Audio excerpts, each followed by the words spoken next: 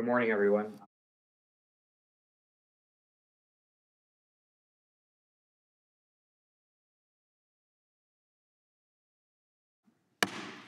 This meeting of the Judiciary Committee will come to order. We are marking up today 7 resolutions of inquiry. Do I have to read all the names? Okay. A quorum being present, without objection, the chair is authorized to declare recess at any time. Pursuant to Rule 2 and House Rule 11, Clause 2, the chair may postpone further proceedings today on the question of approving any measure or matter or adopting an amendment for which a recorded vote for the ayes and nays are ordered. I'd like to remind members that we have established an email address and distribution list dedicated to circulating amendments, exhibits, motions, or other written materials that members might want to offer as part of our markup today. If you would like to submit materials, please send them to the email address that has been previously distributed to your offices, and we will circulate the materials to members and staff as quickly as possible.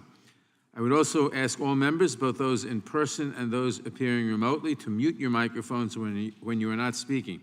This will help prevent feedback and other technical issues. You may unmute yourself anytime you seek recognition.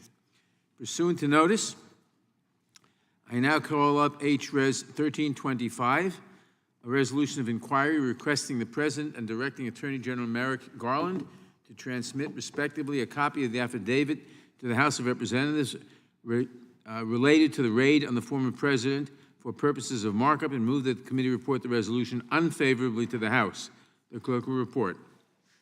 H.Res. 1325 of inquiry requesting the President and directing Attorney General Merrick B. Garland. Without objection, the resolution is considered as read and open for amendment at any point. I will begin by recognizing myself for an opening statement. Resolutions of inquiry can serve a powerful oversight purpose. They seek documents and materials from executive branch agencies or the President that are otherwise unavailable. In doing so, they can help us exact a careful balance of powers as co-equal branches of government. But neither this resolution nor the 6 others we are considering today furthers that goal. Instead, these resolutions largely ask for documents that are easily accessible through other means, or are already in the public domain, or they are premised on mistruths and conspiracy theories. Under the House rules, however, a resolution of inquiry is privileged on the House floor unless the Committee of Jurisdiction acts on the measure within 14 legislative days. Therefore, in each instance, I will be recommending that my colleagues report the resolutions unfavorably so that we may move on to other pressing business. We could be spending today improving our laws, protecting our constituents, or securing our nation. Instead, our first resolution of inquiry has an objective that has already been achieved.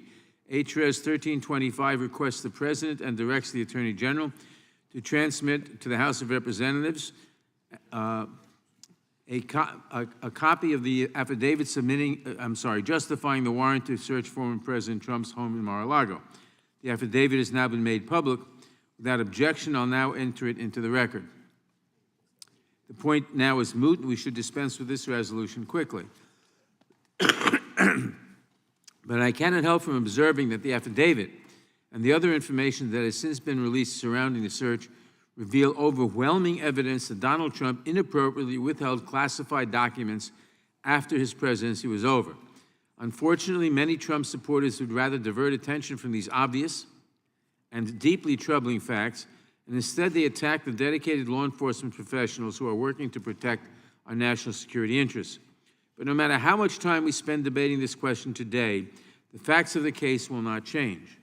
Donald Trump admits that he took top secret intelligence information. He admits that he was told by the National Archives, the Department of Justice, and the FBI that the information did not belong to him.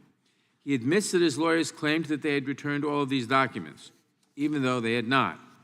He admits that he claimed these documents were secure in a storage room, even though they were not. Every one of these admissions is an admission that he put our national security at risk, likely threatening the security of our intelligence assets and the lives of our personnel, both here and abroad. There are men and women in our armed forces and our intelligence community who put their lives on the line every day in order to defend our country.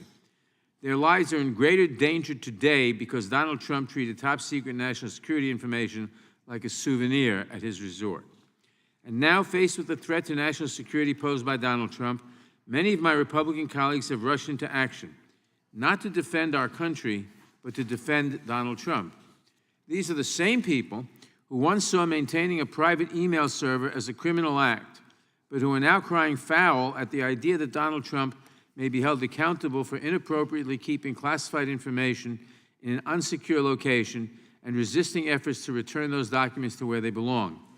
In fact, the same senator once suggested that, quote, any American out there who did what Secretary Clinton did, unquote, would be in jail now, is threatening riots in the streets if Trump is prosecuted.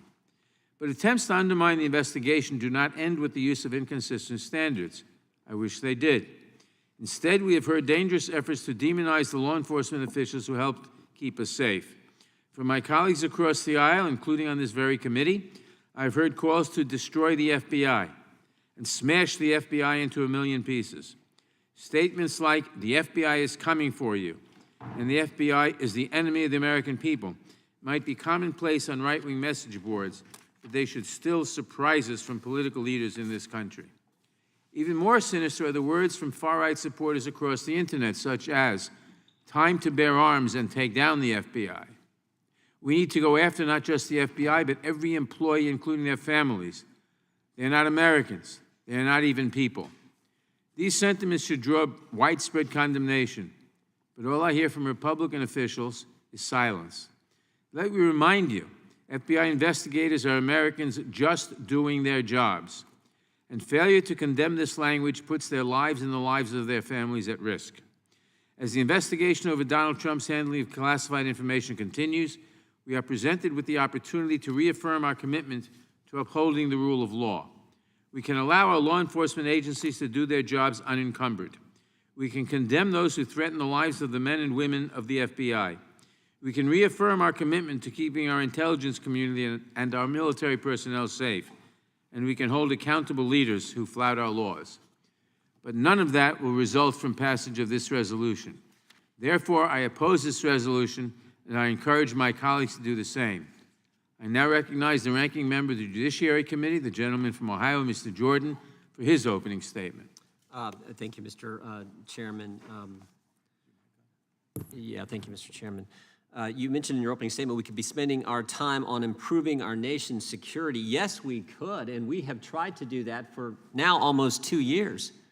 We have a border that is no longer a border. We'd love to talk about it. We'd love to talk about the fact that we went from safe streets to record crime in every major urban area and try to figure out how we can help those situations, but you guys won't do it. I think I speak for every Republican member on the Judiciary Committee, probably every Republican member in Congress. We would love to focus on those issues, but you won't do it. You talked about the FBI, and we shouldn't be disparaging the FBI. I agree, the vast majority of the Americans, I think your quote was Americans doing their job at the FBI. I agree with that. They're good people. In fact, we know of 14 of them who've come to our office as whistleblowers and talked about the political nature that overwhelms the Washington field office and the FBI.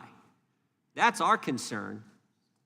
The FBI lied to the FISA court. The FBI altered evidence to the FISA court. That's not Republicans on the Judiciary Committee saying that. That's Michael Horowitz, the Inspector General.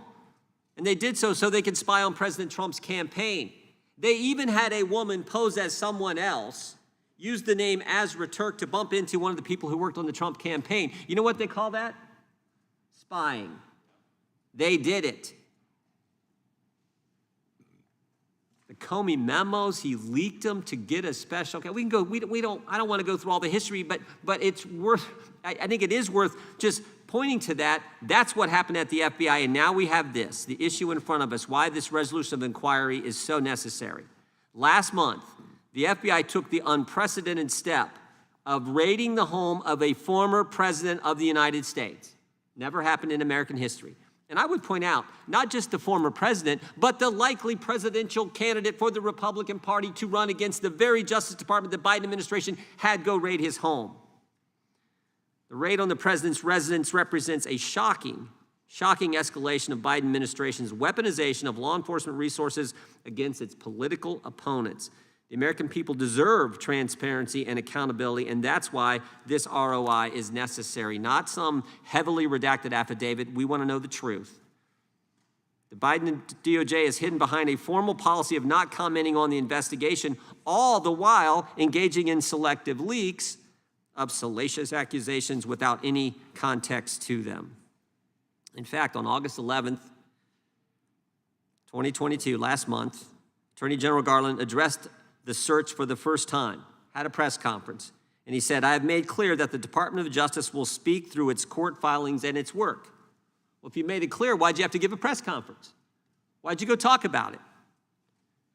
On the very same day, though, the Washington Post reported that FBI agents were seeking quote, classified documents relating to nuclear weapons, according to leaks from, quote, people familiar with the investigation.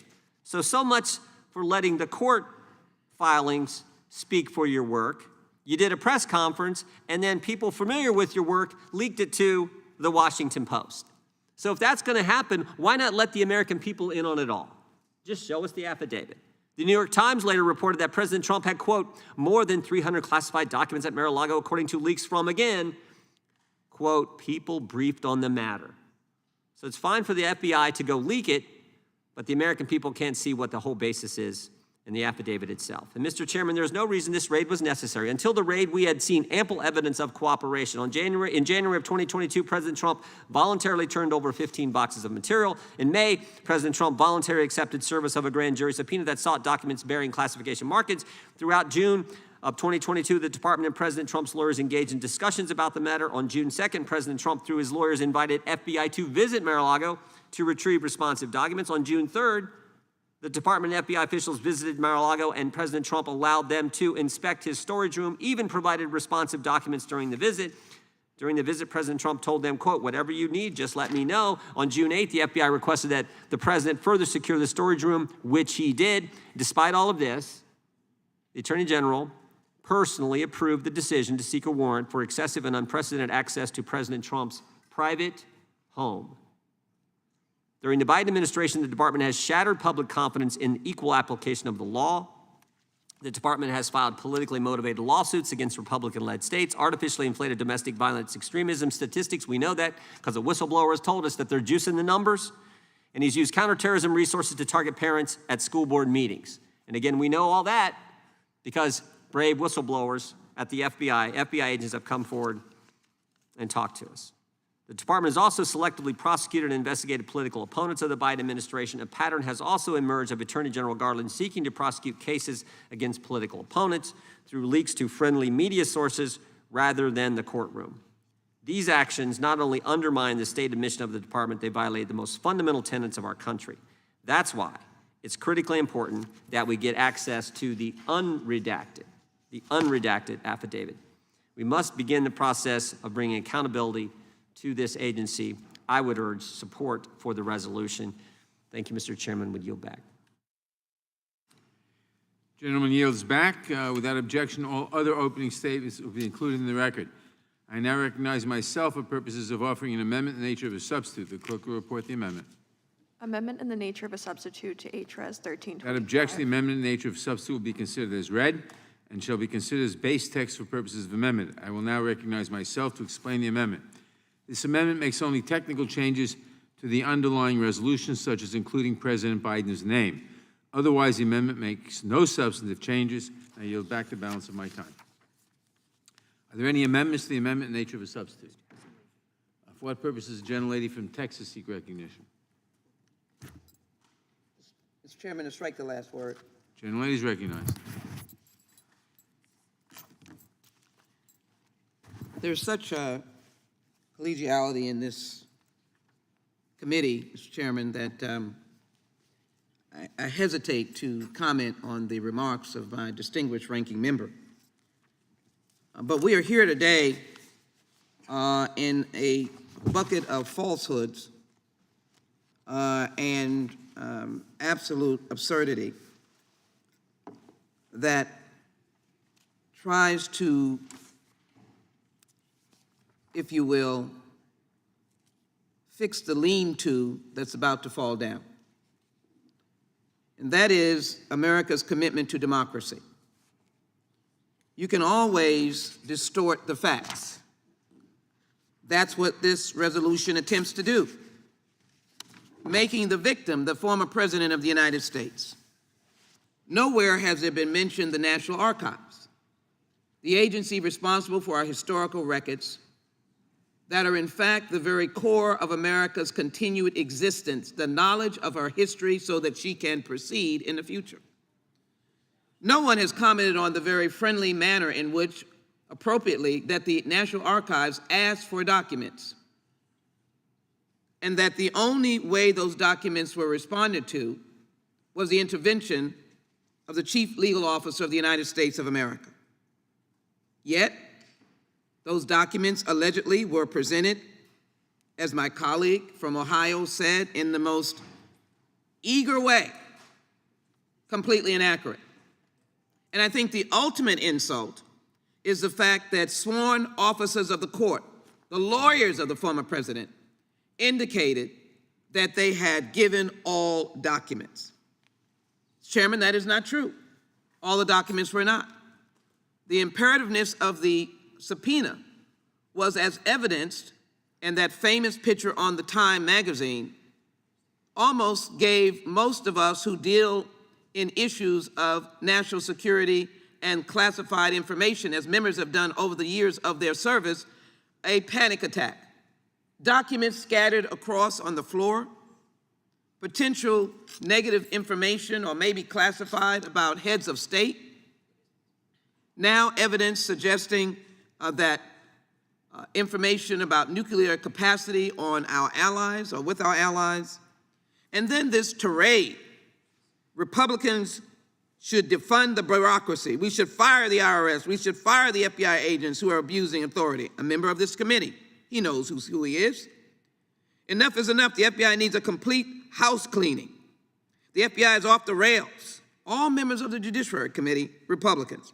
The FBI has been compromised. It's time to investigate the investigators. The FBI and the DOJ have weaponized their powers against Americans who disagree with them politically. In the course of all of that, FBI agents, servants of the people, needed to have security at their homes, protecting them. They were receiving death threats. My good friends on the Republican side have now become not the attack on Democrats that have been false, but they have now become the champions of defunding law enforcement and being at the top of the crusade of leading it against the FBI and jeopardizing the lives of their families and themselves. So this resolution is a resolution that is chasing its tail. Why? Because it was the former president who instigated the implosion of information. This was a quiet operation that FBI agents and other investigators, you may not like it, do all the time. And they find information or not. You challenge it or not. In this instance, the former president of the United States took to the podium across America, attempted to become a victim in the midst of conspicuously hiding and offering an unpatriotic response in terms of protecting genuinely classified documents and engaging in genuinely dangerous actions have to be inexcusable. And so I will continue to raise the point of the long chain of outlandish statements of attack on the FBI, and to, in conclusion, just simply say, not only were these threats, but here were, not only were they words, but threats, that when we're in power, we need to go after not just the FBI, but every employee, including their families. They are not Americans. They are not even people. I end on that note. This resolution is false, and it is chasing the tail. And Mr. Chairman, we need to vote this down. I yield back. Mr. Johnson. For what purposes, Mr. Johnson of Louisiana seek recognition? Thank you, Mr. Chairman. I strike the last word. Gentleman is recognized. I have to respond to what my friend and colleague just said, and I understand the Democrats' talking points here, but this is so far out of line with what the American people believe about this. During the August district work period, I I was in a number of states and colleagues' districts, all from the West Coast to the East Coast, and everywhere that I went, as soon as the conversation was turned in a public forum to audience questions, they asked a couple of things right off the top. They're deeply concerned about inflation, of course. They're deeply concerned about illegal immigration and the border that's open and all these other issues. But you know what is fundamental and at the root of so much of that is the people's doubt about our institutions themselves. And it begins with our system of justice. And my friend, you said this is an quote unquote an unpatriotic response, our request for information about this. This is our most basic and fundamental responsibility. This is the committee of the United States Congress that has the responsibility of oversight over this Department of Justice that, my friends, is completely out of control. And the American people know the facts. It doesn't matter what the talking points from the Democrats are presenting here today. The people know what's going on. Let me give you a quick recitation of some of this. This Department of Justice has filed politically motivated lawsuits against Republican-led states. They have artificially inflated domestic violent extremist statistics. They've used counterterrorism resources to target parents at school board meetings, and we'll be talking a lot about that later today. The department has selectively prosecuted and investigated political opponents of President Biden and his administration. These are facts. These are objective facts, and anybody can see that.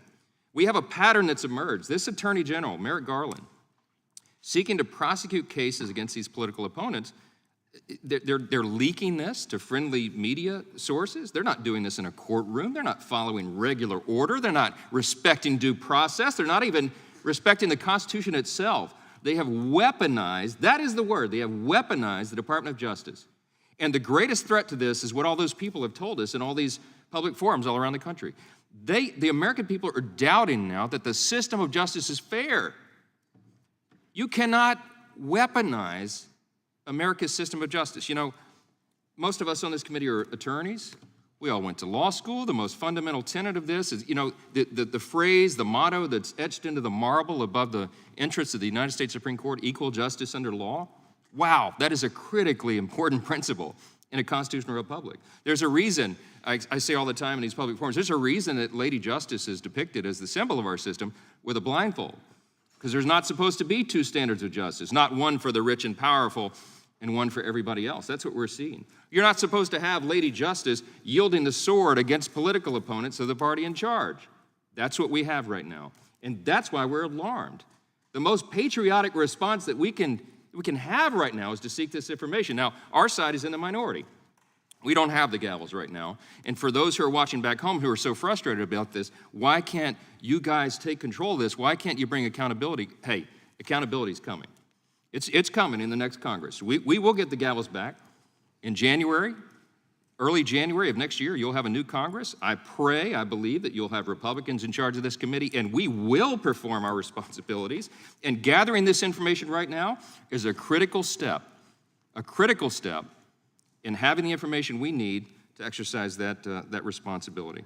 The department, the FBI, the White House, they have failed to respond to our respectful and formal and lawful request for the information. We're entitled to it. More than that, we must have it so that Congress can continue to work, so that we can provide this essential oversight so our Department of Justice can continue to work for the people.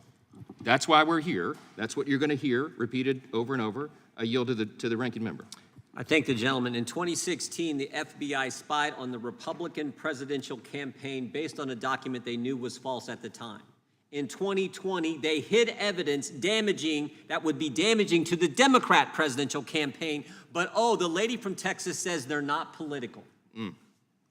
Those are the two examples you have to look at.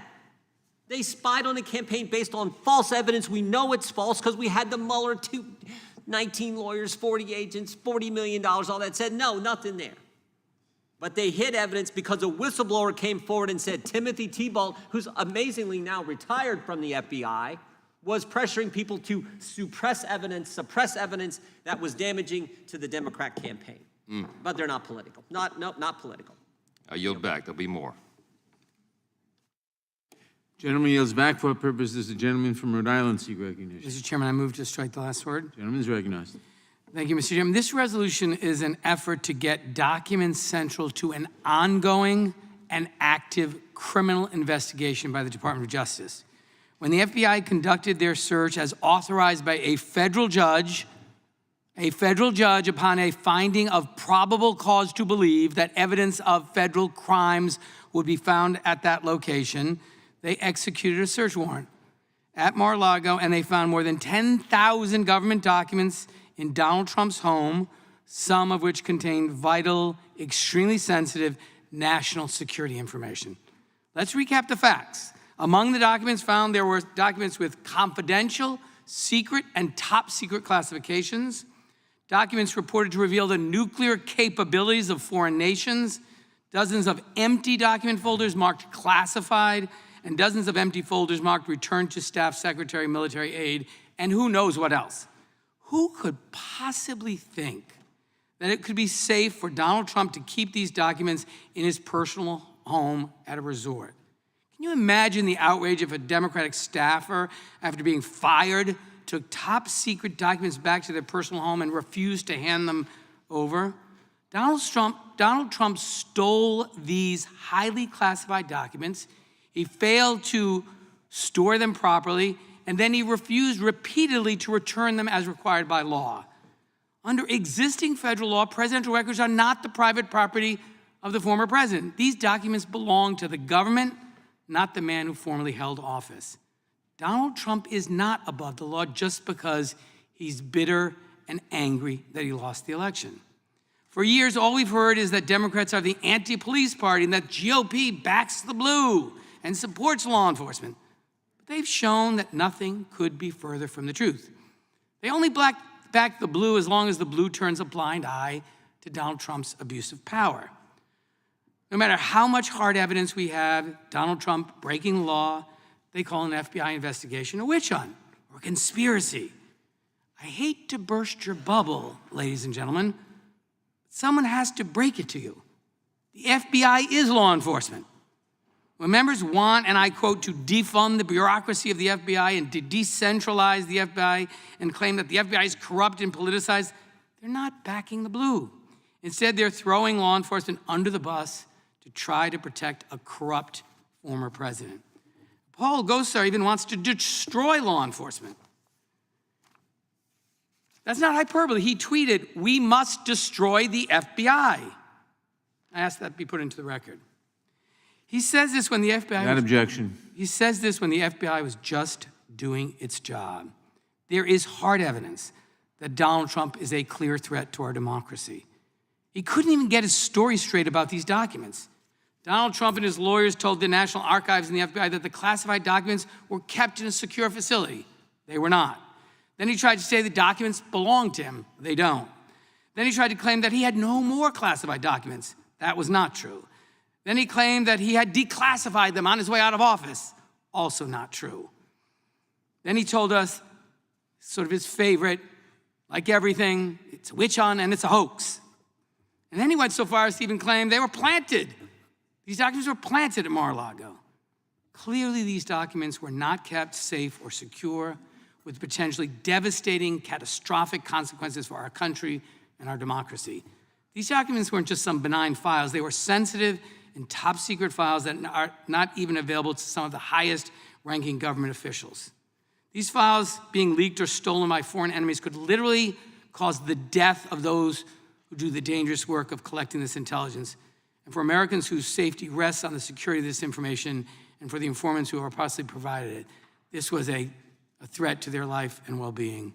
Storing this kind of information in a private resort was the epitome of recklessness and lawlessness. The government and law enforcement has every right and, in fact, a duty to investigate and to use official congressional hearings to demand an affidavit that we already have related to serious ongoing criminal activities and an ongoing and active investigation is not only inappropriate, it's outrageous. We get accused all the time of playing games, but that's what this resolution is, a game of distraction. It's a waste of time to steer away from moving substantive legislation and steering attention away from this grave misconduct of the former president. I urge my colleagues to take this threat to democracy seriously and help hold Donald Trump accountable by supporting this investigation into how these documents were handled and to oppose this resolution, which is nothing but a poor attempt at distraction. And I yield back. Gentleman yields back. For what purposes the gentleman from Arizona seek recognition? Move strike last word. Gentleman is recognized. Thank you, Mr. Chairman. I do find it intriguing that we heard the chairman refer to Secretary of State Hillary Clinton, that somehow her having 30,000 classified emails at a server at home is really no big deal, even after she bleach-bitted and cleaned up her hard drive, and then they had him physically destroy any copies of that. Interesting, because that person is an officer not protected and liable to prosecution under the PRA. And then someone actually just said, and made a comparison to the President of the United States with a Democrat staffer. I mean, how asinine is that?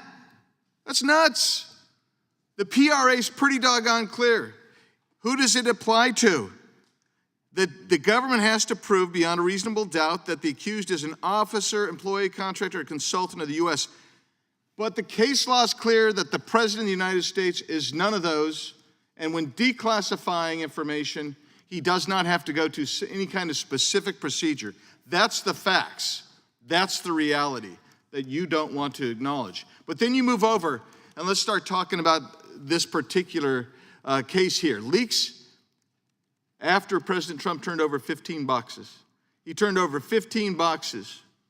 Then there was the false leaks that we just heard talking about now about nuclear weapon and nuclear secrets being out. The FBI, more leaks, drip, drip, drip. On July 6th, a hard drive's given to the FBI. What happened then? More leaks from the FBI. Trump complied with a grand jury subpoena prior to the raid. New portions of this document, the affidavit, show that President Trump gave additional documents to the FBI, again before the raid, just like he gave on a July 6th hard drive given to the FBI, all before the raid, which is not a quiet operation. A raid's not a quiet operation. Show up with 30 agents, guns drawn, everybody's investigating everything. And guess what? The warrant itself violated the Fourth Amendment because the Fourth Amendment requires particularity of the location and what you are looking for. This basically said anything in this massive public accommodation, public housing, that President Trump lived in, which is, I don't know how many rooms, dozens and dozens of rooms, subject to search for basically anything, for anything. That is a violation of the Fourth Amendment. But one of the great things that we've heard today is, hey, this is moot. This affidavit has already been released. Here's this page.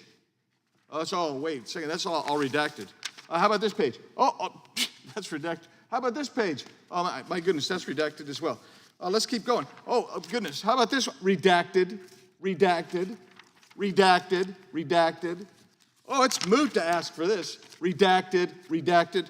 The reality is you don't want the information because the information is going to reveal that the FBI does operate against political opponents, particularly under this administration. You have going back. This is new. This is breaking news. I don't know if you've seen it. Maybe you just missed it. This is recently breaking news that the FBI paid for Russian disinformation to frame Trump. That's all over the news. That just came out 2 or 3 days ago during his campaign. They weaponized the federal police bureaucracy in order to go after a political opponent. What does that sound like? Does that sound like the United States of America? No, that really doesn't. That's what's happening here. So when you look at it and you say, oh, come on now to say that the FBI or any other institution is weaponized, you just don't back the blue. Hey, we back the blue. That's why you're seeing in this coming forward more than 14 whistleblowers who say, you know what, hey, the FBI has been weaponized for political purposes. You guys don't want to know it on the other side, but I sure would like to know it. I can't wait to hear them. And when we get the gavel back, they'll be in here and they'll be testifying, and it'll all come out. You don't want it to come out today. That's why you oppose this resolution. Well, it's going to come out. I'll yield back. Gentleman yields back. For what purpose does the gentlelady from Washington seek recognition? Mr. Chairman, I move to strike the last word. Gentlelady is recognized. Thank you, Mr. Chairman. For the last 6 years, we've watched as the former president repeatedly violated democratic norms. As president, Donald Trump put his personal and private interests first over the interests of the American people. He lied to Americans an estimated 30,573 times during his presidency. Out of office, he's continued to lie about the results of the 2020 election, incited an insurrection, endangering our democracy simply so that he could stay in power. And now we've learned that Donald Trump, in another show of disdain for democratic norms, has been keeping classified and top secret documents that he was required to return at the end of his presidency. It is laughable that my colleagues across the aisle suggest that if a president wants to declassify documents, he can just, say so when that document is found in his home at Mar-a-Lago. It's ridiculous. In the aftermath, Trump spread misinformation on the FBI's investigation, claiming that the documents were his. Several House members boosted Trump's words, called the investigation a, quote, witch hunt, and created public pressure to, quote, defund the FBI. It's important that people who are watching this understand the connections between Donald Trump and his rhetoric, the big lie, the January 6th insurrection, and what's happening now following the FBI's search of Mar-a-Lago. Even also, in addition to that, the threats of political violence, racist and xenophobic rhetoric that continues to permeate our landscape. All of this is designed to undermine the faith in our institutions. And my colleagues are right. There is an undermining of the faith in our institutions, and it is perpetuated by many of our colleagues on the other side of the aisle. Things like a free and fair election or the peaceful transfer of power. All of that has been undermined. Now, following the search at Mar-a-Lago, the FBI and its agents have become targets. For example, an armed man named Ricky Schiffer, who was also at the Capitol on January 6th at the insurrection, attempted to break into the FBI building in Cincinnati, Ohio, and called for people to prepare themselves for, quote, combat after news broke of the search. In addition, federal magistrate judge who found that the FBI had probable cause and approved the search has received violent threats. Users posted anti-Semitic slurs on right-wing social media platforms and message boards and released the judge's name, address, and personal information to further his harassment. It is an uptick in violence that is fueled by the incendiary language spouted by Donald Trump and his loyal supporters. It is not normal. It should not be considered as normal. It is what led to January 6th and has the potential to continue to dismantle our democracy. Now, the fact that people are doubting our institutions is aided, perpetuated by a Republican Party that has decided that their best shot of winning is to actively undermine those very institutions, including the Department of Justice, the FBI, our elections. That is exactly, again, what led to January 6th. Institutions are not good when they agree with you and bad when they don't agree with you. An election is not fair if you win, but unfair if you lose. You don't get to say you support law enforcement when it goes after your opponents, but the minute that it goes after your own president, your former president, who took classified documents with nuclear secrets to his home in Mar-a-Lago, all of a sudden the FBI doesn't become a terrible agency for doing its job. You can't decide all of a sudden that these institutions are bad just because you don't agree with them. And let's be clear, the government is not immune from criticism, but there is a big difference between using your free speech rights or protesting peacefully or asking for oversight and taking this to a violent rhetoric that undermines the core of our democracy. That is the disturbing reality that has become mainstream in the last couple of years. It's extremely dangerous to peddle information to the public that makes government agents, federal agents, and judges a target of harassment and violence. We have to be honest about what's at stake and condemn those who continue to endorse the big lie, continue to talk about the FBI in the terms that we have seen, and continue to endorse this kind of rhetoric. With that, Mr. Chairman, I yield back and I oppose this resolution. Gentlelady yields back for purposes. The gentleman from Texas seek recognition. Strike the last word. Gentleman is recognized. Listen, I've been here long enough to remember when Democrats in judiciary and Congress were great advocates of civil rights and protecting the power of the legislative branch and the oversight that we should be doing over the executive branch, particularly in our case, the Department of Justice. And I don't have a nice typed up speech like we've been hearing from the other side, but what I got is facts. And what I got is recall. And I remember when William Jefferson's office was raided, we had the full affidavit for that warrant, and I read it. And it looked like they had a slam dunk case that he was guilty.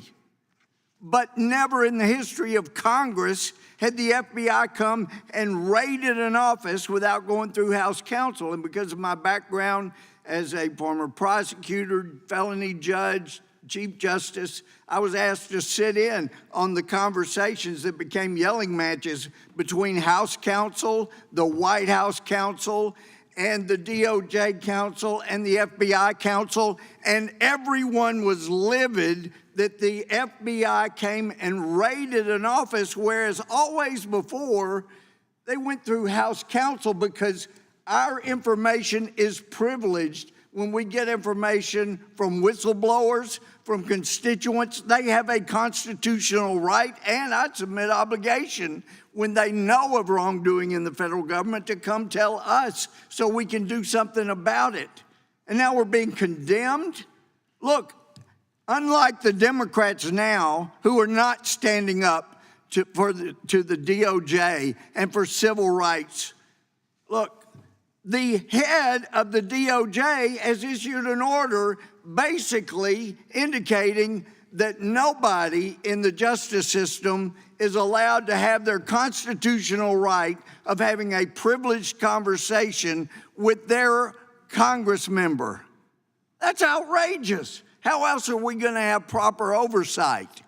And so, yes, you already heard mention we have 14 whistleblowers that have talked. In the last week, I got 6 more.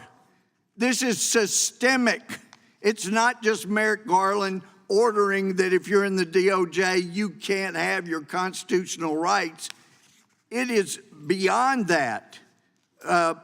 We have somebody being demoted because he refused to make his field agents sign affidavits that contained lies that were prepared by the DOJ, people that weren't even at the incident. And then he got demoted, and his career's in jeopardy. And that was last week I heard about that. In the last week, we had a report from people that were making a protected disclosure under 28 CFR Part 27 that on the 7th floor of the Hoover building, they're not protecting the SCIFs, and that phones were being taken into the SCIF. Well, we know you can't do that, and yet here at the top level of the FBI, where our most important secrets are being discussed and reviewed, they're allowing phones to go in that can be hacked, and our enemies can find out everything. And so that was reported last week. First of this week, the director of the FBI, Christopher Wray, had his deputy report That's a lie. There are no violations of the SCIF. So this week I got 3 more whistleblowers saying that's a lie. And one of them saying, I'm on the group that has to come in and make sure the SCIF is secure. And it wasn't. They were openly carrying phones. The director carried a phone into the SCIF. They don't care. So I would say, based on what we now know, that the FBI was paying Danchenko, a Russian lackey, for information, and they refused to provide that. It had to come from Durham. After 6 years, we get the truth. We wonder what else is being done the gentleman politically to go after the gentleman Republicans yield? and the civil rights of people and the rights of gentleman this yield? body. No, the civil rights of this body are being violated, and we need somebody on the Democratic side to step up the way I did when William Jefferson's office was wrongly searched. I yield back. Gentleman yields back. For what purposes the gentlelady from Pennsylvania seek recognition? To strike the last word. Gentlelady's recognized. Thank you, Mr. Chairman.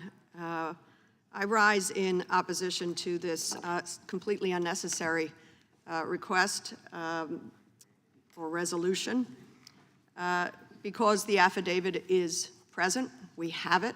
You've already introduced it for the record.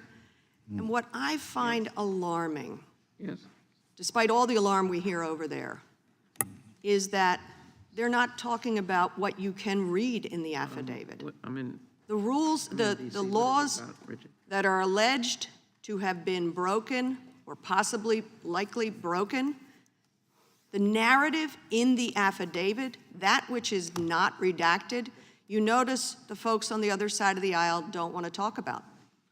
The finding of confidential records at Mar-a-Lago, 15 boxes returned in January after a months-long inquiry by the National Archives. They finally get 15 boxes with many, many documents, Presidential Records Act documents, never should have been at Mar-a-Lago, classified documents, never should have been out of their protected spaces.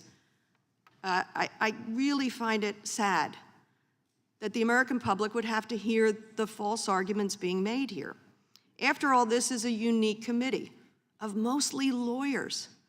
We studied and prized the rule of law, not the rule of power, the rule of petty.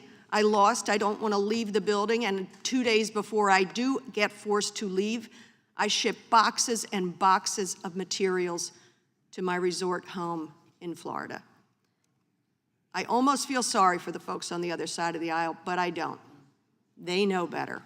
They know that they are misleading the public when they talk about a raid. This was not a raid. This was sadly a required seizure. It was a search and seizure authorized by law after 20 months of negotiating with the president. And he said, there's nothing to see here. I don't have any classified documents. I don't have any presidential records. And then he says, okay, Obama took millions more than I took. How are those two things to be reckoned? Oh, I declassified all of them, magic wand. Oh, I returned them all. A lawyer even wrote to the National Archives and DOJ saying, no, nothing here, until they finally had to go in and get them and find highly, highly classified documents, among other documents. It was a legal search and seizure. The folks on the other side of the aisle know that. And what is at stake here is obviously the rule of law, obviously the protection of national security interests, the preservation of the Presidential Records Act, which any president should revere and abide by, but also what has become. You've heard some of the statements by members on the other side of the aisle, inciting people to be against the FBI, that something is wrong with the FBI. Again, how are these misleading and dangerous words coming from lawyers sworn to uphold the rule of law, not to go along with a president who long flouts the rule of law, and now we have evidence that he tried to subvert the rule of law? I hope we go back to speaking the truth. The American public and this democracy is owed nothing less. I yield back. I hope we go back to speaking the truth, too. Oh, could the little J, For what, the Gentlelady gentlelady yield? yields back, for what purposes? gentlelady, could you yield? Just for a moment. Gentlelady yields. Just for a moment. Let me thank the gentlelady for yielding. I wanted to raise this point about life and death. It is so easy for the Republicans to now bring in immigration, suggest that they're not talking about defund the police. They are talking about defunding the police, but more importantly, they're jeopardizing lives with this kind of rhetoric. Did you get 5 new minutes? First of all, they join, and I hope to explore this a little bit more, they join their own leader who has discussed President Trump attacks on the FBI, given the most horrid suggestion of their lack of patriotism. But I'm going to give this one point.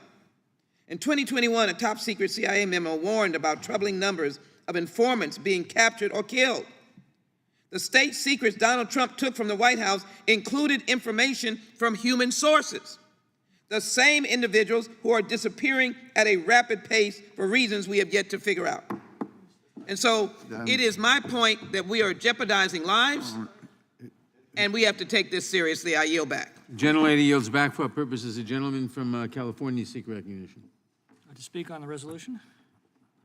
Gentleman is recognized.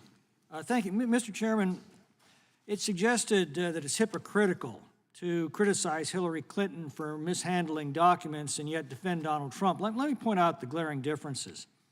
In the case of Hillary Clinton, she placed tens of thousands of government documents, including highly classified information, on a private server with less security than a Gmail account. She was not prosecuted for that.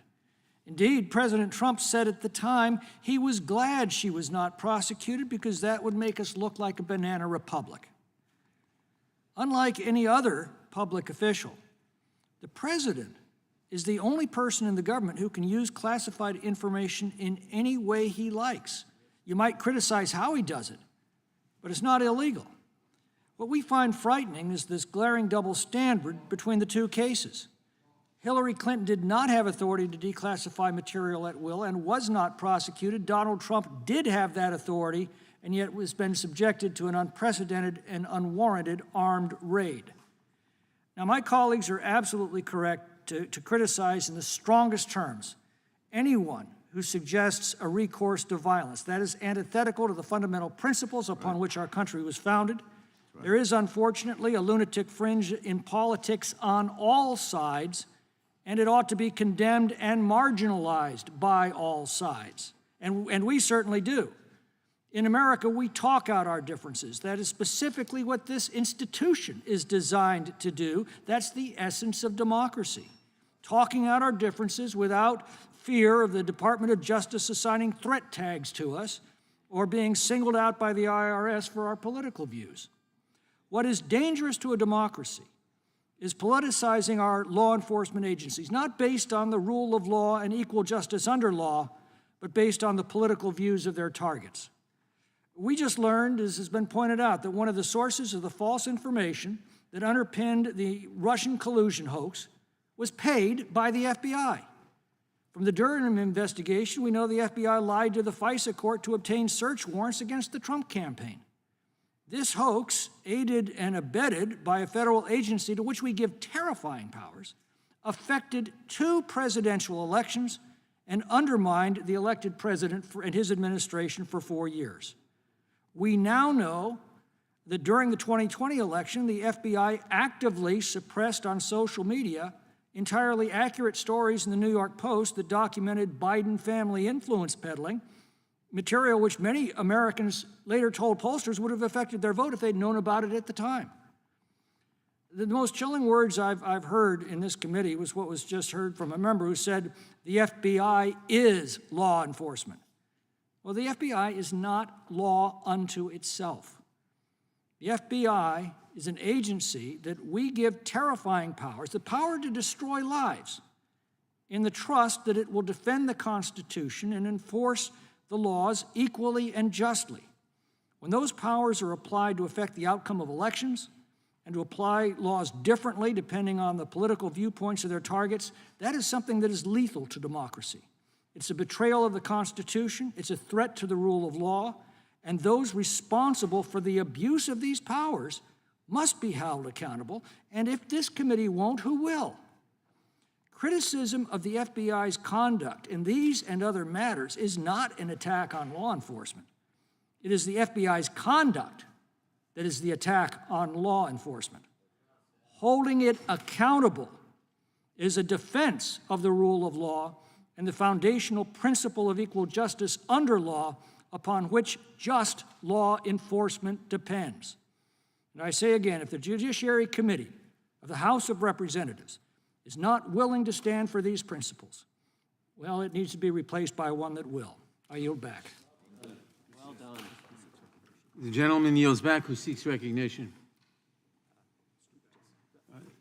Can we get someone on our side? Mr. Bishop next. No, ask someone on our side. Yield to me for a second.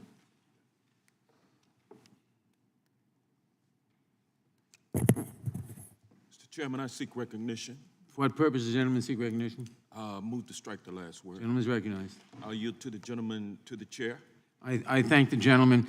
I just want to point out a few things that have gone wrong with this debate. We're told that the president declassified this material. Aside from the fact that that's apparently not true, even if it were true, it would be irrelevant because there were several statutes that were violated which have nothing to do with whether the information was classified or not. Principal among these is the Espionage Act of 1917. If material vital to security of the United States, which this material admittedly was, is withheld or put into a position where it is not properly protected, it is a violation of the Espionage Act, which is a very serious act, whether or not the president declassified that. I thank the gentleman for yielding. I yield back. Who seeks recognition? For what purpose does the gentleman from North Carolina seek recognition? To speak to the resolution. Gentleman is recognized. I thank the chairman. I'm not sure, I wish I had the Espionage Act in front of me because I'm not sure that's an accurate recitation of it. The Espionage Act would prohibit disclosing information to an enemy, but there's no hint of an allegation that that occurred here. The question is that the information was at Mar-a-Lago. You know, I will say that more generally, and Mr. Cicilline's still on the dais, I wish Ms. Dean and Ms. Jayapal were, because I think maybe, look, I'll start off by saying that Mr. McClintock often does a great job, I think, of centering the discussion in a way that is reasonable and avoids the excesses perhaps on either side. And I'd sort of like to pursue some of that because, you know, Mr. Cicilline said, gentleman from Rhode Island, that the president, he was going through a series of claims that he said President Trump has offered, one of which was that he declassified the information. And he said that's ridiculous. And I wonder whether Mr. Cicilline would engage in a colloquy on that point, because I've done a little research on it. I don't purport to be a national security law specialist, but I have looked into it. And first of all, first principle is that the executive, the president of the United States, all power reposed in the president and the unified executive theory of government, has the power over classified information.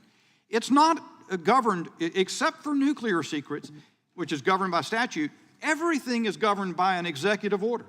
President Obama replaced President Bush's executive order in 2009.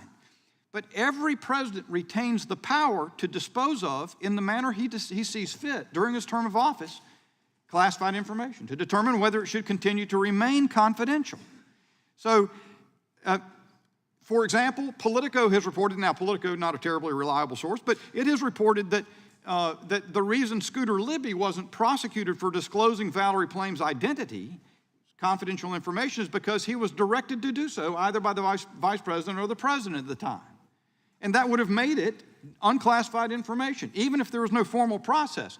So I wonder how it is. Let's say that in President Trump's record, of course, another thing, members on the committee today have asserted that the president's done this with highly, I think was Ms.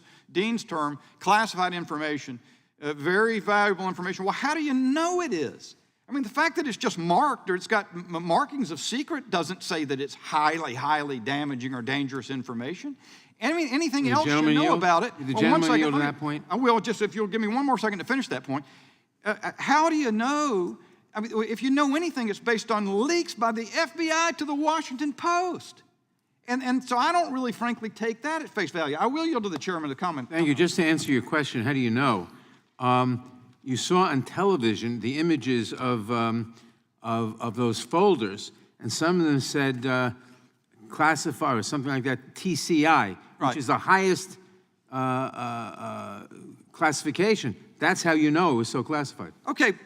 But Mr. Biggs, you asked if I would engage in a colloquy. The answer is yes, if you were serious. Mr. Bishop, I'm sorry. Yeah, I'll yield for a bit. I want to try to get another comment in, but go ahead. Yeah, no, I just wanted to answer your question with respect to the declassification. I don't dispute that you are correct, that a president has the power to declassify documents.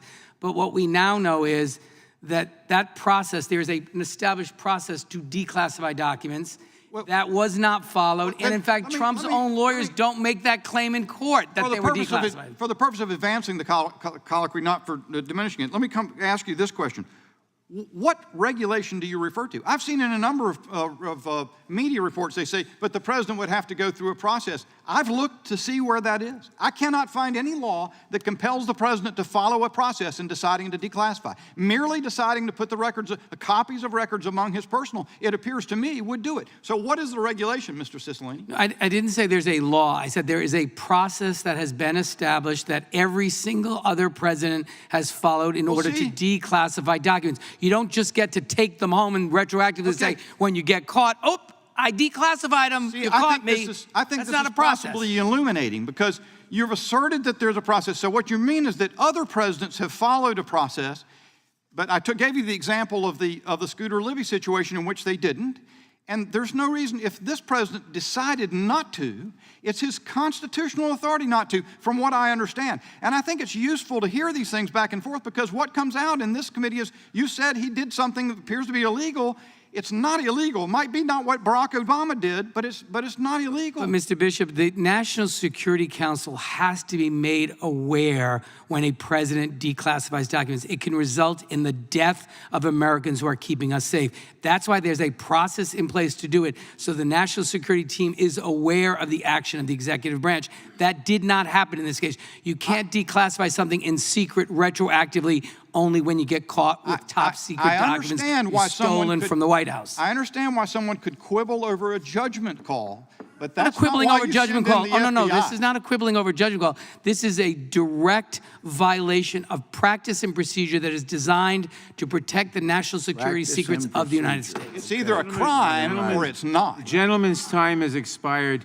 The gentleman's time has expired. Who else seeks recognition? What purpose does the gentleman from Oregon seek recognition? I'll strike the last word. Gentleman is recognized. Years ago, I represented a target of a subpoena, and upon receipt of it, I realized that the content that was requested would be, if disclosed, violative of any number of principles of confidentiality. I asked then, obviously, I challenged the subpoena in court, and there were then opportunities to talk about what should be protected and what shouldn't.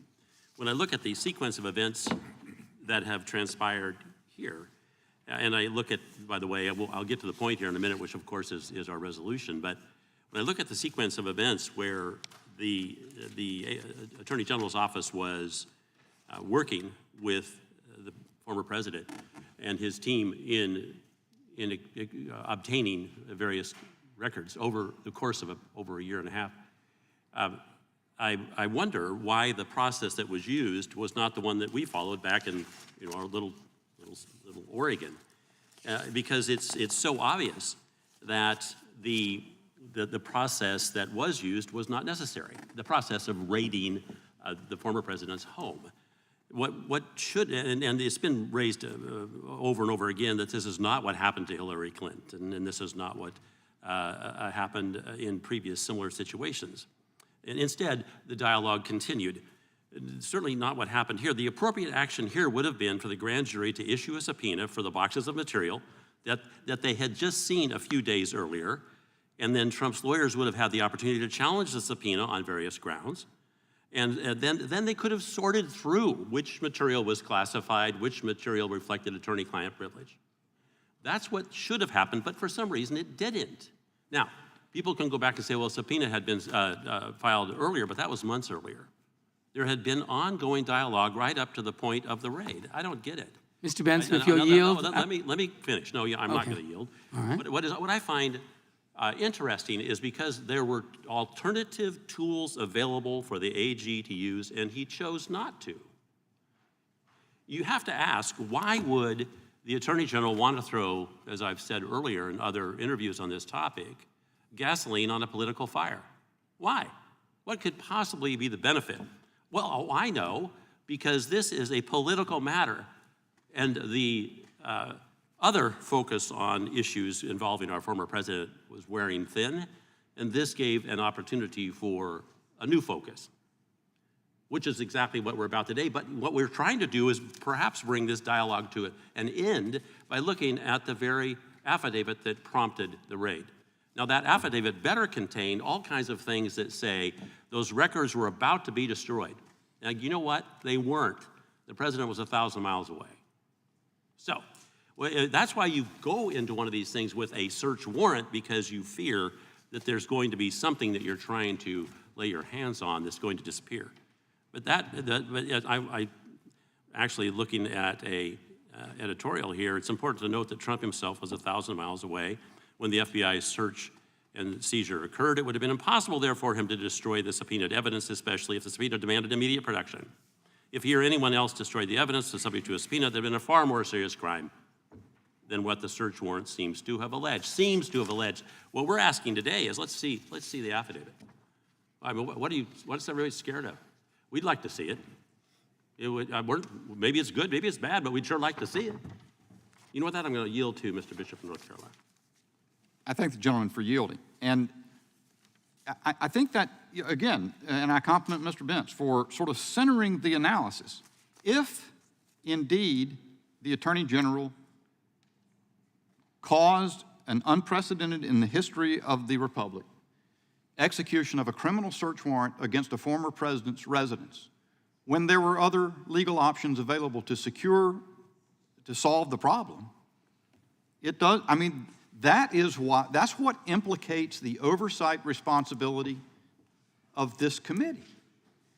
And it is interesting that it breaks down to, and look. Mr. Bishop, will you yield for a question? In 1 second. I want to say this. We issued one Twitter statement that went farther than I wish we had said. We said, I think it was something to the effect of, we must smash the FBI into a million pieces. That was the wrong thing to say. Have you spoken? We should have said we should break the FBI into 94 pieces. Because they ought to be decentralized. Main justice appears to be the problem. The Washington field office appears to be the problem. We ought to put the FBI under the supervision of United States attorneys in judicial districts all over the country. And there are 94 of those. I wish we had said it that way. Because I do think there's excess rhetoric. But I think when you go back and forth and you stop talking past each other, there are very serious issues to be examined in the conduct of the FBI and the DOJ. And this committee is responsible for that.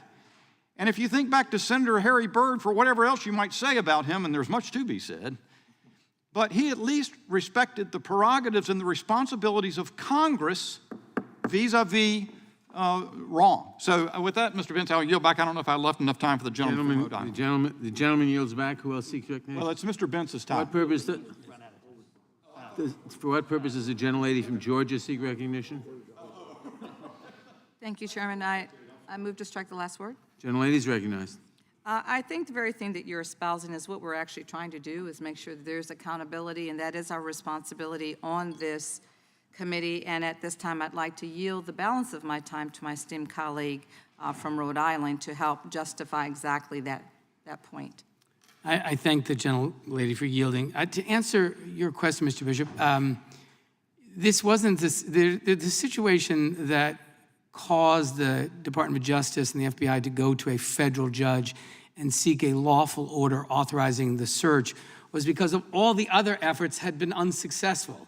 After almost more than a year of pleading and negotiating with the former president and his legal team that they returned documents that the former president stole that don't belong to him, they misrepresented that he had turned everything over. They had not.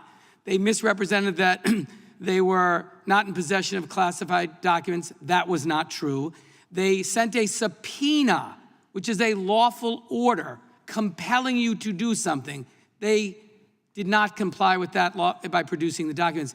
Their only remaining mechanism to, in fact, collect these documents that, if revealed to our adversaries, could result in the death or serious danger not only to individuals but to the national security of the United States, was to execute a warrant and retrieve them. Would the gentleman let me finish. You had a chance and you didn't want to really engage in a colloquy, so just let me finish. And so the notion that they just did this sort of quickly and didn't exhaust all these other possibilities, look, the execution of a search warrant is a serious effort, no matter who it is. It's a particularly serious effort if the subject of the target of that is a former president of the United States. But so is the conduct of the former president deadly serious. And you don't get to hide behind having been the president to cover up or engage in conduct which is unlawful and to say you shouldn't be held accountable. Well, so you're right, it's serious, but the conduct of the former president was also unprecedented and serious. So first of all, let's not suggest that the FBI and the Department of Justice and the archives didn't try desperately to get back these documents that the former president had no right to take. And by the way, taking of them was a violation of federal law, failing to secure them is a violation of federal law, and failing to return them upon lawful demand for their return is another violation of federal law. So there's no question that they tried as hard as they could to retrieve these documents.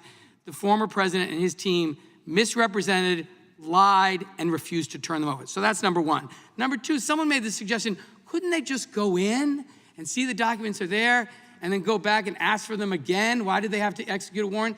The only reason they knew they were there was because they executed the warrant. They had lied and been told, we've given you everything. We don't have anything else. So the notion that the former president was in New York on the other side of the country didn't mean that those documents were safe or the danger to the American people or our national security was diminished in any way. The idea that we're talking about some of the most secret kinds of information that are essential to the safeguarding of the national security of the United States, that those were unsecured, stuffed away in a golf club where all you have to do is write a check to become a member, and that is not disturbing? And then the claim that, oh no, we're not really attacking the FBI. One of your colleagues was selling T-shirts that said, defund the FBI. Her name is Marjorie Taylor Greene. I don't know if anyone in the Judiciary Committee bought those T-shirts, but look, I spent my career battling with the FBI. I was a criminal defense lawyer. But I always recognized the value of law enforcement and the importance of respecting the institution of the court and of law enforcement. And when a judge reviews an affidavit and signs it saying there is probable cause to believe that there is evidence of crime at this location and that there is some danger that that evidence will not remain secure and safe and poses a danger, and is evidence of crime or a cover-up or a conspiracy, the judge signs that. That judge then authorizes the lawful execution of warrant. There's nothing illegal about it. It happens every day in America for people who commit crimes. And so I just wish all of this fussing about, geez, you have a lot of concern about the FBI. What about a little bit of concern about the conduct of the former president? I haven't yet heard a single Republican on this committee in this hearing condemn the taking away of classified documents and stuffing them in your golf club without legal authority, refusing to return them, and thereby really undermining not only the national security of the United States, but the ability to keep our country safe. So I thank the gentlelady for yielding, and I yield back. Gentlelady's time has expired. Who else seeks recognition? For what purposes, the gentleman from Ohio seek recognition? To respond to the last comments. Mr. Chairman, so which is it? Is it frustration or is it imminent threat to people who work in our intelligence community? Because if it's just, I mean, the gentleman just said, oh, this is dangerous to the folks who do our intelligence work. Well, if that's the case, why'd they wait 3 days? Once the judge, if we got this affidavit that was so alarming and this subpoena is so alarming, they had to go in. There was no way to continue to work with the president who brought him into his house, put the lock on the door, just like he said. If it was so threatening, why'd they wait 3 days? Because the judge signed it on Friday. They didn't go and raid the president's home until Monday. So if the threat is so it can't be frustration and imminent threat. I don't see how it's both. But that's the argument the gentleman wants to make. I would yield my time to the gentleman from North Carolina, Mr. Bishop.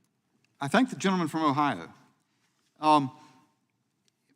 Gentleman from Rhode Island, I just want to say that one of those things I remember learning as a brand new, in fact, a law student going into court, is that you got to be careful what things you state as facts to the court. Because if you destroy your credibility before the court by stating things that you wish were true but aren't quite true, it hurts you going forward.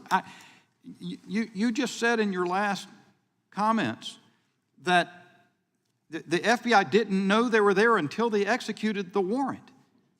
Well, it may be that every media account that I've heard over and over again is wrong, because I do think there's lots of wrong stuff in media, but they all say that the FBI, in fact, in dialogue with President Trump's lawyers, asks for for the room in which the boxes that they knew were stored should have a more secure lock, and it was put on the next day. So to assert as part of our conversation, that's exactly what I'm trying to get a little bit past, is we could have a dialogue that's useful here, but instead the assertion that they didn't know any boxes were still at Mar-a-Lago is not, I mean, you know that's not true. You say that there was no other thing that they could do to resolve this. I asked Mr. Cicilline, are you familiar with a motion for an order to show cause? So, you said there's a subpoena. Mr. Bentz pointed out without... Is that a real question or It is in a minute. Let me finish posing it. He said a moment ago that there was a process in a case he went through. Well, these processes exist. And you can go, if the subpoena had been issued, the grand jury subpoena months ago, and had not been properly complied with, you got a couple choices. You could go ask the court to order the president to show cause why he shouldn't be held in contempt for not abiding by the subpoena. And if, as Mr. Jordan just said, they allowed it to go on for months, and even, in fact, if you dig in deeply and you look at the communications between the president's lawyers and the judicial and the Justice Department lawyers, they never come to a climax. They sort of just drop off, and then they go in with executing a search warrant. And you might say, well, at the end of the day, you can say this is a question of judgment on the part of the Attorney General. It certainly is. But Mr. Bent's inescapable point is, it's one thing to say there's nothing else they could do. It is another thing to say the Attorney General decided in an unprecedented way to go execute a search warrant against the former President of the United States when other things were available. I think it's important that we clarify which it is, and I'll yield back to Mr. Jordan so that he can yield to you if he will. Thank you. Sure. So with all due respect, sir, a motion to show cause may be something that you would do in a civil case. I tried thousands of criminal cases. Criminal investigations either lead to no indictment or indictment. People who are the target of a criminal investigation don't get an opportunity to show cause. They get a warrant issued, a warrant executed, and evidence collected. That's the way the criminal law works. And what you're missing is the point is the former president should never have had these documents. Taking them out of the White House in and of itself posed a danger. They weren't secure. He didn't return them. You're missing the point of the danger of the president's conduct. I yield back. I would yield to the gentleman from North Carolina. So was the FBI wrong to arrange interviews with Hillary Clinton over her emails?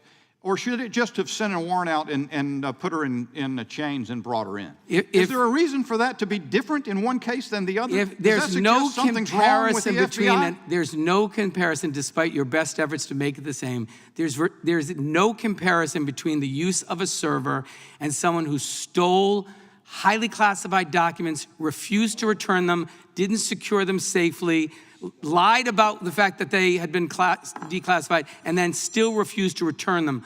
That's a violation of federal law. Gentleman's time has expired. Who else seeks recognition? For what purpose does Mr. Roy seek recognition? Move to strike the last word. Gentleman is recognized. I'm moved by the assertion that there is no comparison to documents physically present in a space as compared to classified information being in electronic form on a server, and that somehow there's no comparison there. I would associate myself with the remarks from the gentleman from California and as well as the gentleman from North Carolina about why we're here. I remember we've had a whole lot of conversation about the facts, or at least the perceived facts or alleged facts about what has occurred or what exists in Mar-a-Lago, what doesn't. But remember, we're still dealing with a 50% or something redacted document, affidavit. The whole point here is the power of Congress to demand information from the executive branch for us to do our oversight responsibility. That's why we're here. The gentleman from Texas, my friend Mr. Gomer, articulated very well why we should be bound together as members of Article 1 to defend the powers of Article 1 in this context. I ran afoul of a few of my colleagues and the former president when I agreed to a subpoena on the Oversight Committee because I wanted information about where kids were being held after the issues at our southern border. I wanted that information. I'm fairly public about my belief in the need to secure a border for the betterment of Americans and migrants, but I wanted that information. Article 1, primacy. Not supremacy, but it is Article 1. There's a reason I introduced the Article 1 Act with my friend Mike Lee, saying that we should limit executive power and executive emergency power. We should be bound together here in wanting to demand information and be able to get it. And as my friend from California pointed out, the FBI, the power of the FBI can be used and is used often to destroy lives. We will talk in a minute about a different issue about Scott Smith from Loudoun County, who was kind of exhibit one, or certainly one of several exhibits in the now fairly infamous letter from the National School Board Association in direct coordination with the White House, which led directly to the Attorney General of the United States issuing a memorandum that is still in effect, and under which we know from whistleblowers American citizens have been tagged as domestic terrorists. That is the power of your Federal Bureau of Investigation under the Democrat Attorney General of the United States. And you're running cover. And you're running cover for them. And we're sitting here right now simply wanting to see the entirety of an affidavit so that we can do our oversight duty, our job. If there's some concern about that not being able to be seen by the public, we can march down to the SCIF right now and go look at the fully unredacted version. What in the hell are my colleagues afraid of in seeing the full unredacted version? SCIF will leak it. The American people right now are tired of seeing the power of government being used against them. When we say we want to see changes at the FBI or rhetoric like defund or break up the FBI, as my colleague from North Carolina said about breaking into 94 pieces, as a former federal prosecutor in a United States Attorney's office, I absolutely respect the many men and women I worked with going after bad guys, something I wish my Democratic colleagues would more often like to do, by the way. But the power centralized in the FBI under the Attorney General of the United States being used to target American citizens is something that the People's House, the People's House Judiciary Committee, should be keenly concerned on a bipartisan basis to try to protect. And again, I want to bring this back to the simple point. This is a request of information of the executive branch from a member of Congress elected by 750,000 American citizens in Arizona to say, I'd like to see the entire affidavit. And my colleagues on the other side of the aisle are against transparency. Against transparency. They like to use slogans, people over politics. Well, why don't we put people over politics and actually use the power of Congress to seek the truth? I yield back. Gentleman yields back. Who seeks recognition? For what purpose does Mr. Fitzgerald seek recognition? Strike the last word. Gentleman is recognized. Thank you, and I appreciate from Mr. Ben's yielding. We heard from the other side, when a judge says there's probable cause here and issues a warrant, you know that it's there. Well, I've been a judge, I've been a Chief Justice, and I know that's not the case. That's why we have appellate courts, and that's also particularly true when it comes to the persecution of candidate Donald Trump and President Donald Trump. We went for years before we found out the true basis of the 6 warrants. It was based on garbage, lies. There was no probable cause there, and we found out we had FBI agents lying, even though one's been found not guilty. The jury said, well, they didn't, since everybody lies to the FBI, it shouldn't be a crime. Well, that's here in D.C., and that's a Democrat. A Republican, of course, would be convicted of that. But that's why our job is so important, because judges are not perfect. And let me just read you, after the deputy director of the FBI, that all of a sudden my Democrat fans are such huge fans of. Oh, and by the way, this information about the FBI hiring a Putin lackey, Danchenko, that didn't come out in the Mueller report. So they either hid it or were incompetent in finding it. It didn't come out in the IG investigation. So he was either incompetent or just actually hid it. And it takes a special counsel 2 years after President Trump's out of office to finally reveal what happened 6 years ago in the Department of Justice dishonesty. And so let me just read from this letter dated September 11th, after the deputy director said, oh, no, there were no violations of security that compromised security. It says, by issuing an absolute denial of your misconduct, talking the letters to Deputy Director Paul Abadi, you also implicitly claim that the 2 individuals who reported the misconduct made false statements. That assertion is false. Thinking back, you are certainly aware that many of your subordinates saw you wearing the phone in the skiff. Now your subordinates are coming forward and their reports are far more damning to you and Mr. Ray. You, Mr. Ray, and the employees on the 7th floor violated national security because you were all too lazy to secure your devices. You failed to set the example, and now you've become the example of what's wrong with the FBI. I was talking to an FBI, actually multiple FBI agents, but a former FBI agent said, you remember back in the 80s and 90s, if we needed somebody to report, we had an indictment, we would call their lawyer and say, you need to report at 9 or 10 or 1.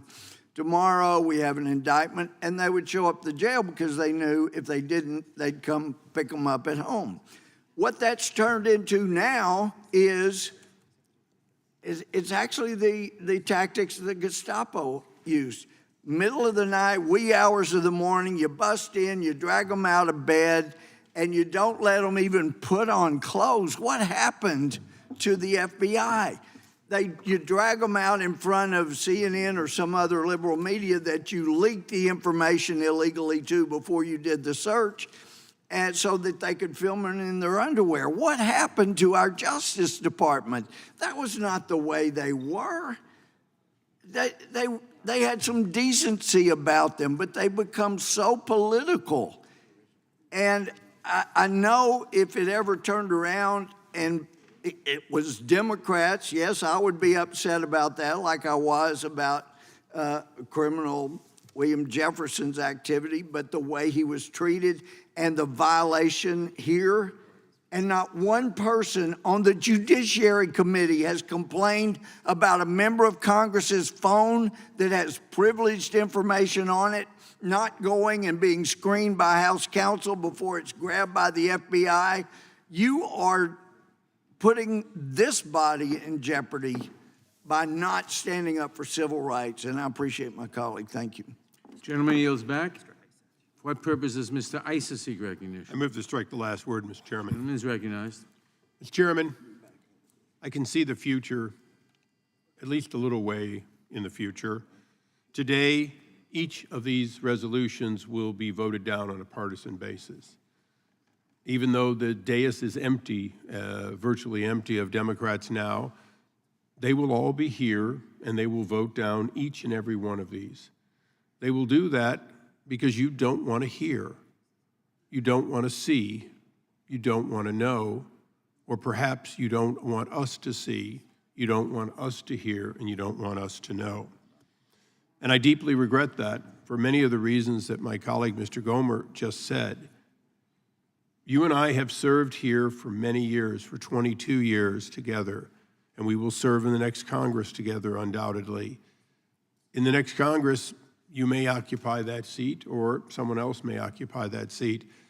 But the fact is that this committee's obligation, exactly as it is any time we suspect, not see, not are sure, but just suspect something that needs to be looked into, and we ask for the information, we need to get it.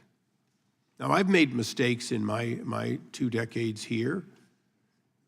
You know, in what became the Bates decision, I didn't see the importance of demanding and holding in contempt a member of the Bush administration when she was not delivered upon our subpoena, the subpoena of Mr. Conyers.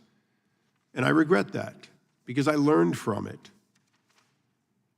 I hope that you will think again and that my vision of the future will be different than the reality. And you'll look and say, you know, notwithstanding what someone might be telling me to do, which is to block all of these, I should err on the side of openness and transparency. I hope we'll do that, but my vision is that we won't. That means that everything that we're trying to get today, we will have to wait until January 4th of next year, if at all, to get. And that will be justice delayed, which is justice denied. I want to use the little bit of remaining time I have to say something to this body that I think has to be said. We have almost always considered the work of people beneath the president. In the firing of the 9 U.S. attorneys, we were looking primarily at people around the president, even though it was the president's authority. In the case of Hillary Clinton's leaving government with classified information on a server that its very essence violated the Federal Records Act, we were dealing with someone beneath the president and no longer in government. The list of people we go after, Lois Lerner and so on, are most often beneath the president. Today, much of what we're considering has to do with that one unique individual of which we have only had 46, and that is the President of the United States. All power of Article 2 and all rights and all decisions that are authorized, including declassifying documents, belongs to that individual. It may be passed on to subordinates to have some input, but the reality is the Constitution and this body bestows all of that power on one individual. And as a result, we hold that individual to high standards, and appropriately so. But we also respect the privacy and the work product of that individual at a level higher than any others. Often, this committee and others will see people come and say, well, this is privileged because it was prepared for a meeting with the president. We've dismissed that often and said it isn't. But we've never before dismissed the direct product of the president, the signatures, the notes, the work product of a president.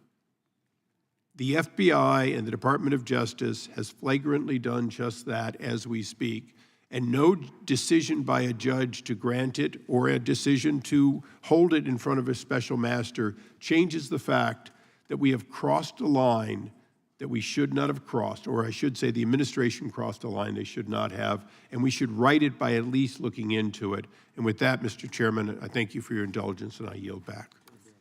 The gentleman yields back for purposes. Gentlelady from Pennsylvania seek recognition. I move to strike the last word. Gentlelady is recognized. I would yield to the gentleman from Georgia. I thank the gentlelady for yielding, and you know, today what we are seeing on this committee is an attempt by my friends on the other side of the aisle to continue demonizing school boards, local school board members, school administrators, parents, and teachers. And these school board meetings have become a place where MAGA extremists go to disrupt based on false and deceptive information imparted to them by the former president and his MAGA extremist followers, deception about what's being taught to our children. And it's a travesty that we come today in Congress, just a couple of months before a very important election, that my MAGA supporters on the other side of the aisle are intent on winning so that they can take control of this body, and then they will have the ability to harass and try to intimidate the administration with their oversight powers. But while they are doing that, ladies and gentlemen, if they should regain control of the House of Representatives and the Senate, you know, what these MAGA extremist Republicans will do is to criminalize women's reproductive freedom. And you've seen that as late as yesterday when a Republican senator introduced legislation that would create a nationwide ban on abortion and would criminalize abortion. So they want to criminalize abortion. They want a nationwide ban on reproductive freedom for women. They would also, if you give them back the gavel, in addition to pursuing these kinds of red herrings like this school board issue that they're trying to get at the FBI for, they want to do away with Social Security. They want to make Social Security and Medicare a program that gets reauthorized every year. And if you don't believe that, go look at all of the position papers that Republican senators have put in the public domain. It's true. They want to, in addition to doing away with women's reproductive freedom, they want to do away with Social Security and Medicare as we know it. And last but not least, these MAGA Republicans are hell-bent on destroying our democracy. They want to defund the FBI. And this is a part of what they're doing today. They want to try to destabilize and defund the FBI so that it cannot perform its law enforcement function, so that people like the ex-president can do whatever they want to do, can take documents, steal documents, sell classified information if they want to. There would be no FBI there to get at the issue. So they want to destroy our democracy, and they're doing that. They're doing all of that while Democrats are putting people over politics. Do you realize that in the last 19, 20 months, what Democrats have done under the leadership of Joe Biden? We passed the American Rescue Plan, salvaged the American economy from the depths of depression, where millions of jobs had been lost. We passed an infrastructure bill that is creating hundreds of thousands, if not millions, of new good-paying jobs. We have passed the common sense gun reform, common sense gun safety reform, the first time in 30 years that's been done. We passed an industrial policy that protects our supply chain so that we manufacture semiconductors in this country. We passed the Inflation Reduction Act, which is saving money for people. So we're saving money, creating good jobs, while at the same time creating safer communities. And so that's the contrast between our two parties. That's what you're getting now, and conspiracy theories is what you're going to get if you let these folks take over. And with that, I yield back. The gentlelady's time has expired. For what purposes the gentleman from Ohio seek recognition? Move to strike the last word. Gentleman is recognized. Thank you, Mr. Chairman.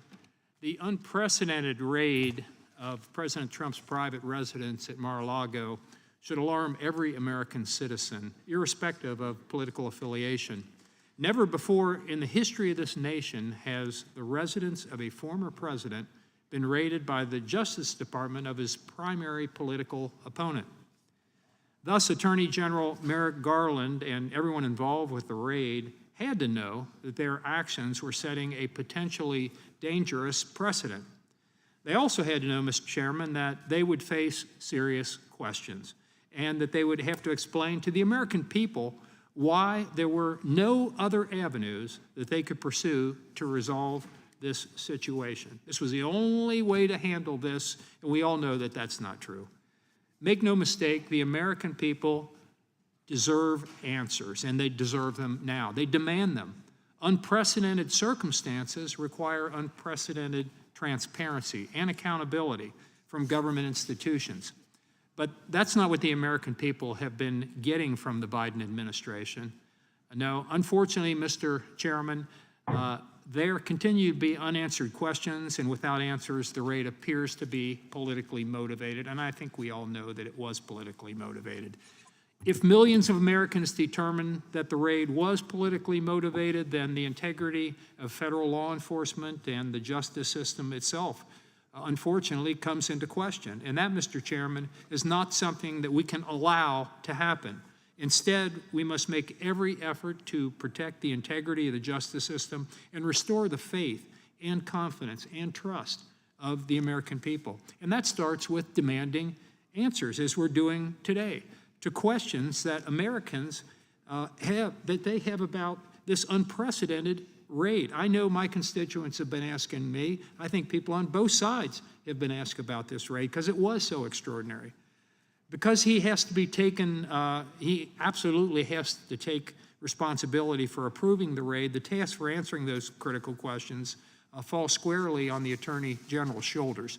And he has a lot to explain, a lot of explaining to do, as this raid isn't the only action that's been undermining the credibility of this Justice Department under this Attorney General and this President, President Biden. Look, no further than the DOJ and FBI being weaponized to treat American parents as domestic terrorists and subject them to a formal FBI investigation. We saw that. It happened in this country, in the United States of America. Parents who care about their kids, who want the best for their kids, being targeted by their own government. It's completely unacceptable. Add to that the manner in which the investigation into former Secretary of State Hillary Clinton having classified emails on her private server were handled. Unlike President Trump, Secretary Clinton wasn't subjected. She was not the subject of an unprecedented raid by the FBI, even though evidence showed that she egregiously mishandled classified information, and we all know about the sledgehammers and the bleaching of documents and just getting rid of this stuff. It happened. And how can we forget the debunked Steele dossier or the whistleblower allegations that the federal law enforcement officials purposefully suppressed an investigation into Hunter Biden? We know it happened. Mr. Chairman, abuse of the law is abuse of the law, and there should never be a double standard. To restore faith in a once respected government institution and address the appearance of continued partisanship by the Justice Department, the Attorney General must respect this committee's legitimate exercise of its oversight authority and respond to our inquiries. That's what we're asking. Respond to the questions that we've already asked that are absolutely important and essential for the American people to know the answers to. Failure to respond in a complete and transparent manner with clear and convincing evidence will lead to millions of Americans continuing to view this raid as a blatant political tactic, further undermining faith in democracy and equal application of the law, and we cannot let that happen. A result which would only further divide an unfortunately already too divided country. With that, Mr. Chairman, thank you, and I yield back. Gentleman yields back. Are there any further speakers? If not, Mr. Chairman, I seek recognition. I seek recognition. For what purpose does the gentleman from Florida seek recognition? I move to strike the last word. Gentleman is recognized. Oh, thank you, Mr. Chairman. I heard Mr. Johnson say that school board meetings were places where MAGA Republicans come to congregate. And, you know, it might be what you call them, but we actually just call them parents when they show up to congregate at school board meetings. And it's quite possible that what's happened at those school board meetings has created a new generation of MAGA Republicans, of which I certainly associate, but it doesn't demonstrate any harm to our country. I also heard Mr. Johnson say that when Republicans invariably take over this committee after the midterms, that we will engage in harassing oversight of President Biden and his administration. Well, on behalf of all my Republican colleagues, let me promise you, we will not do anything worse to President Biden than what all of you did to President Trump. So that's our promise. You have moved the Overton window, and we indeed intend to get answers. I guess I'll be voting for this resolution of inquiry because I'm wondering if in my time in federal politics, there will be an election that the FBI isn't trying to influence. I mean, in the 2016 election, to hold the position that the FBI wasn't trying to influence the election, you would have to believe that an FBI lawyer changing evidence before a secret court to secure a warrant to engage in surveillance that never would have been justified otherwise to get close to the President Trump's campaign was not interference. But of course it was. And then we have the 2018 election where the FBI again creates all of this threat construction and fuels the Russia hoax and the Mueller investigation. And then we saw how fake all of that turned out to be when Robert Mueller's testimony before our committee looked more like a silver alert than a commission of a crime. And then you get to the 2022 election, right? Or I'm sorry, the 2020 election, where Mark Zuckerberg has recently said, the operator of the most powerful digital platform in American politics, the FBI literally came to him and said that he had to suppress information that 1 in 6 voters who voted for Joe Biden said would have changed who they would have voted for. So they interfered in 2016 with Trump. They interfered in 2018 with Mueller and the Russia hoax. They interfere in 2020 by suppressing the information. And now in 2022, yet again, the FBI shows up to create this cloud of criminality over a records dispute, over the great crimes of unfoldering and intermixing. It is ludicrous. And I just hope that if we authorize these resolutions of inquiry, I will get to see an election that the FBI isn't trying to influence or control in some way. The American people deserve an FBI-free election. And it's no waste of time to ask these questions. Indeed, they're the answers that the American people deserve. They're the questions that we get all over the country. And though these inquiries will be voted down today, the American people get to vote in November, and we're going to get the answers that they demand. I appreciate the committee's indulgence, and I yield. Would the gentleman yield, Mr. Gates? Yeah, I'll yield to Mr. Roy.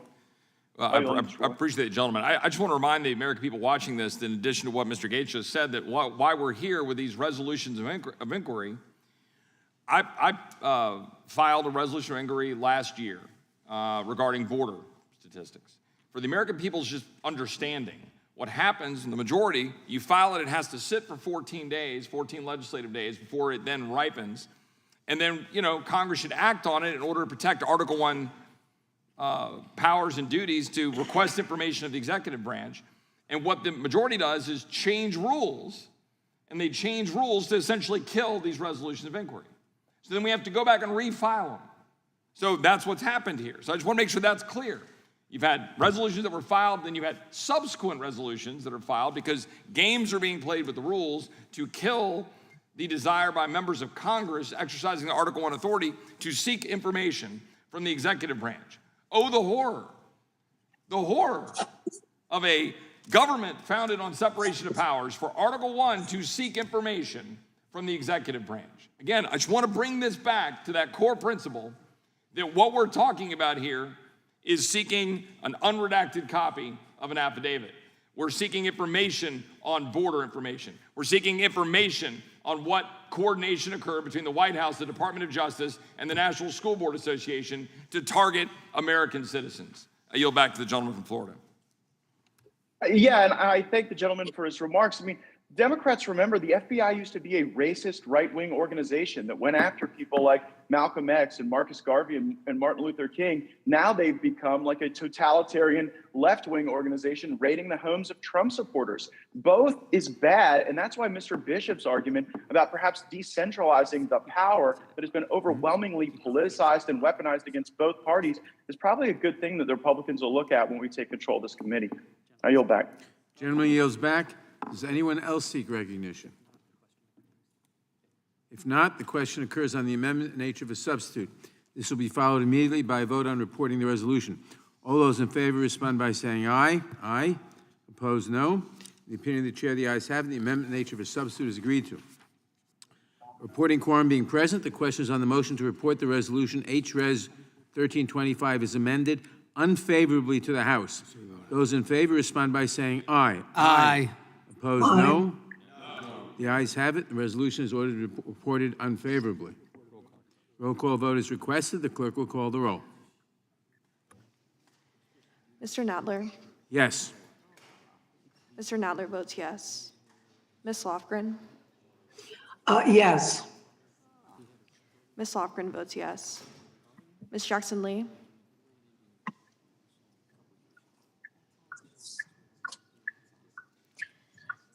Mr. Cohen?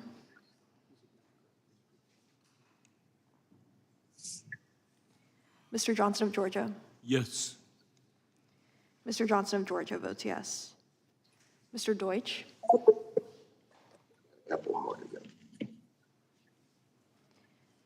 Ms. Bass? Yes. Aye. Ms. Bass votes aye. Mr. Jeffries?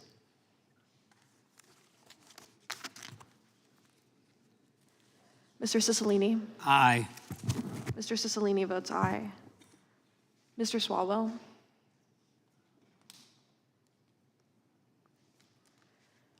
Mr. Liu? Aye. Mr. Liu votes aye. Mr. Raskin?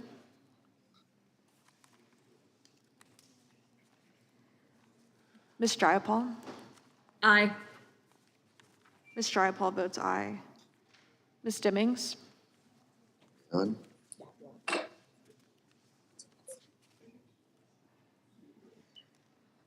Mr. Correa? Aye. Mr. Correa votes aye. Ms. Scanlon? Aye. Ms. Scanlon votes aye. Ms. Garcia?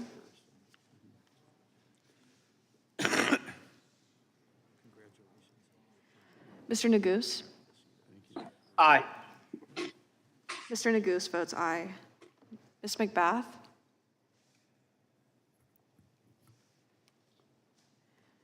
Mr. Stanton? Aye. Mr. Stanton votes aye. Ms. Dean? Aye. Ms. Dean votes aye. Ms. Escobar? Aye. Ms. Escobar votes aye. Mr. Jones? Ms. Ross? Ross votes aye. Ms. Ross votes aye. Ms. Bush? Bush votes aye. Ms. Bush votes aye. Mr. Jordan? Mr. Jordan votes no. Mr. Shabbat? Mr. Shabbat? Mr. Shabbat votes no. Mr. Gomer? I vote no. Mr. Isa? I vote no. Mr. Isa votes no. Mr. Buck? No. Mr. Buck votes no. Mr. Gates? No. Mr. Gates votes no. Mr. Johnson of Louisiana? Mr. Johnson of Louisiana votes no. Mr. Biggs? Mr. Biggs votes no. Mr. McClintock?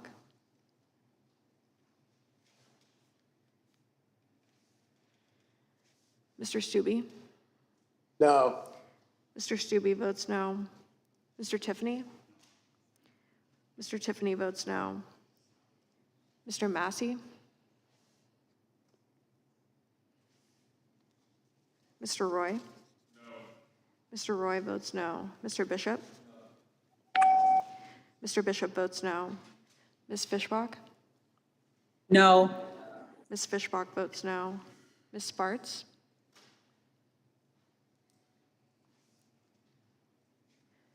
Mr. Fitzgerald?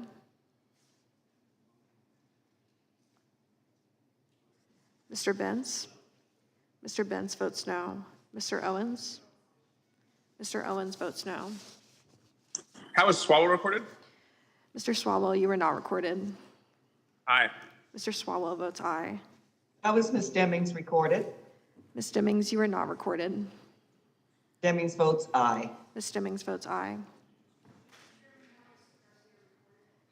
Ms. Garcia, you are not recorded. Ms. Garcia votes aye. Ms. Jackson Lee, you are not recorded. Ms. Jackson Lee votes aye. Ms. McBath, you are not recorded. Ms. McBath votes aye.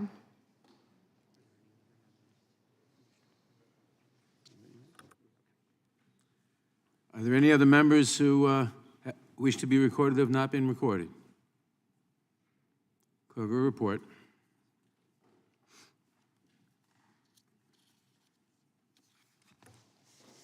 Mr. Chairman, there are 20 ayes and 14 noes.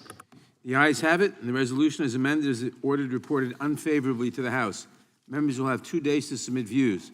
Without objection, the resolution will be reported as a single amendment in nature of a substitute incorporating all adopted amendments. The staff is authorized to make technical and conforming changes.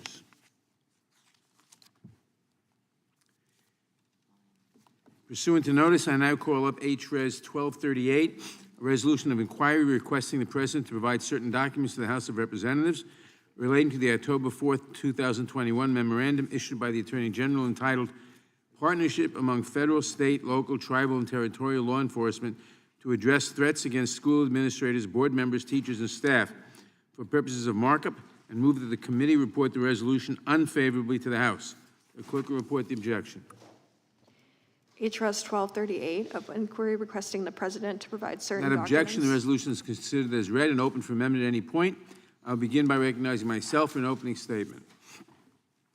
H.Res. 1238 is a resolution of inquiry that seeks information related to a memorandum issued by the Attorney General directing Department of Justice resources to address threats against school administrators, board members, teachers, and staff. The memo notes the, quote, disturbing spike in harassment, intimidation, and threats of violence, unquote, against these dedicated public servants, and calls for a coordinated response to protect against criminal conduct directed towards school personnel. One might think that there would be bipartisan agreement that protecting school officials from threats of violence is fundamental to the mission of the Department of Justice, and that the Attorney General should be applauded for protecting those who are responsible for educating our children. But instead, our Republican colleagues have invented a vast conspiracy that turns a simple memo about documented threats of violence against school officials completely on its head and imagines it to be some sort of attack on parents. Are they talking about the parent who told one school official, quote, your life is being laid bare on the open and dark web. I don't condone what's going to be sent to those who are close to you or to the danger they may be in, but you personally deserve it, close quote. What about the one who said, quote, mass of people who know who you are. They will be effing see your head swinging from a pole, or, quote, you better grow eyes in the back of your head. These are just a few examples of the threats received by school boards across the country. I wish I could say they were isolated incidents. They are not. Teachers and school administrators across this country are bearing the burden of the toxic, racist, and violent discourse that has become commonplace in our society. The same COVID-19 misinformation, big lie talking points, and racist rhetoric we hear in our politics and on cable TV are backdrop to the stories of assault on teachers, administrative staff, and their children. Let me be clear. Having a child in the school does not give you a free pass to threaten other parents or to intimidate your children's teachers. Our social contract is predicated on thoughtful discourse and meaningful engagement, not stalking teachers, terrorizing their children, assaulting school board members, and destroying property. And certainly not by promoting such behavior or inventing controversy through dark money political organizations. My colleagues across the aisle can shout and point fingers at underpaid school teachers and school board administrators all they want. But teachers and administrators are being targeted for threats and violence at their homes, in their schools, and throughout their daily lives. Death threats, active shooter drills, and intimidation tactics should not be part of the daily work of being a school teacher. Yet it has become the norm for those we trust with our most prized possessions, our children. No one can claim that the terrifying incidents across the country are simply the result of a misunderstanding, or simply overeager parents, guardians. Parents who merely want to be involved in their children's education do not phone in expletive-filled death threats like in Loudoun County, Virginia, North Penn School District in Pennsylvania, and so many other districts around the country.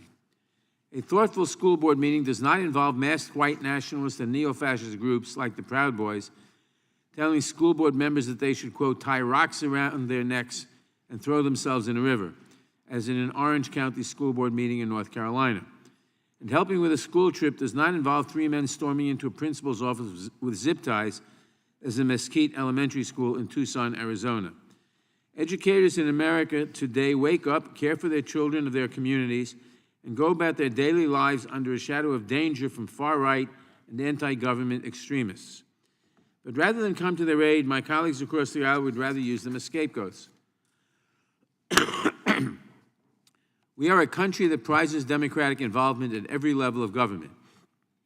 The right to be heard, to have a voice, is guaranteed by our Constitution. But nobody has a right to threaten their fellow citizens with violence or to commit violence against those with whom they disagree. Yet our teachers, school administrators, staff, and even students regularly experience both. Although schools are often the first and all too frequent targets, the exponential increase in physical and verbal attacks in this country does not end with them. We do not have to look far to find other instances of intimidation and bullying escalating to attacks and violence. But instead of working together to address the grave and growing danger presented by a hateful-fueled extremist ideology that is increasingly turning to violence, the committee must instead take time to consider this resolution of inquiry. I urge all my colleagues to vote to report this resolution unfavorably so that we may continue with the important work of this committee. I now recognize the ranking member of the Judiciary Committee, the gentleman from Georgia. I now recognize Mr. Shabbat for his opening statement. Thank you, Mr. Chairman. Move to strike the last word. Without objection. Thank you. Parents. The gentleman is recognized, rather. Thanks. Mr. Chairman, parents have an inalienable right to direct the upbringing and education of their children, especially as the radical left continues to push their agenda on Americans' children through some school boards, not all, but some, that attempt, among other things, to install controversial curricula without parental consent. Before I was elected to Congress, I practiced law. I was a county commissioner, I was a member of Cincinnati City Council, and before that, I was a school teacher in Cincinnati where I taught the 7th and 8th grade. As a teacher, I found that the students who performed the best, who did the best in school, were the ones who had parents that were actively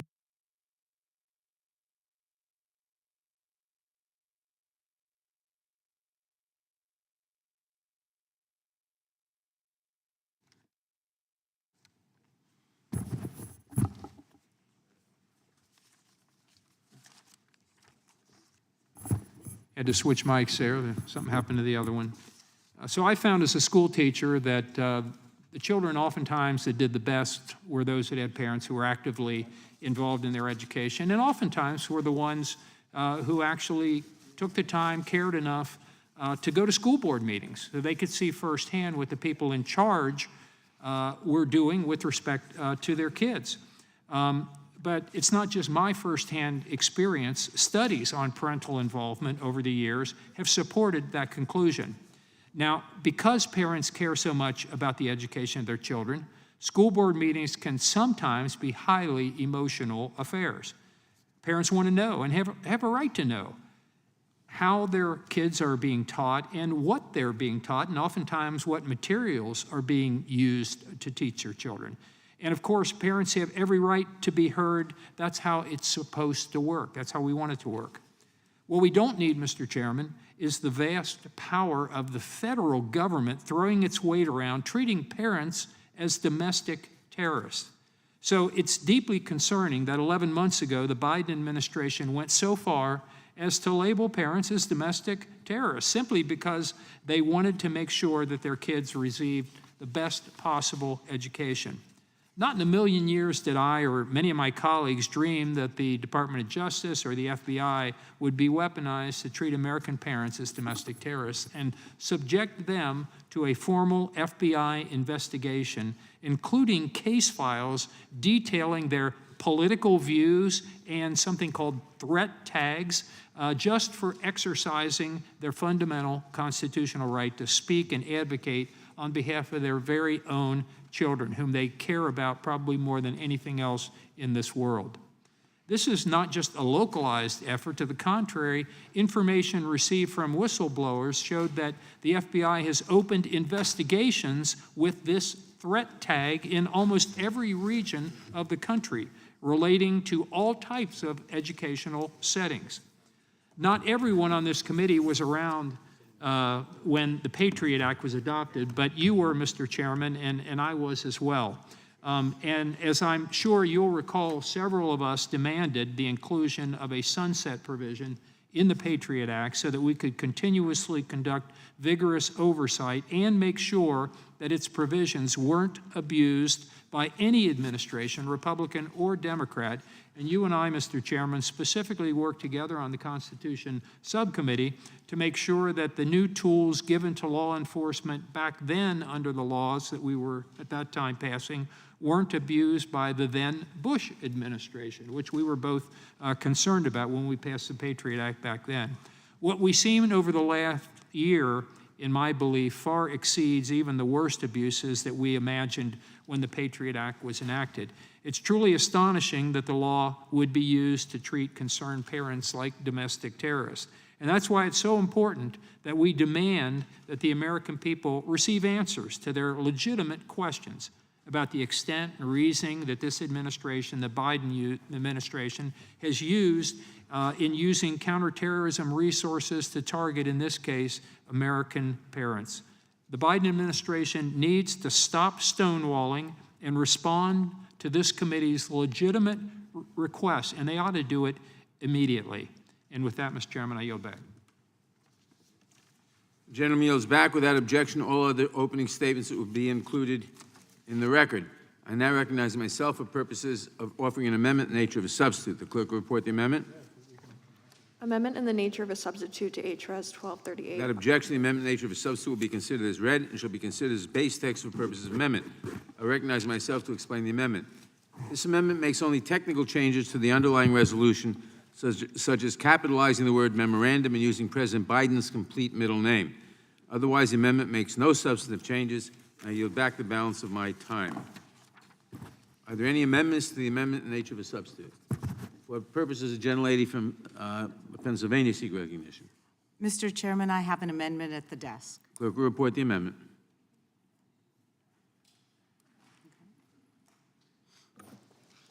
Amendment to the amendment in the nature of a substitute to H.Res. 1238 offered by Ms. Scanlon. Without objection, the amendment will be considered as read. The gentlelady is recognized for 5 minutes to explain the amendment.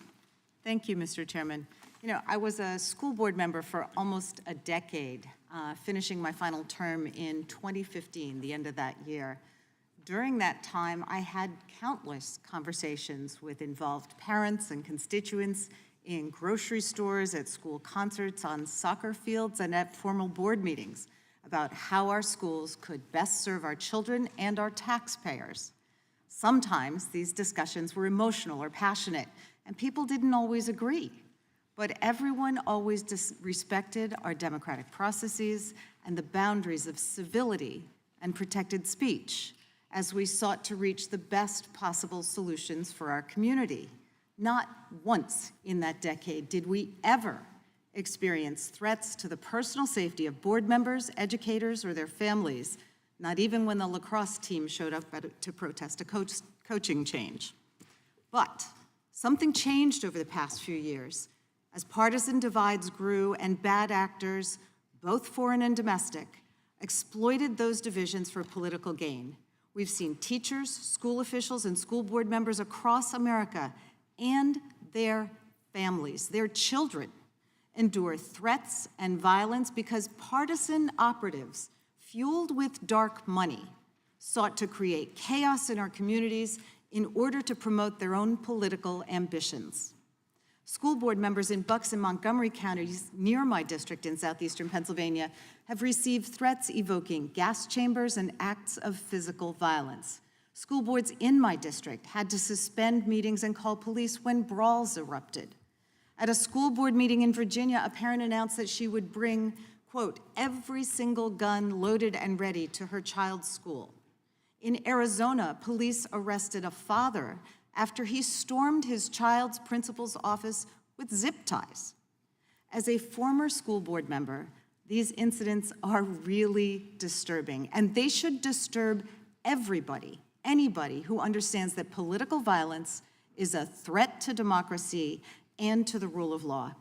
And it's not just school officials who've been targeted by those more interested in creating chaos than serving our communities. We've seen threats and violent behavior being levied against public servants at all levels, including election workers, nurses, librarians, elected officials, and in recent weeks, towards FBI agents and record keepers at the National Archives. How are public employees supposed to teach children, run elections, or serve the public under constant threats of violence?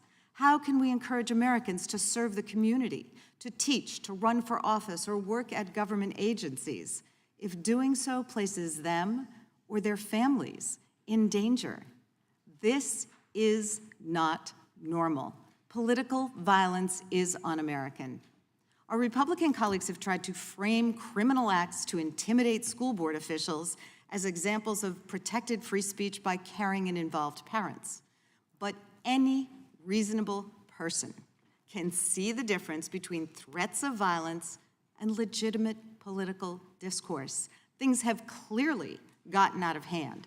We teach our children in schools that words matter and that they have consequences. However, when Republicans deny the seriousness of vandalism and threats of violence against school officials and their families, and the extremist rhetoric that inspires them, when they encourage such conduct instead of condemning it, they endanger the lives of elected officials, teachers, school staff, and our children.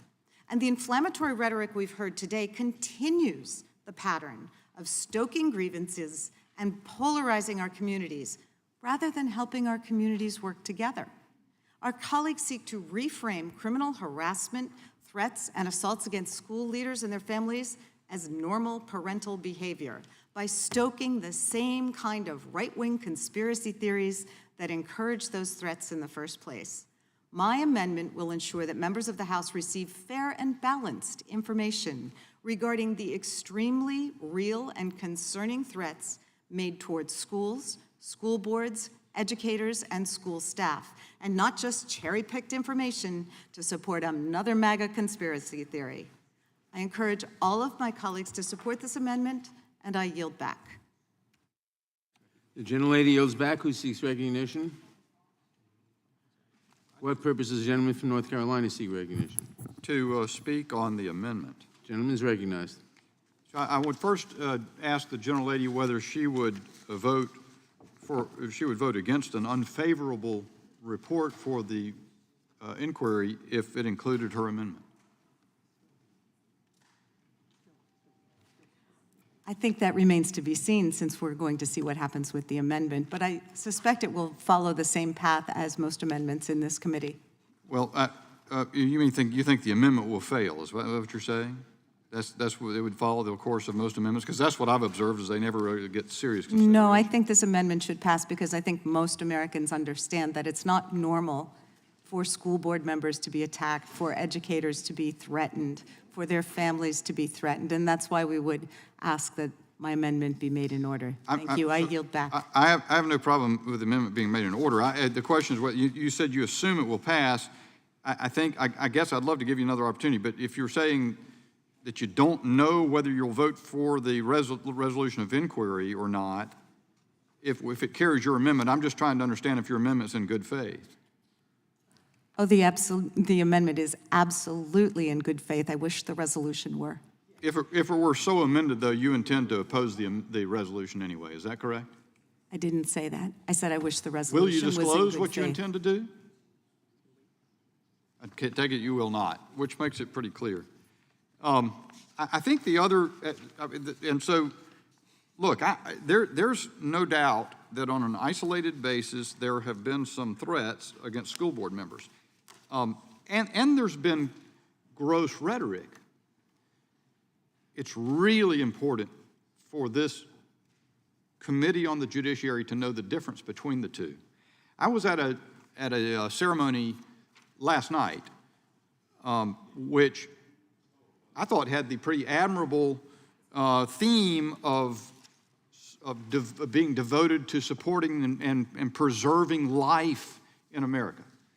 There were protesters outside the whole time who apparently don't want to preserve life, and they chanted really things I can't repeat here at the dais at us as we entered and left. I guess I can summarize it. F you fascists, they said, they sang over and over again as they pounded a drum. Now that's not very polite, but they certainly have a First Amendment right to it.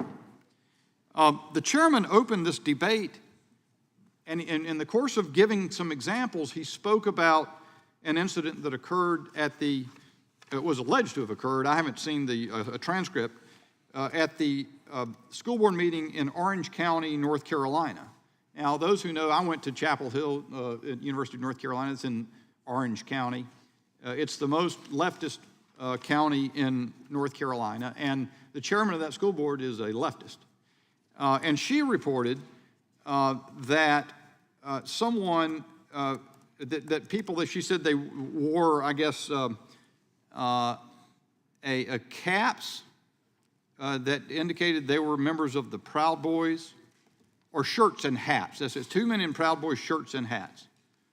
One wore a stocking over his face. Well, of course, you know, things were being worn over faces. They were required to be worn. I never thought that was a really good idea, but they were required to be worn, which completely obscured his entire face for the whole meeting. Now, that's a little unusual, but it sort of makes me think about Portland. There's been no FBI nationwide memorandum on that one. Black bloc, but that's been widely respected by the left for some reason. Said the other one told our board during public comment that someone should tie rocks around our necks and we should throw ourselves in a river. I think they maybe have been referring to the Bible verse about one who does this to the least of these would better have millstones put around their neck and thrown into the river. And I can't remember precisely how that goes, but it's a Bible verse they were making reference to. But there's no threat in that language. There's no statement that the person speaking said, I'm going to tie millstones around your neck and throw you in a river. And that distinction is quite important. But in fact, what the amendment on its face does acknowledge is that there was coordination and communication between the White House and the National Association of School Boards to develop this theme of threats, when much of what is talked about is core First Amendment activity, whether we like the tone of the activity or not. It's really important to distinguish between the two. My time's expired. Time of the gentleman has expired. For what purpose does the gentleman from Rhode Island seek recognition? I move to strike the last word. Gentleman is recognized. Thank you. I want to thank the gentlelady from Pennsylvania for her amendment and for helping to focus the committee's attention on the very real issue of violence against school board officials and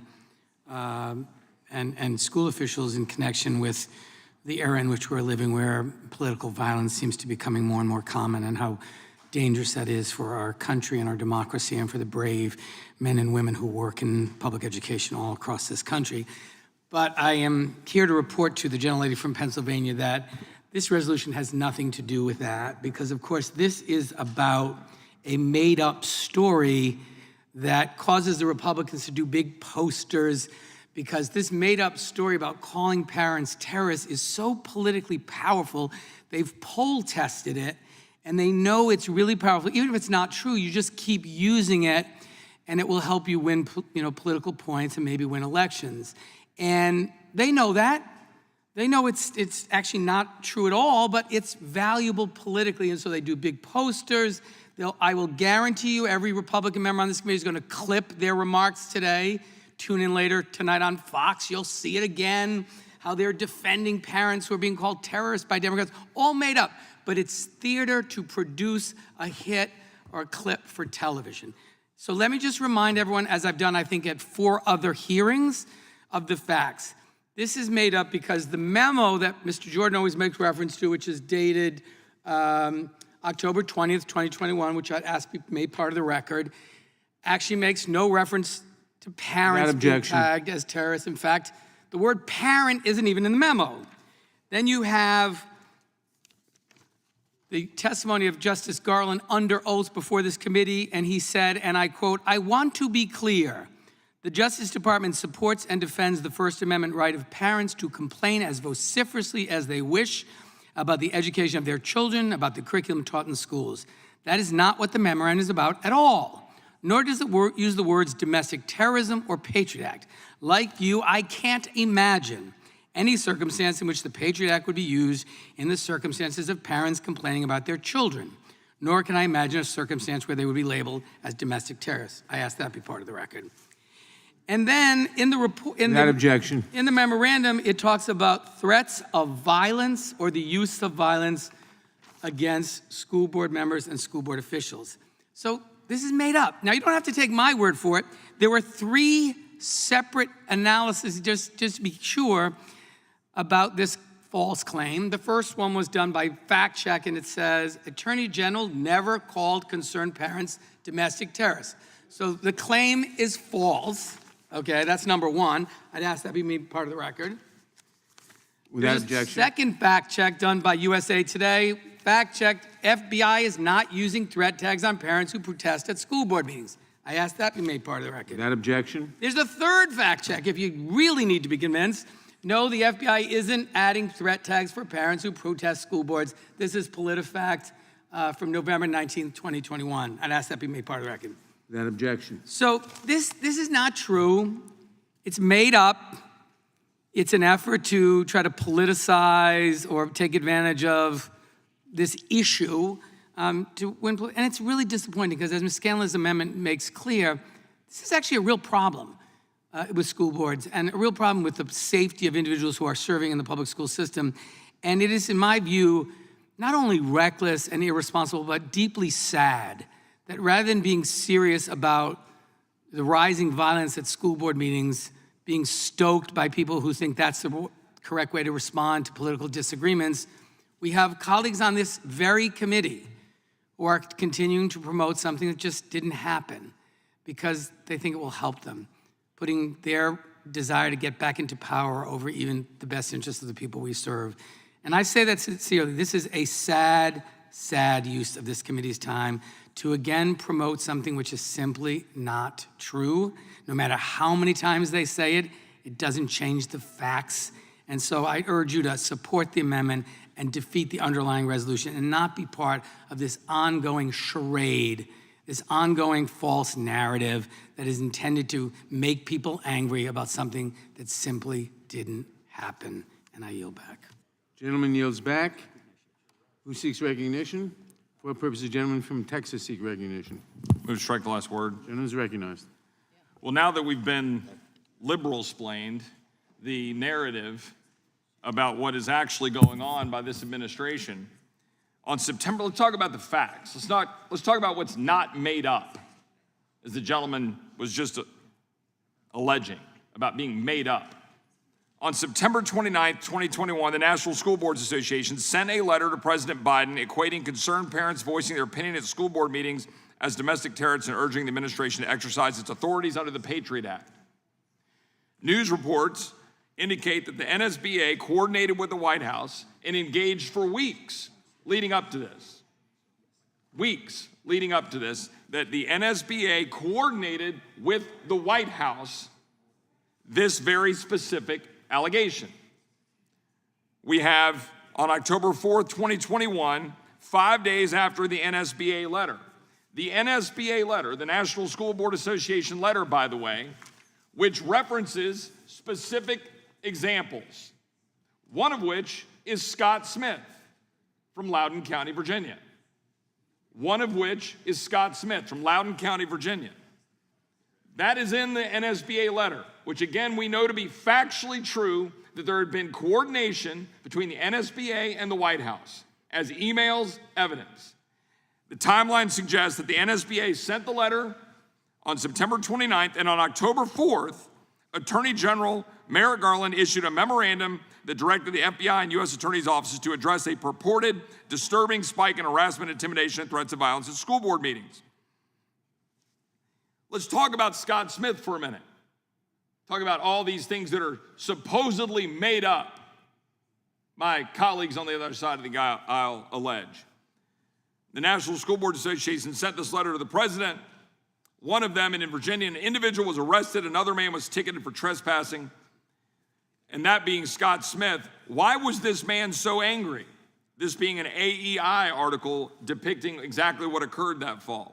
Why was this man so angry? It was because his 9th grade daughter had allegedly been sexually assaulted in a school bathroom by a gender-fluid, skirt-wearing boy. Now, that has now been adjudicated. And in fact, she was assaulted. And this father was angry. Now let's go forward. There are so many layers to this.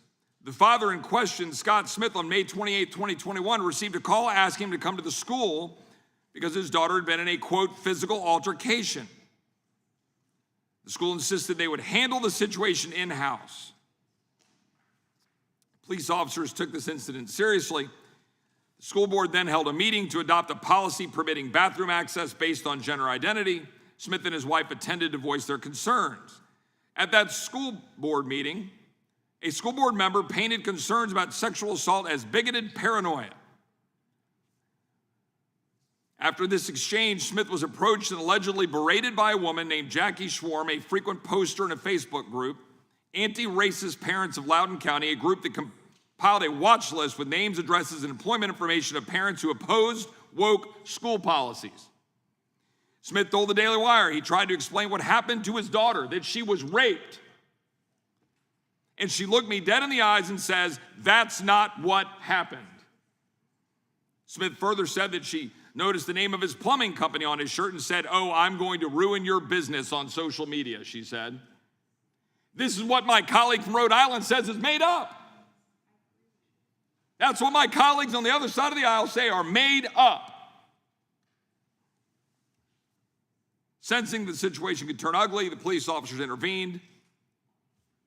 Days after the story was published, it received significant coverage on media websites, Fox News, National Review, Washington Examiner, Daily Caller. Contrast to Google search shows no coverage from CNN, NPR, Politico, ABC, NBC, CBS, or Education Week. The Washington Post reported that Loudoun parents were upset by revelations that the same assailant went on to allegedly sexually assault another girl at the school he was transferred to, which in fact happened. My colleagues on the other side of the aisle simply do not care. And they're perfectly fine empowering the Federal Bureau of Investigation to do what is demonstrably true, which is create threat tags in direct response to the National School Board Association, which, by the way, some 30 state school board associations have distanced themselves from and removed themselves from. I yield back. Gentleman yields back. I recognize myself in support of the amendment. This amendment improves the underlying resolution by examining the role of violent white extremism, misogynistic extremism, far-right extremism, and anti-government extremism and attacks on schools, school board members, and teachers. The rapid rise in violent rhetoric and far-right domestic terrorism in this country has affected schools by radicalizing school shooters, energizing conservative extremists to intimidate, harass, and assault school administrators, and emboldening COVID-19 conspiracy theorists to attack teachers and torment students. In 2020, 66% of domestic terrorist attacks were from white supremacists. In 2021, 28 out of 30 domestic terrorism murders were committed by far-right extremists. But my colleagues across the aisle want the world to think this problem does not actually exist. Rather than fighting domestic terrorists, they would rather paper over the stories of innocent Americans and their families who live in fear and would rather point fingers at the Department of Justice. The underlying resolution is predicated on the fantasy that the problem is not far-right extremists attacking school board members, threatening teachers, and frightening children, but rather the Department of Justice somehow targeting nonviolent parents. Its supporters want you to forget the news stories, forget the evidence, and just listen to them. But no resolution blaming the DOJ can make the problem go away. It cannot undo the death threats or broken trust within communities. And it cannot erase the role of conservative media and far-right leaders in the fervor to physically and verbally bully school boards and teachers when civic discourse would be more appropriate. This amendment exposes the extremist ideology fueling many of the attacks on school officials. I encourage my colleagues to support it. And I will answer Mr. Bishop's question. If this amendment is approved, I will still oppose the resolution of inquiry, because the resolution of inquiry is so irreparable that even this amendment cannot repair it sufficiently as to justify support of it. I yield back. Who seeks recognition? For what purpose does the gentleman from Arizona seek recognition? Move to strike the last word. Gentleman is recognized. I oppose the amendment. First of all, I want to point out a striking dichotomy here. The underlying resolution is dealing with school boards, and the amendment itself is expanded to basically any kind of action with regard to schools. So, for instance, the Mesquite Elementary School kidnapping plot of Vail, Arizona, not Tucson, but of Vail, Arizona, had nothing to do with the school board. It had everything to do with three crazies who went into the principal's office and did not kidnap her, but threatened to kidnap her, and were promptly arrested by local law enforcement officials. That's really kind of what you would expect to happen, is that the local law enforcement would be involved instead of federal officials. And we do know that, indeed, the National School Board Association did ask specifically for use of certain federal officials to get involved here. That's not make-believe, contrary to what the gentleman from Rhode Island suggests.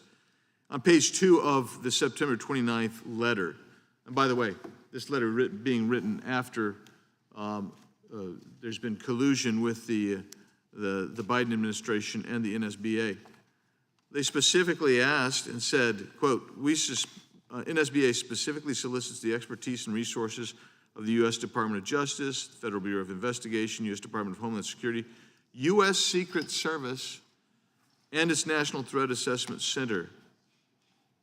That's what they asked for. They didn't ask.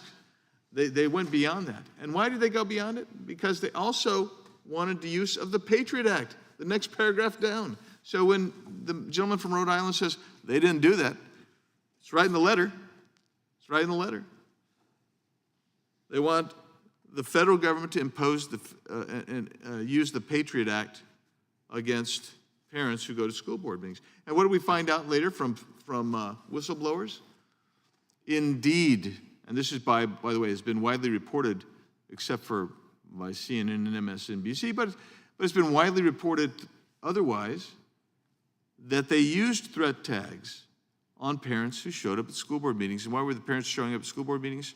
Protesting CRT and COVID-19 restrictions. That's why they were there. Now, what else do we know? We know that on September 29th, that's when the NSBA sent their letter, but that they had been in negotiations with the Biden administration before that ever happened. And I know that we heard AG Merrick Garland saying that, oh yeah, you should be allowed to protest, et cetera. We would never hinder it. Why do we know he said that? Because I was asking them questions to that effect. And he said, no, we don't view that as a terrorist threat. But we also had another attorney general from one of the districts in Washington State testify in one of my committees that they had been briefed. Yeah, they had been briefed on this, and they needed to be alert and aware of this. So the point is, we should be transparent here. This amendment doesn't get at the underlying amendment, and basically, we've already been told that the people who are supporting, that introduced the amendment, are not going to vote for the resolution even if the amendment gets on. So this is just a red herring, trying to change the very nature of the underlying resolution, which actually would provide us with the information that I think Americans would love to see and hear about, and that is the federal government's police apparatus spying on parents who do protest and have a right to First Amendment activity. Because if there's one thing that I agree with Merrick Garland on, it's that parents have the right to show up at school board meetings and protest and express themselves when they either agree or disagree with school board decisions, policies, and rhetoric. And I just want to close out by saying this. When I heard the chair and then the sponsor of this amendment talk about inflammatory language or inflammatory rhetoric, that's quoting each of them. One said inflammatory language, the other one said inflammatory rhetoric, and that it is extremist or radical to foster and go forward with this resolution. I just find it interesting because I find that there's radical rhetoric coming from the other side, including in those statements in and of themselves. When you start accusing people of radical rhetoric, you ought to look in the mirror. I yield. The gentleman yields back for what purposes. The gentleman from Georgia seek recognition. Move to strike the last word. Gentleman is recognized. Thank you. I rise in support of this amendment, and I seek to set the record straight. January 6, 2021 will never be forgotten, an infamous day in American history.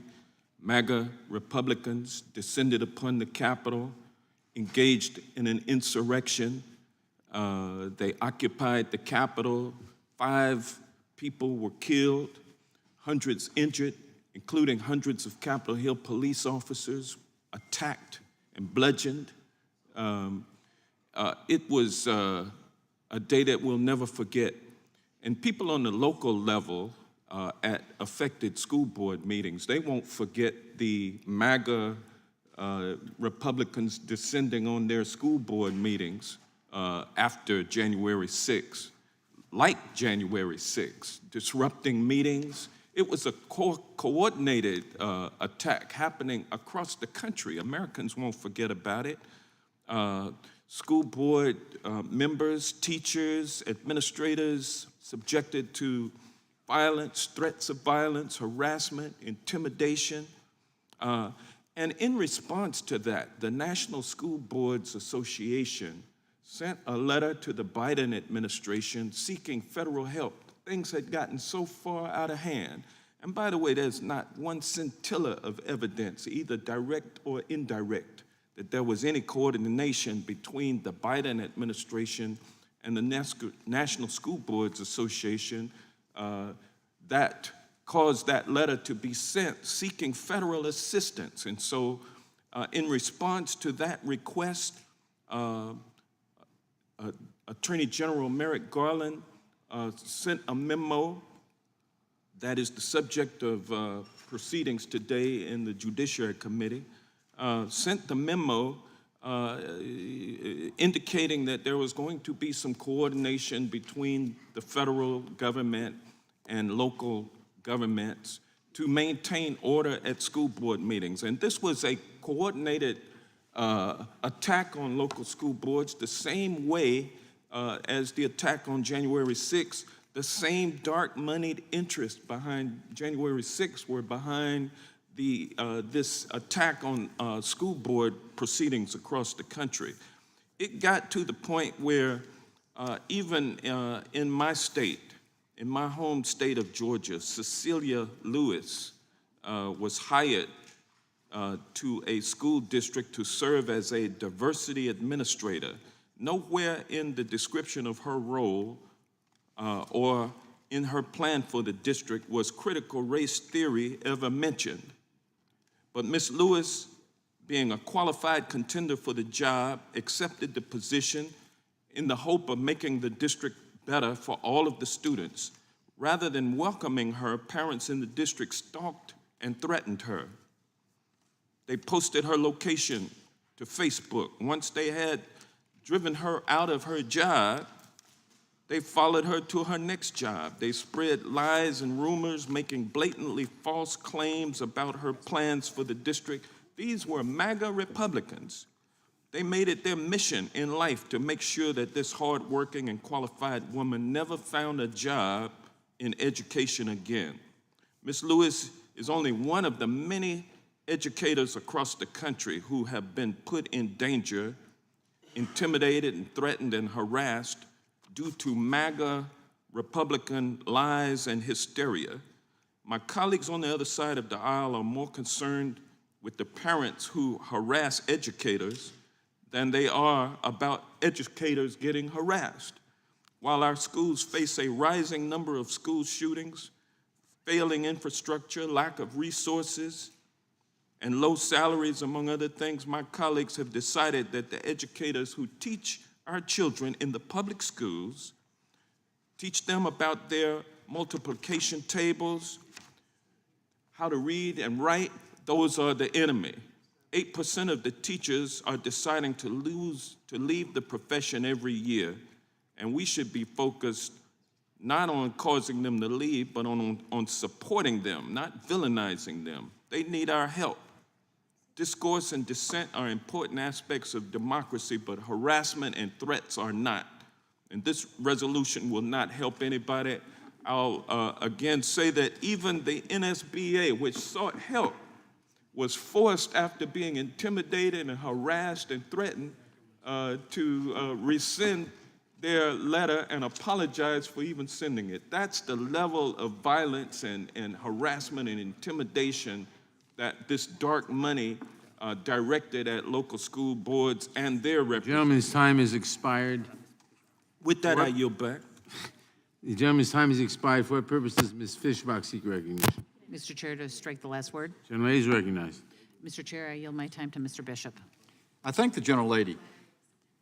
Not only was the memorandum that Attorney General Merrick Garland ultimately issued coordinated with the White House, not only was the White House in coordination with the National Association of School Boards to do that, which Mr. Johnson just did, or a gentleman from Georgia just did exactly what is being done over and over and over.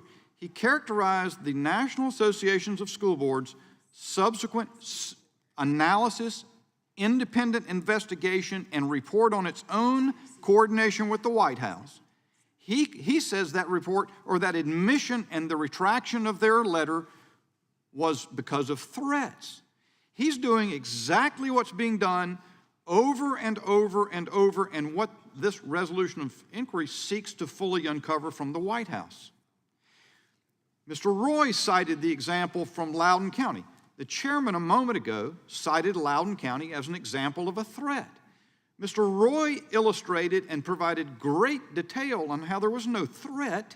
There was a parent who became unruly after a board member did unspeakable things to him in terms of a tragedy that his family had suffered. You characterize that as a threat so that you may justify putting criminal law enforcement forces on it.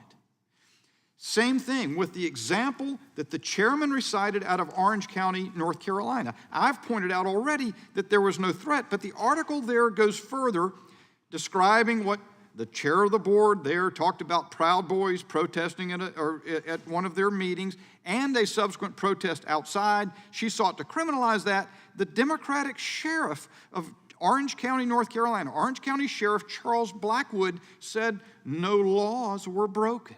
As the Proud Boys were on DOT right-of-way and not on school property, he said, while disrespectful, side note, exactly like the chanting I heard last night at the pro-life event. Back to the language here. Even though, he said, while disrespectful, their language did not go outside the bounds of free speech protected by the First Amendment. And yet, the Biden White House reaches out to the School Boards Association, says, among other things, be sure to put this stuff about the Patriot Act in your letter asking us for action, which they're going to get from the Attorney General of the United States, and indeed they did. And then months later, in the subject of a resolution of inquiry, the Democratic chairman of the Judiciary Committee characterizes all this again as being threats that justify the Attorney General's actions. How extraordinary. You know what you need? The gentleman from Georgia and the others who have spoken about white supremacists and MAGA threats, you need some red lights sort of on the walls behind you. You need to get sort of like the red speech, you know, the one the president gave, where he declared half of the country to be domestic enemies. You really need the red lights. Those add something. They add a real image that you would definitely want to look at. Would the gentleman yield for a moment? It's not my time to yield. It's the gentlelady from Michigan. Is that right? Minnesota. Sorry. Would the But I gentlelady think the from gentleman from Minnesota Texas yield? might have some more to add about the National Association of School Boards coordination with the White House. And Mr. Chair, I would yield time to Mr. Roy. I think the gentlelady, I think the gentleman from North Carolina. I would just add, very specific in response to the gentleman from Georgia's assertion that there, I think was, quote, not a scintilla of evidence of coordination. That was the gentleman's quote, not a scintilla of evidence.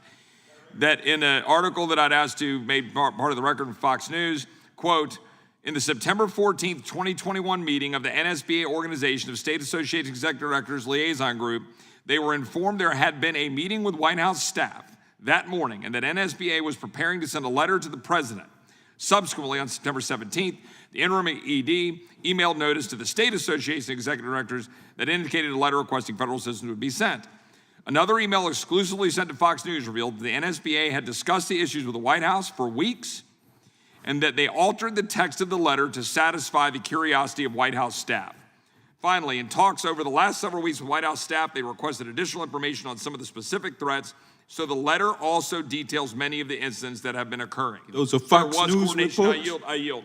I yield to Mr. Fox Bishop. News? That is the epitome of politicizing criminal justice. And with that, Mr. Chair, I yield back. The time of the gentlelady has expired.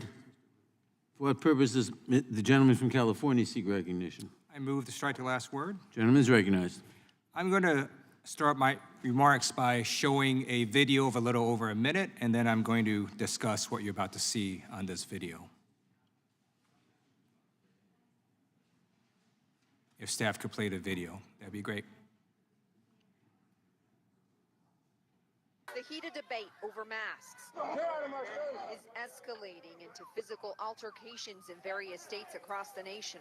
In Texas, a parent ripping a teacher's face mask during a Meet the Teacher event Monday, according to Eanes School District Superintendent Tom Leonard. Let's just leave the mask wars out of the schools. In a letter to parents and staff, Leonard calling it a physical assault on a teacher by a parent. So you want to fight those wars, fight them somewhere else, but don't mess with the teachers. They have a hard enough job right now.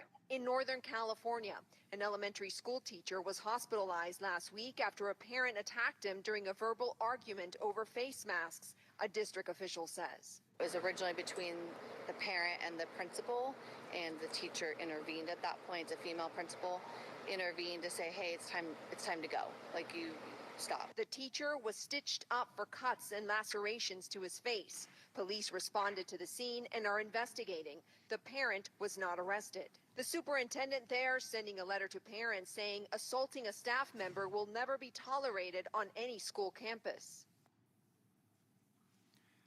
multiple teachers have been assaulted and exposed to threats of violence.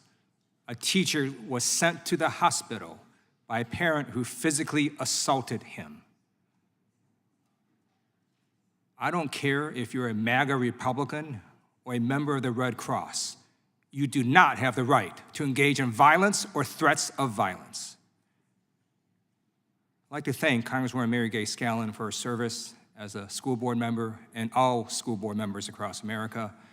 My wife is also a school board member, and last year, during the height of the pandemic, she received death threats so severe that the police department opened an investigation. Shame on any MAGA Republican who defends violence or threats of violence. Shame on any MAGA Republican who believes that it's okay to physically assault a teacher or school board official or school board member or have violent threats directed at them. Shame on any MAGA Republican who wants to intimidate law enforcement from investigating violence or threats of violence. Shame on any MAGA Republican who wants to intimidate the Department of Justice from investigating violence or threats of violence.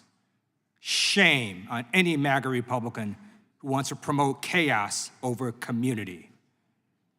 Haven't we already had enough political violence in our country? I yield back. Gentleman yields back. Who seeks, for what purpose does Mr. Gomer, the gentleman from Texas, seek recognition? Just strike the last word. Gentleman is recognized. Thank you. It's very difficult to hear colleagues across the aisle saying things that we know are not true. And it's to say this is made up. We've heard it, and you know, this is from the report of the National School Board Association, the one that did coordinate with the White House. Their own report, these are Democrats, that's why they worked with the Biden White House. But on May 20th, 2022, the National School Board Association released a report that it had commissioned to examine these events. And the report offered new evidence on how the Justice Department coordinated with the White House to target parents. The report found that the first communications between the NSBA and the White House occurred on September 9th, and that the Biden White House closely coordinated with the NSBA on its letter to President Biden. On September 21st, 8 days before the NSBA letter, Mary Wall, a senior policy advisor to a man known as President Biden, emailed NSBA's interim CEO and executive director, Chip Slavin, asking, is there any way we can take a look at the letter in advance of release? In specific, I'm meeting with colleagues from other White House offices and the DOJ tomorrow morning. I mean, I don't know. Maybe somebody here knows Mary Wall and considers her an absolute liar constantly, but this was what the report found from the NSBA was asking for coordination. And anyway, she says she'd like it tomorrow morning to see if there might be any options we can pursue here. So if you have concrete recommendations in your letter, e.g. the threat assessment you mentioned, it would be good to know so I can include it in discussions. In response, Slavin emailed Wall a detailed summary of the contents of the letter, which included specific language about the Patriot Act and the use of, and wait for it, quote, domestic terrorism tools. The NSBA Commission report concluded, quote, the White House officials discussed the existence of the NSBA letter, its requests, and the contents of the letter with the Department of Justice officials more than a week before the letter was finalized and sent to President Biden. In other words, Justice Department officials knew that the NSBA would encourage President Biden to invoke the Patriot Act and domestic terrorism resources against parents. And I want to echo my colleague across the aisles. comments about violence. And I have so many people say, you know, they call us liars. Scott Smith was called a liar for truthfully saying his daughter was sexually assaulted. And he was called a liar, and it provoked him to violence, it appeared. And I just want to say that we cannot allow provoking words to cause people to resort to violence. We cannot be baited into that. Nobody should do that. And at times, it occurs to me, are these people calling us liars when we have the truth right in front of us to try to provoke violence again so that they can shut us down for good, arrest more people? Why do they keep saying things are not true that we have proof they are true? It's quite disconcerting, but I come back to this. We are to use the tools peacefully, as Dr. King found. The Weather Underground with violence didn't accomplish anything. Then they went to our universities, got tenured, started teaching teachers about how to teach Marxism in the school. And we cannot allow, no matter how bad things get, cause conservatives, parents concerned about their kids to resort to violence. Don't take the bait, no matter how many times Democrats call you liars. We know the truth, and we would encourage our colleagues to admit the truth, and we can work things out much more peaceably. I yield back. Gentleman yields back. For what purposes, gentlelady from Texas seek recognition? Strike the last word. Gentlelady is recognized. Let me rise in very strong support of the gentlelady from Pennsylvania's amendment to the Resolution 1238 that shocks me by its premise. Shocks me by its premise. I think Mr. Lieu has provided us with a visual, but those of us who've been in our various communities know that parents are loving and put their children first. Nothing in the administration, Department of Justice, characterized parents as terrorists. What was done is that as every child should be safe in their schools, and we had an incident in my district yesterday, thank God all are safe and that it was a hoax, but you should see the video of our children scurrying because they felt that there was, not felt, that heard that there was an active shooter. We want nothing but safety for our children, nothing but safety for our teachers and teachers' assistants, principals and otherwise. Know that by what is going on in Uvalde. But to have a resolution to even cast aspersions to suggest what this administration is trying to do to characterize parents in a certain way, look to the data of what is happening and what happened to school boards, universities, public educational institutions, employees dealing with violent extremism. That is the gentlelady's thought. If you want to get some information, as is evidenced in H.Res 1238, let us find out the kind of evidence of threats towards school boards, school boards, universities, public educational institutions, and their employees, inspired by violent extremism, misogynistic extremism, far-right extremism, or anti-government extremism, including Mesquite Elementary School kidnapping plot and the Oxford High School shooting. Or even to think of the moment when President Trump publicized, exaggerated, a legitimate, lawful entrance to his compound that had refused to abide by the law. Listen to these words. The FBI and the Justice Department have become vicious monsters controlled by radical left scoundrels, lawyers, and the media who tell them what to do. You people right there, and when to do it. They're trying to silence me, and more importantly, they're trying to silence you, but we will not be silenced. Vicious monsters. And what happened? A disturbed soul showed up, infused by the poison of this past president at an FBI office, and tragically, he is dead. How many more are going to jump out of the woodwork, moved by this kind of attitude? I ask unanimous consent to place this in the record, Mr. Chairman. Without objection. I ask unanimous consent to place the timeline the Justice Department criminal inquiry into Trump taking classified documents to Mar-a-Lago. Without objection. And the relevance of it? The relevance is that we in the federal government are not perfect. But there's a whole litany of dates: fall 2021, January 2022, February 9, 2022, February 18, 2022, April and May 2022, when the appropriate process was utilized to work with the former president. April 29, 2022, May 1, 2022, May 10, 2022, May 11, 2022, May 12, June 2nd.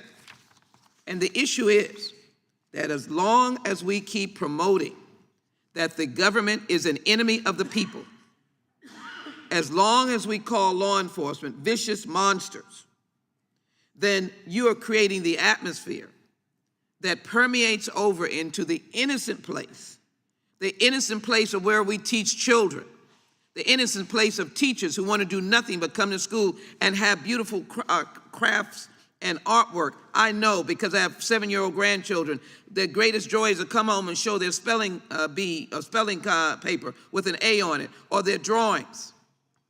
Calmness, harmony, and the administration's calmness, harmony, and the school board's investment in our children.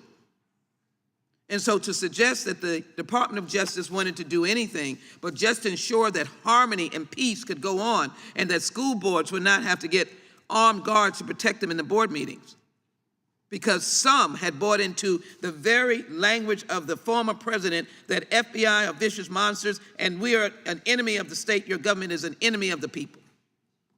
Stop it. This amendment to this underlying resolution, which I absolutely oppose, is a vital evidence that there was reason to begin to ask the hard questions. I ask my colleagues to support the gentlelady's amendment and to oppose the underlying resolution. I yield back.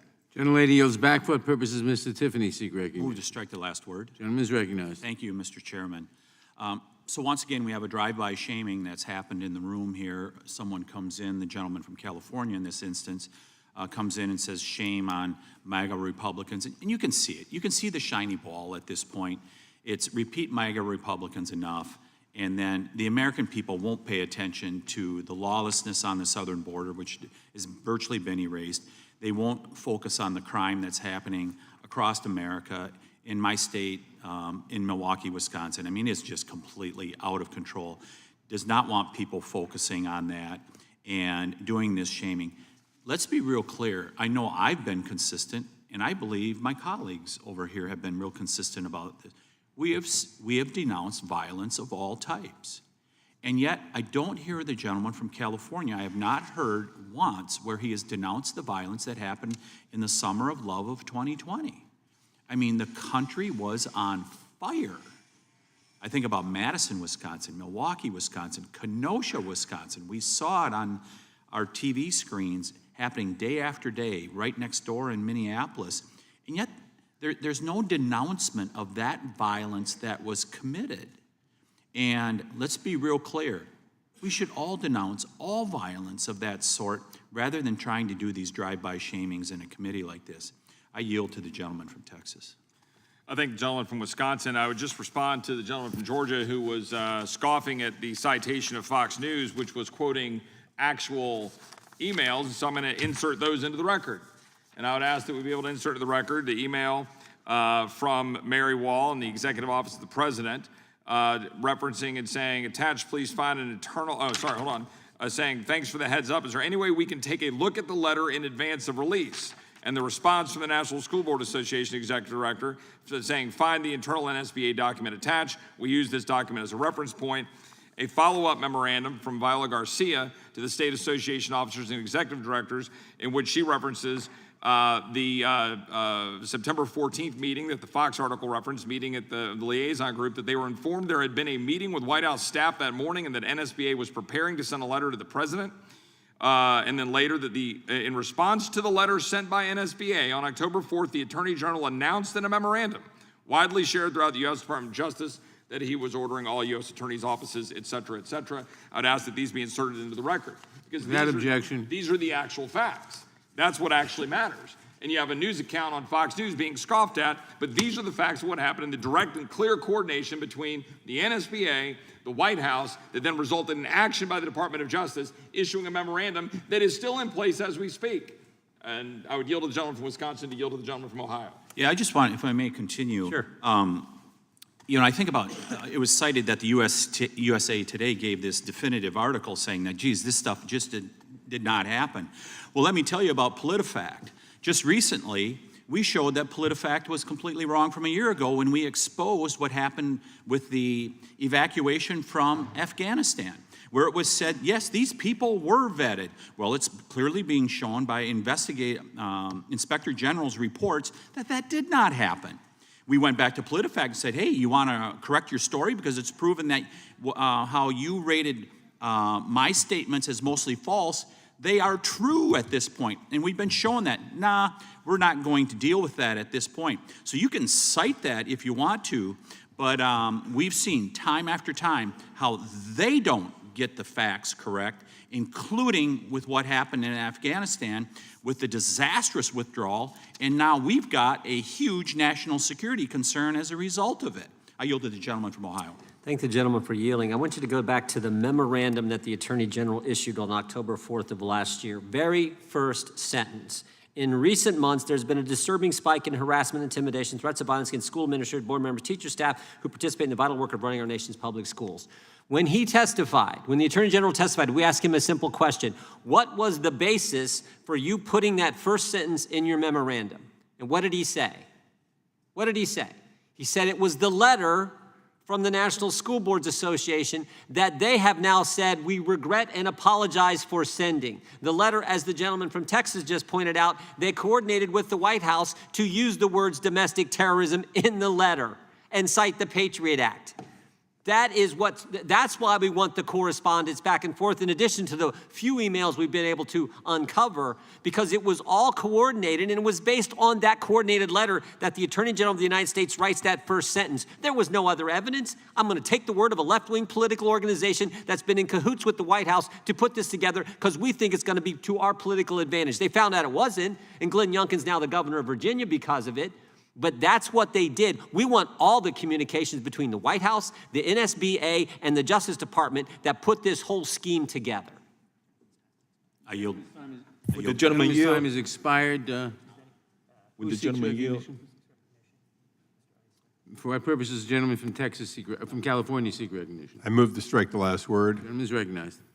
And I'd offer to yield time to the gentleman from Texas. I thank the gentleman from California. I would add, in addition to what the gentleman from Ohio was just discussing, that what we have in the form of the underlying resolution of inquiry is specific language that is, I would say, general in its nature of suggesting we want to know the truth of what was going on with the correspondence among the highest levels of the Executive Office of the President, the Department of Justice, that relates to the correspondence with the National School Board Association. There are no quotes in this resolution of inquiry. There are no specific allegations. There is simply a request for the information of the correspondence back and forth, because that's what we do when we want to conduct oversight.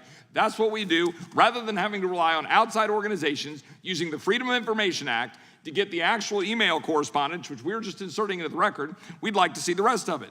The gentlelady from Pennsylvania offers this amendment, an amendment which goes through and offers alleged quotes.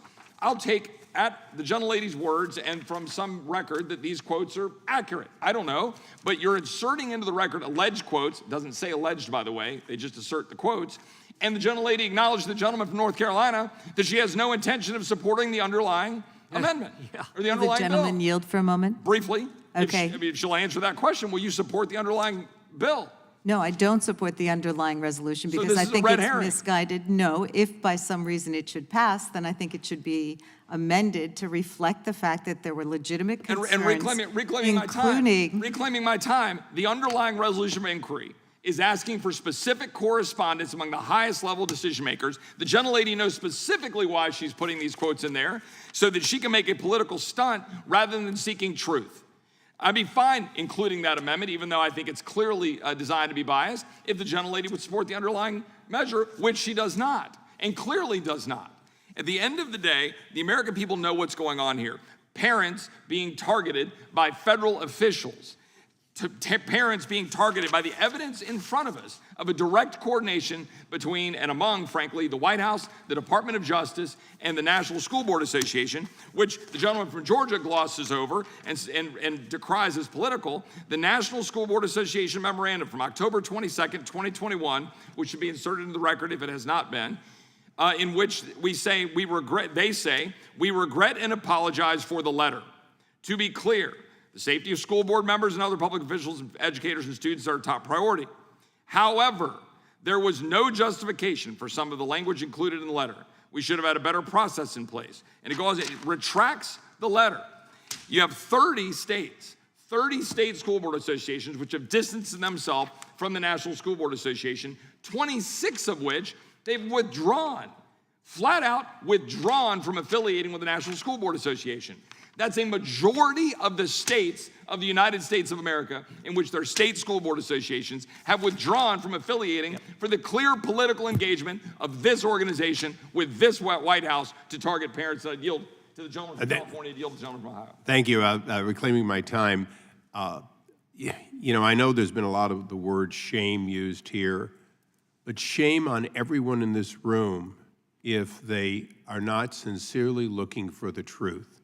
And it appears as though there are a number of people who are not looking for the truth, and that's the reason that I predicted earlier, and I predict again, that we will not see any of these resolutions allowed to seek the truth. And with that, I would yield to the gentleman from Texas briefly. I come from a family of teachers, and in fact, my mother was my 8th grade English teacher in a public school. But we've heard repeatedly from people across the aisle about the paragons of virtue that are all teachers. Most are, but I've also heard a woman who was saying, a young woman, that her life basically devastated because middle school teachers were telling her, if you ever look in the mirror and you're not pleased with what you see, then it means you're transgender. And she bought that, and it upended her life. And eventually she came back to being straight and realizing she was manipulated by teachers. And again, I would encourage people not to be provoked to violence, because the law has been and still is, provoking words are never a defense to a physical assault. Do not get provoked to violence, no matter how bad the words are. Thank you, and I yield back. Gentleman yields back. Does anyone else seek recognition? For what purpose does Mr. Jones seek recognition? Mr. Owens seek recognition? I'd like to strike the last word. Gentleman is recognized. I'd like to give my time over to Ms. Tiffany. I want to thank the gentleman from Utah. I want to go back and put a finer point on what the gentleman from Texas, just to my left, made in his comments. Of inquiry requesting the president to provide certain documents to the House of Representatives relating to the October 4, 2021 memorandum issued by the Attorney General entitled Partnership Among Federal, State, Local, Tribal, and Territorial Law Enforcement to Address Threats. It is so straightforward. This is just purely sunshine. This is what it's part of the purpose of this committee, from what I understand, is to provide sunshine to the American people. I did not get a chance to comment on the previous bill that was before us. That was even more simple, the request there. It's simply to ask for the copy of the affidavit. That was it. That's it. I mean, people are trying to muddle here what is being requested here. It is very straightforward, and it's documents the American people should see, because the American people are very fair at their foundations. Most American people, they just want, put the truth before us, and we'll make our conclusions from there. And yet we have this denial that's happening today and this obfuscation about what is being requested here today. It is very simple. Produce the documents that you have written in the administration and let the American people see them. Obviously, they have something to hide. I yield back to the gentleman from Utah.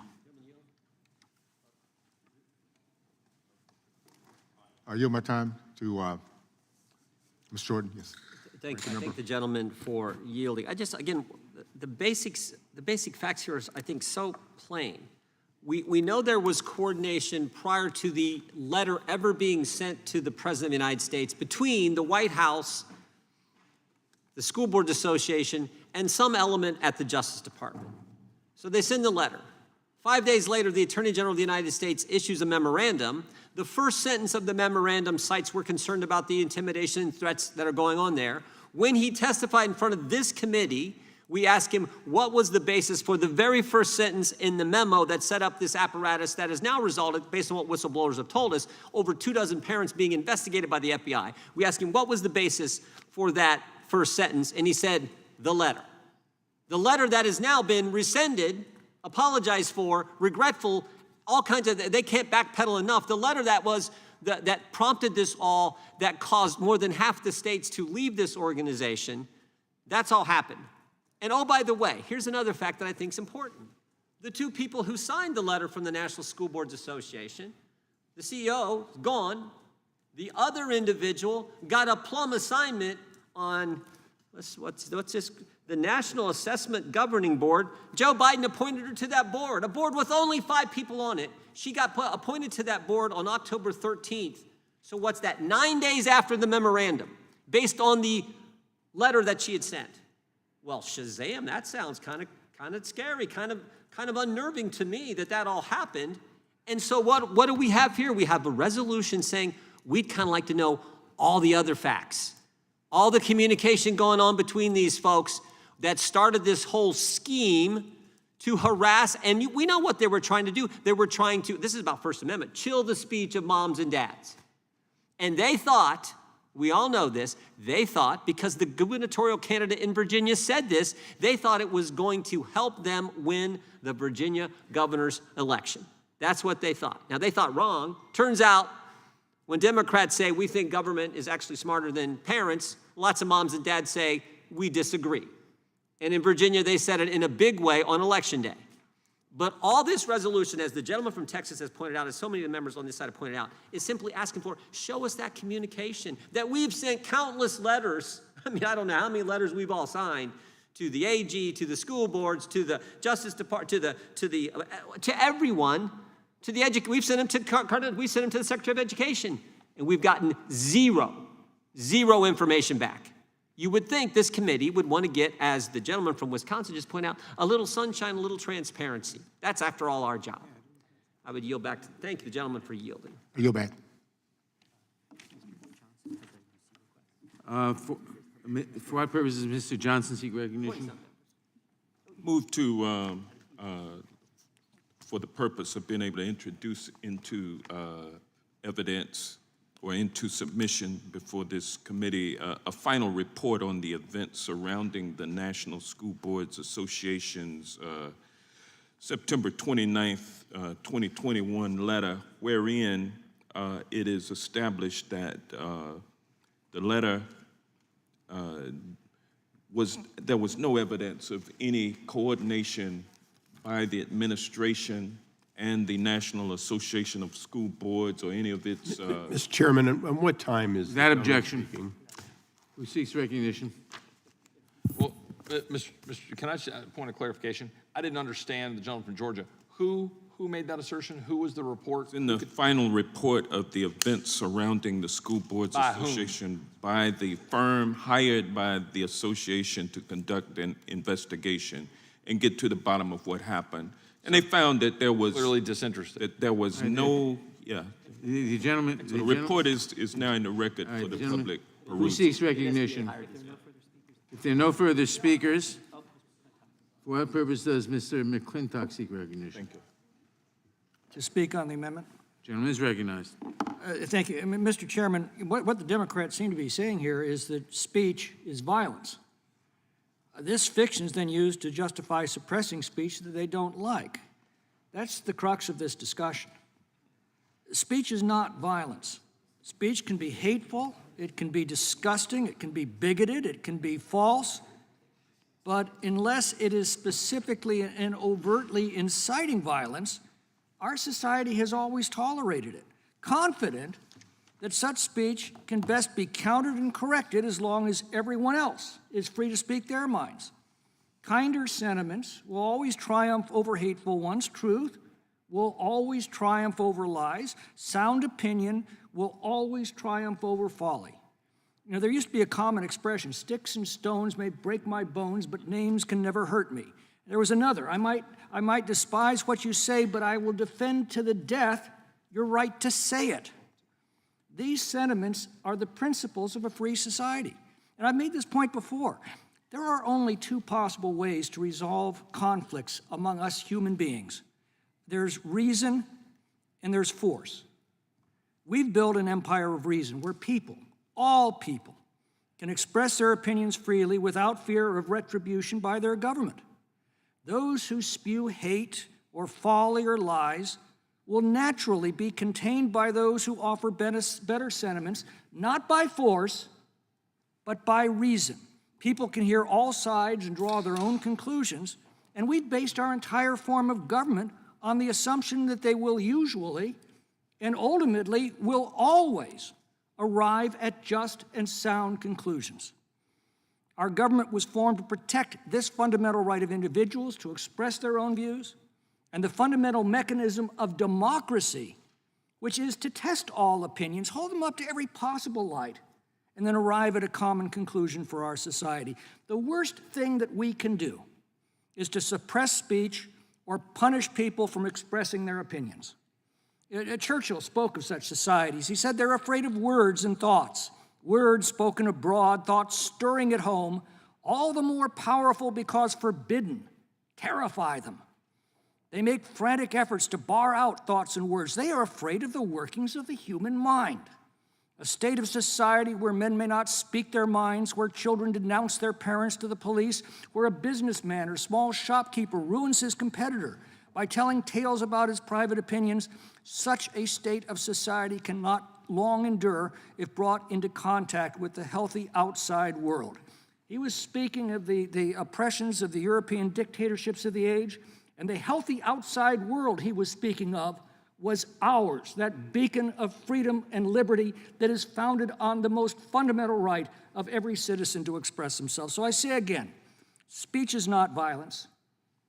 Only dictatorships treat it as violence, and they do so as an excuse to silence dissent and impose their opinions not by reason, but by force. That is antithetical to the principles of the American founding. Yield to Mr. Roy. Would Mr. Roy yield for a minute? I'm going to take this time for a second from the gentleman from California just to say that, first of all, I wish I could speak like the gentleman from California and express the views that he just expressed the way he just expressed them. And I'm always in awe of your ability to do so, and thank you for it, because it's really important. And I would just offer, and it bears repeating, in the context of speech and engagement in the public square, that the gentleman, Mr. Smith, whose daughter was assaulted in a restroom in the school he sent her to be protected in, was at the school board meeting in question and was then approached and was told that, quote, we've heard it several times tonight from our public speakers, but the predator student simply does not exist. And that after that exchange, Smith was approached by a woman who's a frequent poster in an anti-racist parents group in Loudoun County, and said they were compiling a watch list with names, addresses, and employment information of parents who opposed woke school policies. And Smith told the organizer that he tried to explain what happened to his daughter, and she looked me dead in the eyes and said, that's not what happened. This to a man whose daughter had been assaulted, and he's at the school board meeting, and he's trying to have his grievance heard, and then he had the force of law enforcement, local law enforcement, step over his ability to speak there in the parents in the school board meeting, and now my colleagues on the other side of the aisle want to federalize that as domestic terrorism. That is the problem. I yield back. Gentleman yields back. If there are no further speakers, the question occurs on the amendment. All in favor say aye. Aye. Opposed, no? No. In the opinion of the chair, the ayes have it.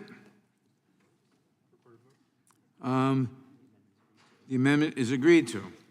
Are there any further amendments to the amendment in nature of a substitute? If not, the question occurs.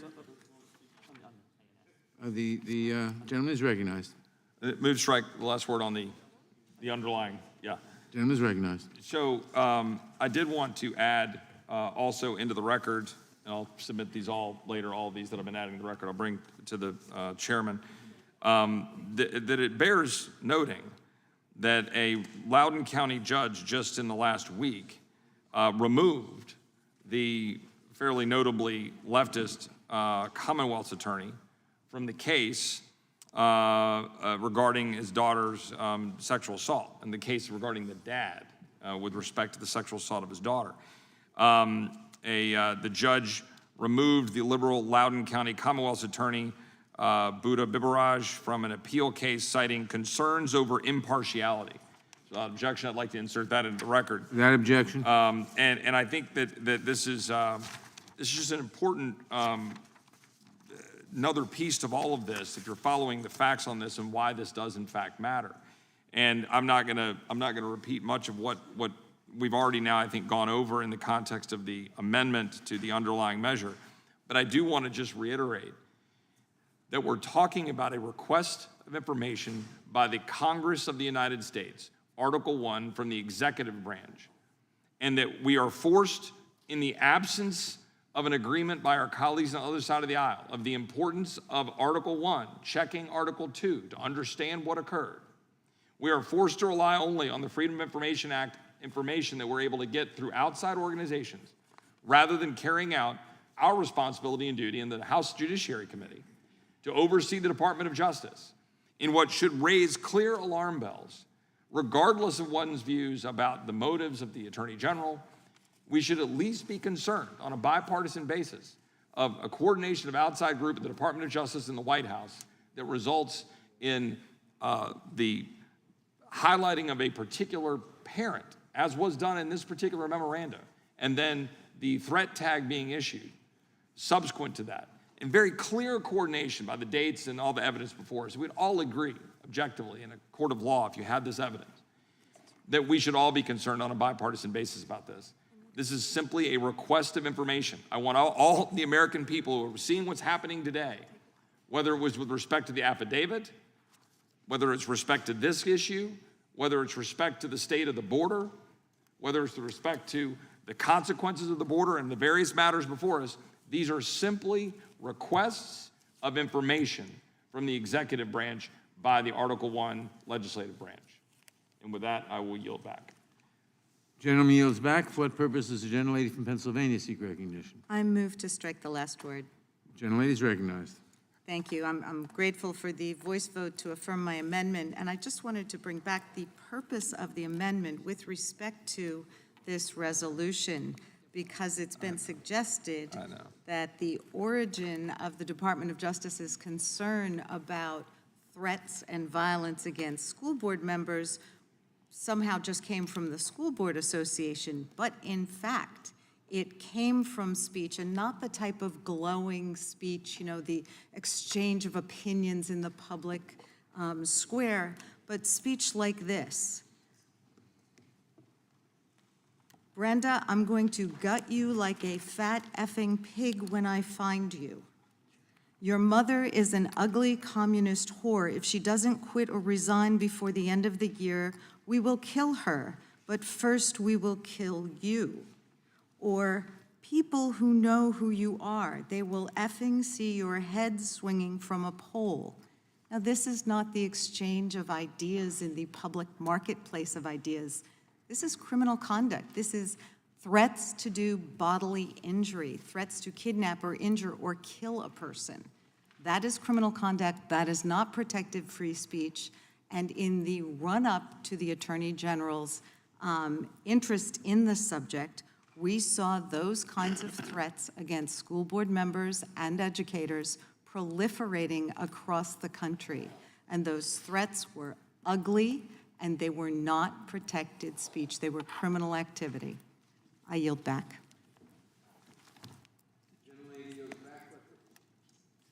The gentlelady yields back. For what purposes Mr. Owens seek recognition?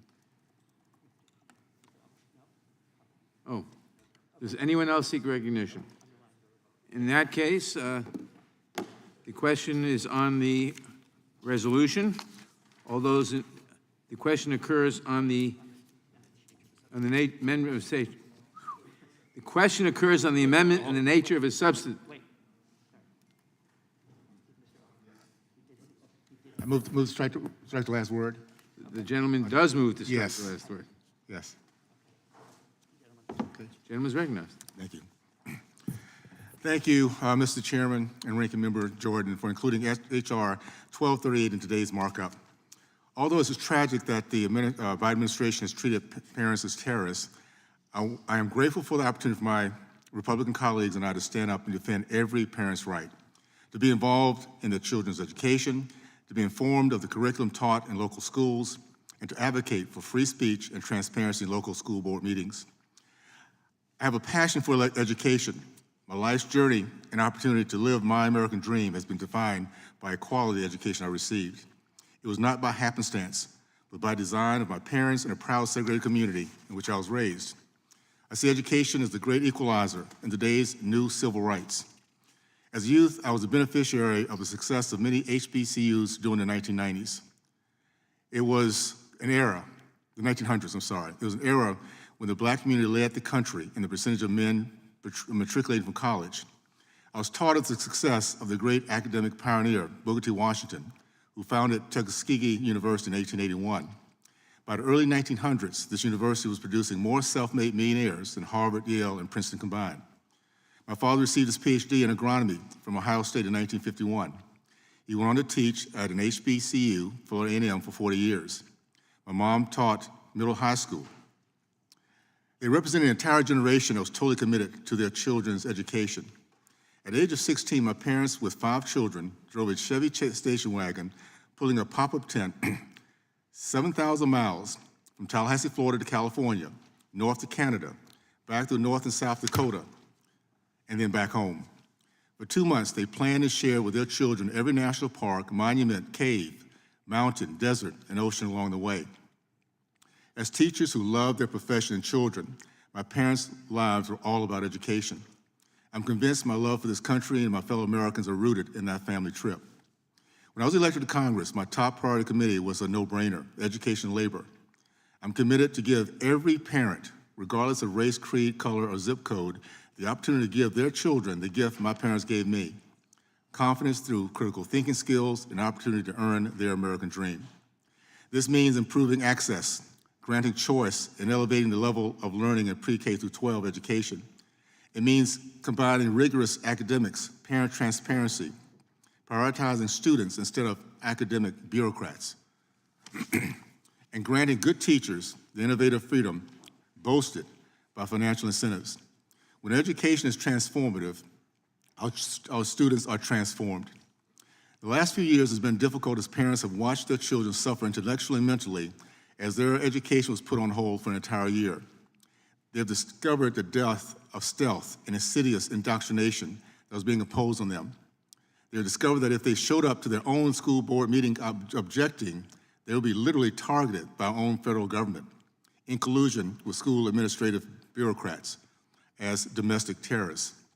The power of education is rooted in trust, respect, and having the same end game, the success of every child.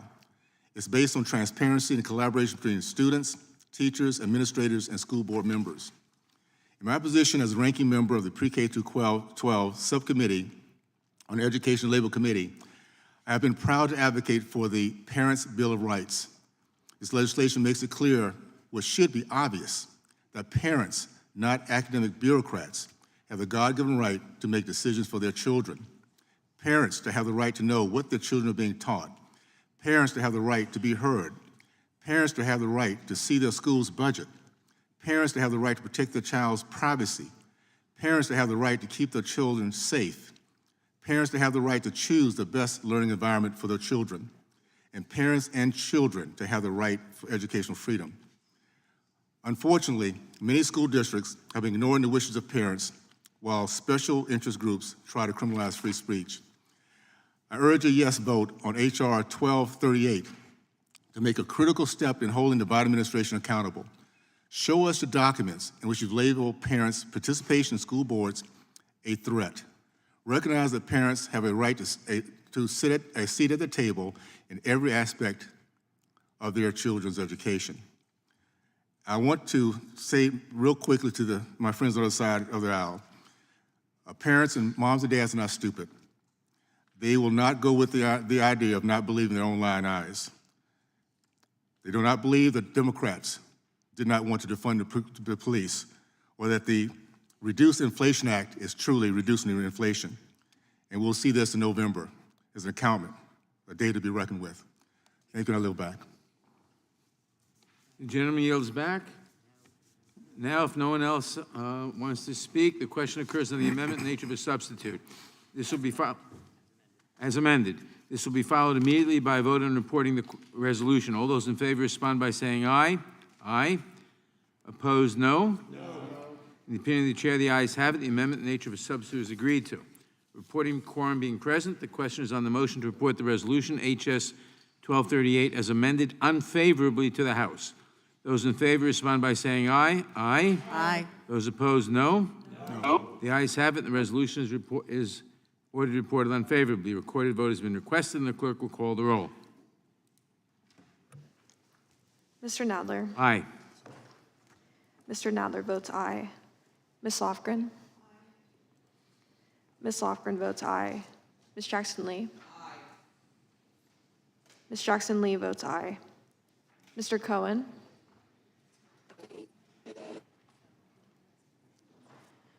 Mr. Johnson of Georgia. Aye. Mr. Johnson of Georgia votes aye. Mr. Deutsch. Ms. Bass.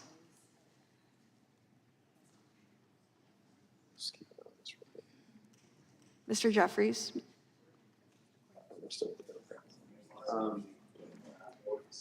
Mr. Cicilline. Aye. Mr. Cicilline votes aye. Mr. Swalwell.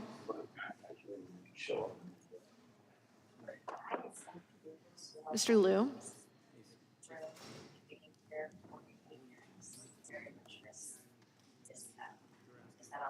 Mr. Raskin. This is judiciary. Ms. Drypal. Aye. Is Ms. there any other Drypal members votes wishing aye. to vote or wishing to change Ms. their Stimmings. vote? As the chair recorded, You are not recorded. chair votes aye. Mr. Correa. Thompson votes aye. Clerk will report the vote. Mr. Madam Correa. Clerk, how am I On recorded? that vote, there were 19 yeas and Mr. Correa.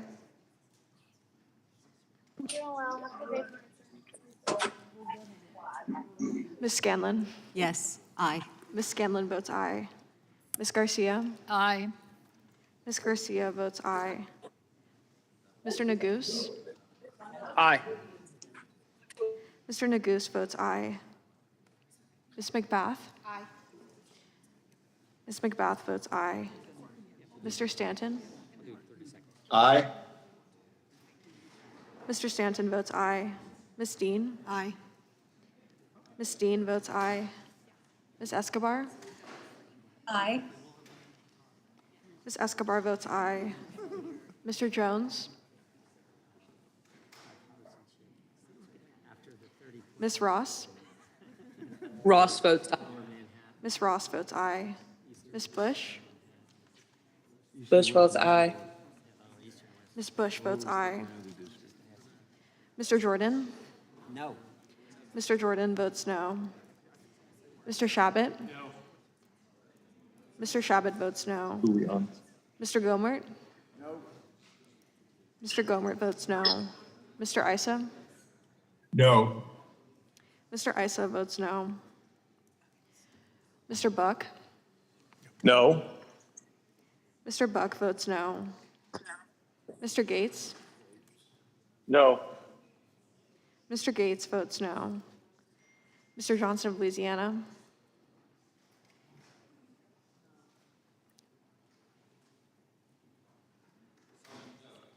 Mr. Johnson of Louisiana votes no.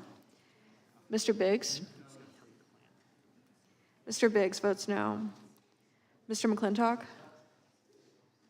Mr. McClintock votes no. Mr. Stubbe. No. Mr. Stubbe votes no. Mr. Tiffany. No. Mr. Tiffany votes no. Mr. Massey? No. Mr. Massey votes no. Mr. Roy? Mr. Roy votes no. Mr. Bishop? Mr. Bishop votes no. Ms. Fischbach? Ms. Fischbach votes no. Ms. Sparts?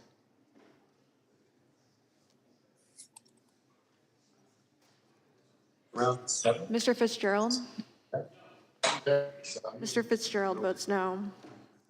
Mr. Benz? Mr. Benz votes no. We're out there around. Mr. Benz votes no. Mr. Owens?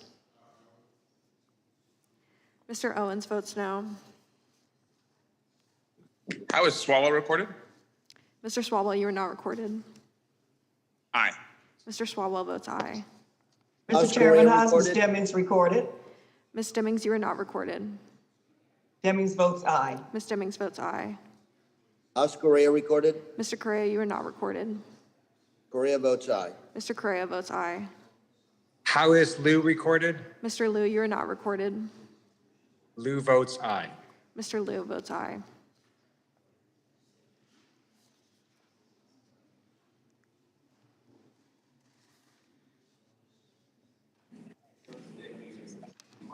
How am I recorded?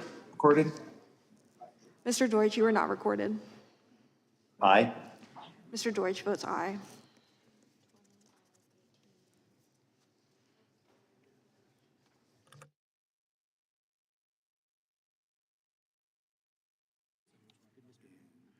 Has Mr. Stanton been recorded?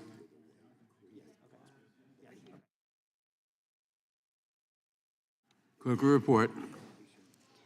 Mr. Chairman, there are 20 ayes and 18 noes.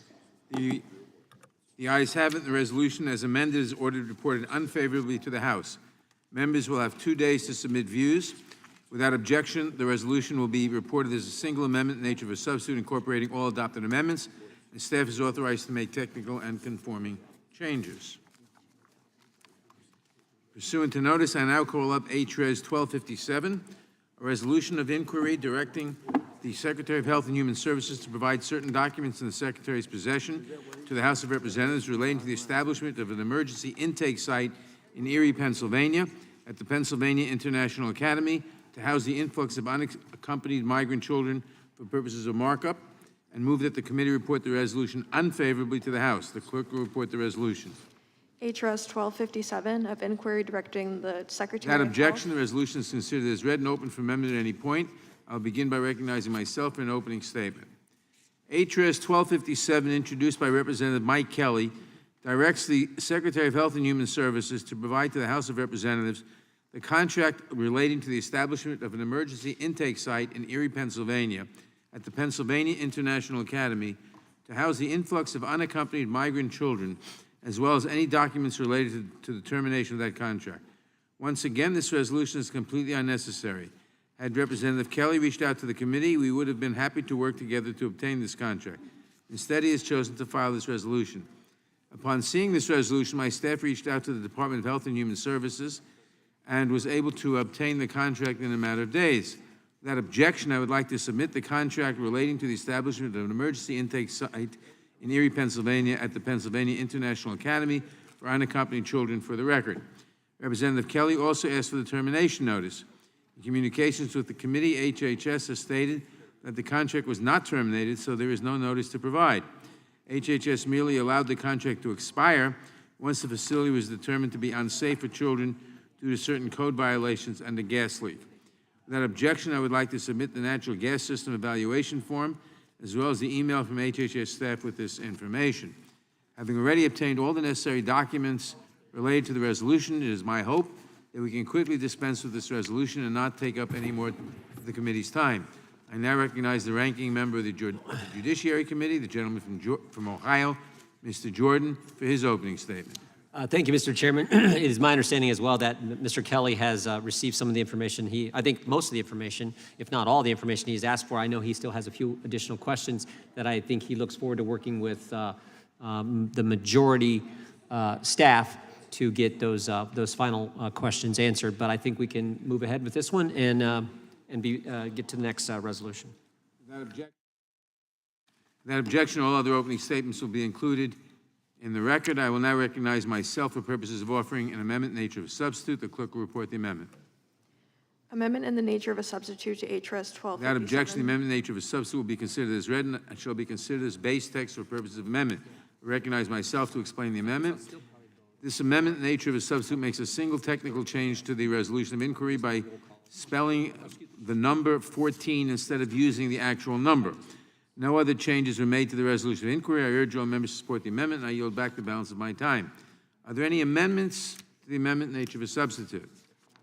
If not, the question occurs on the amendment in the nature of a substitute. This will be followed immediately. This will be followed immediately by a vote on reporting the question. All those in favor respond by saying aye. Aye. Aye. Opposed, no. In the opinion of the chair, the ayes have it. The amendment in the nature of a substitute is agreed to. Reporting quorum being present, the question is on the motion to report the resolution H.Res. 1257 as amended unfavorably to the House. Those in favor respond by saying aye. Aye. Opposed, no. The ayes have it. The resolution is ordered reported unfavorably. Members will have 2 days to submit views. Without objection, the resolution will be reported as a single amendment in the nature of a substitute, incorporating all adopted amendments, and staff is authorized to make technical and conforming changes. Have they called votes?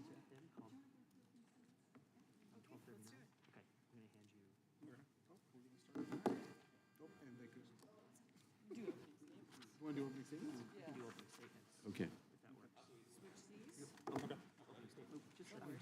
Mike, you got to roll.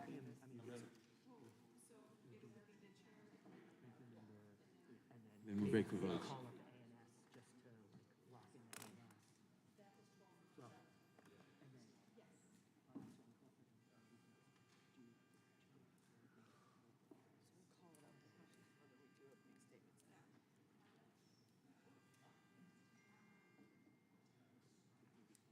I don't care. If you want to do it. Yeah, let's put it in. Yeah. I'll can shorten mine too. Pursuant to notice, I now call up H.Res. 1239, a resolution of inquiry directing the Attorney General to provide certain documents in his possession to the House of Representatives relating to the October 4th, 2021 memorandum issued by the Attorney General entitled Partnership Among Federal, State, Local, Tribal, and Territorial Law Enforcement to Address Threats Against School Administrators, Board Members, Teachers, and Staff for purposes of markup, and move that the committee report the resolution unfavorably to the House. The clerk will report the resolution. H.Res. 1239. Without objection, the resolution is considered as read and open for amendment at any point. I'll begin by recognizing myself for an opening statement. Like the previous resolution of inquiry, H.Res. 1239 seeks information related to the Attorney General's memorandum directing the Department of Justice resources to address threats against school administrators, board members, and teachers and staff. Because it suffers from all the same flaws, focusing on an invented scandal rather than the real threat facing school officials across the country, I will oppose it for the same reasons and will not take up more of the committee's time on an opening statement. I urge all members to report the resolution unfavorably. I now recognize the ranking member of the Judiciary Committee, the gentleman from Ohio, Mr. Jordan, for his opening statement. Thank you, Mr. Chairman. We've sent over 100 letters trying to get answers from this administration on this issue. We've sent them to the FBI, to the DOJ, to the U.S. attorneys, to the Department of Education. It's amazing how many agencies were involved in this targeting of moms and dads. You had the DOJ, you had the White House, you had the Department of Education, you had the Department of Homeland Security, and of course you had the FBI. We're simply asking for the stuff from the Justice Department.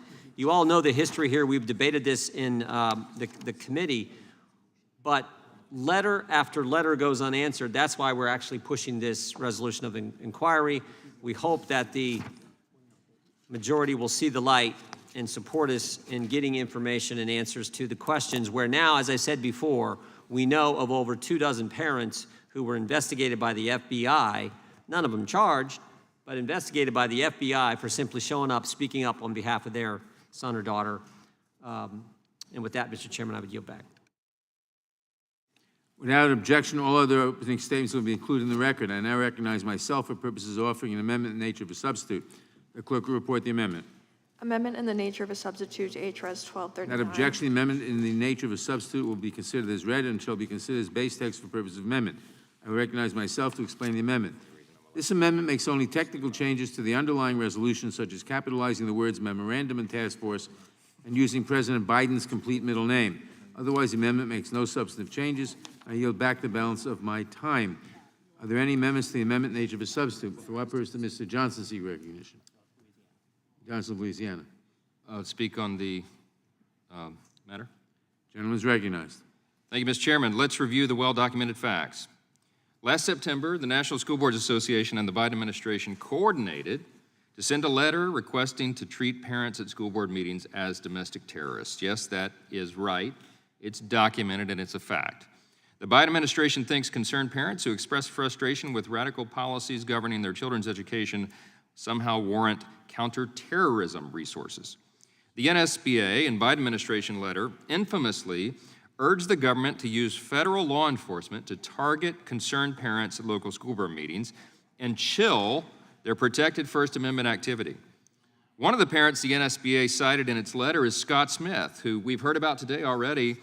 His only crime, so-called, was demanding that Virginia school board officials accept responsibility for the fact that his daughter was sexually assaulted in a school bathroom.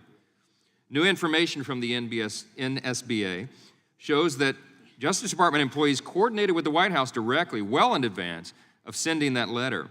And they likely knew and raised no concerns that the letter would urge the use of the Patriot Act to target parents. As a reminder, the Patriot Act, of course, we all know, was enacted after 9/11 to investigate and punish terrorists. Just 5 days after the NSBA's letter, Attorney General Garland issued a memorandum, and he directed the FBI and other Justice Department components to address a supposed, quote, disturbing spike in harassment, intimidation, and threats of violence, unquote, at school board meetings. Of course, that disturbing spike was never backed up with any evidence at all. Thanks to whistleblowers, we now know that the FBI quickly operationalized counterterrorism tools against moms and dads. On October 20th, 2021, the FBI's counterterrorism and criminal divisions created an EDU officials threat tag. That was the threat tag that would be applied to all school board-related investigations. 2 days later, the NSBA issued a formal apology for its letter, disavowing its characterization of concerned parents as villains and withdrawing the request for counterterrorism resources. They were exposed, so they hung Merrick Garland out to dry. And to this day, Attorney General Garland has yet to rescind the memorandum. Given that the underlying basis for his order has been rescinded, we all have been wondering here, why hasn't the order itself?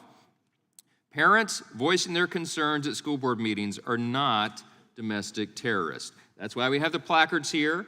We have to remind our Democrat colleagues of the obvious.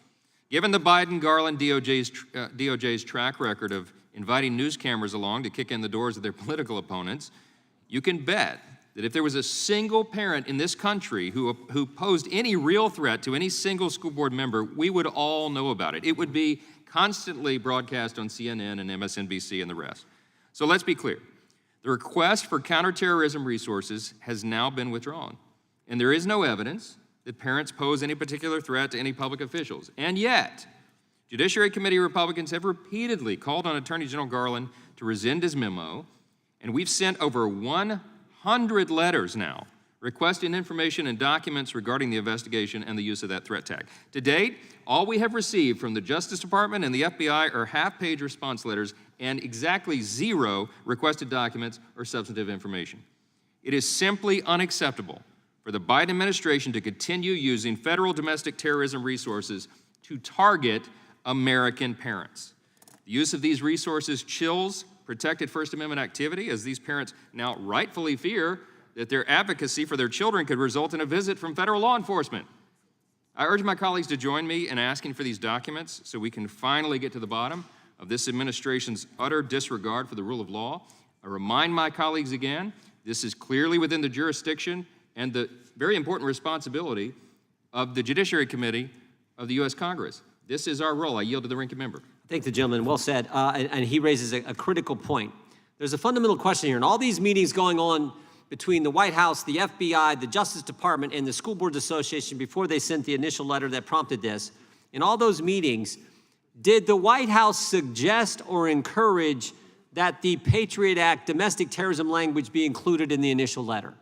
Did the Justice Department suggest or encourage that? Or if they got an advance copy Did they object to it? Did they raise concerns? Those are pretty fundamental questions. I think a lot of people I think the American public would like the answers to. What was really going, who made the decision to put that in? Was it suggested by the White House and Justice Department, Homeland Security to put that language in the letter that's now been rescinded? Those are important questions that we'd like the answers to. Thank the gentleman. Yield back. The time of the gentleman has expired. We have votes on the floor, but there are quite a few people who have not yet voted. Is anyone else seeking recognition? We could sneak one more in before going to votes. For what reason does the gentleman seek recognition? Move to strike last word. You are recognized for 5 minutes. Thank you. I couldn't help but have to revisit the Vail, Arizona so-called kidnapping incident that was part of the amendment of one of my colleagues across the aisle. I find it interesting because I actually talked to people who live in the Vail district and have been very closely associated to that issue. And so I also went back and I said, I'm going to read all the local reports. And what I thought was interesting was the principal actually invited those 3 individuals into her office. They had a discussion. They terminated the discussion. The 3 refused to leave at first. So she said, I'm going to call the police. They then left, and guess what? They weren't charged with kidnapping. They were charged with trespass, misdemeanor trespass. And the way so many of these things end up, it was local law enforcement that took the appropriate action there. It wasn't the federal government. It was the local law enforcement. So, on September 29th, the NSBA sent a formal letter to the White House after there had been apparently some negotiation going on between the administration and the NSBA. And the letter supposedly, and we've seen it, was emphatic, begging the Biden administration to come in and intervene, bring federal law enforcement. It encouraged them to use the Patriot Act against parents. But most of the incidents that were even cited by the NSBA in their own letter to justify the federal intervention didn't even escalate to bringing charges or arrests having been made on the local level. And yet, without any evidence, Merrick Garland, relying solely apparently on their negotiations pre-letter and post-letter, decided that they were going to say that there's a disturbing spike in harassment and go forward and try to intervene and try to federalize these issues and make parents the targets of federal law enforcement, even with a threat tag. And the ultimate crux of what we're doing here is we're simply saying, will you please answer our questions? That's all. If you guys on the other side, I mean, if you think that everything was on the up and up and it's appropriate, what problem do you have with transparency? We're simply asking for transparency. Answer our questions, provide us the information, show us that we're wrong. And you can't. You refuse to do it, as do the various federal officers and agencies that we've requested this information from. It's that simple. Just support transparency, support the legislative branch and our oversight duty. That's all we're asking. That I'll yield back. The gentleman yields back. There are a series of 7 votes on the floor now. The committee will stand in recess until immediately after the last vote. Immediately after the last vote, all members will please return to the committee meeting. The committee stands in recess.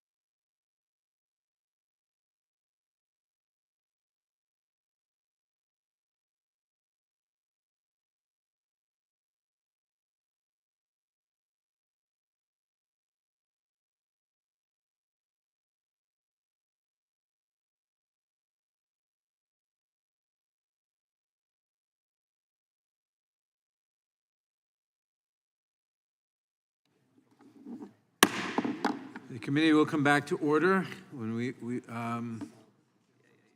who seeks recognition? Does anyone else seek recognition?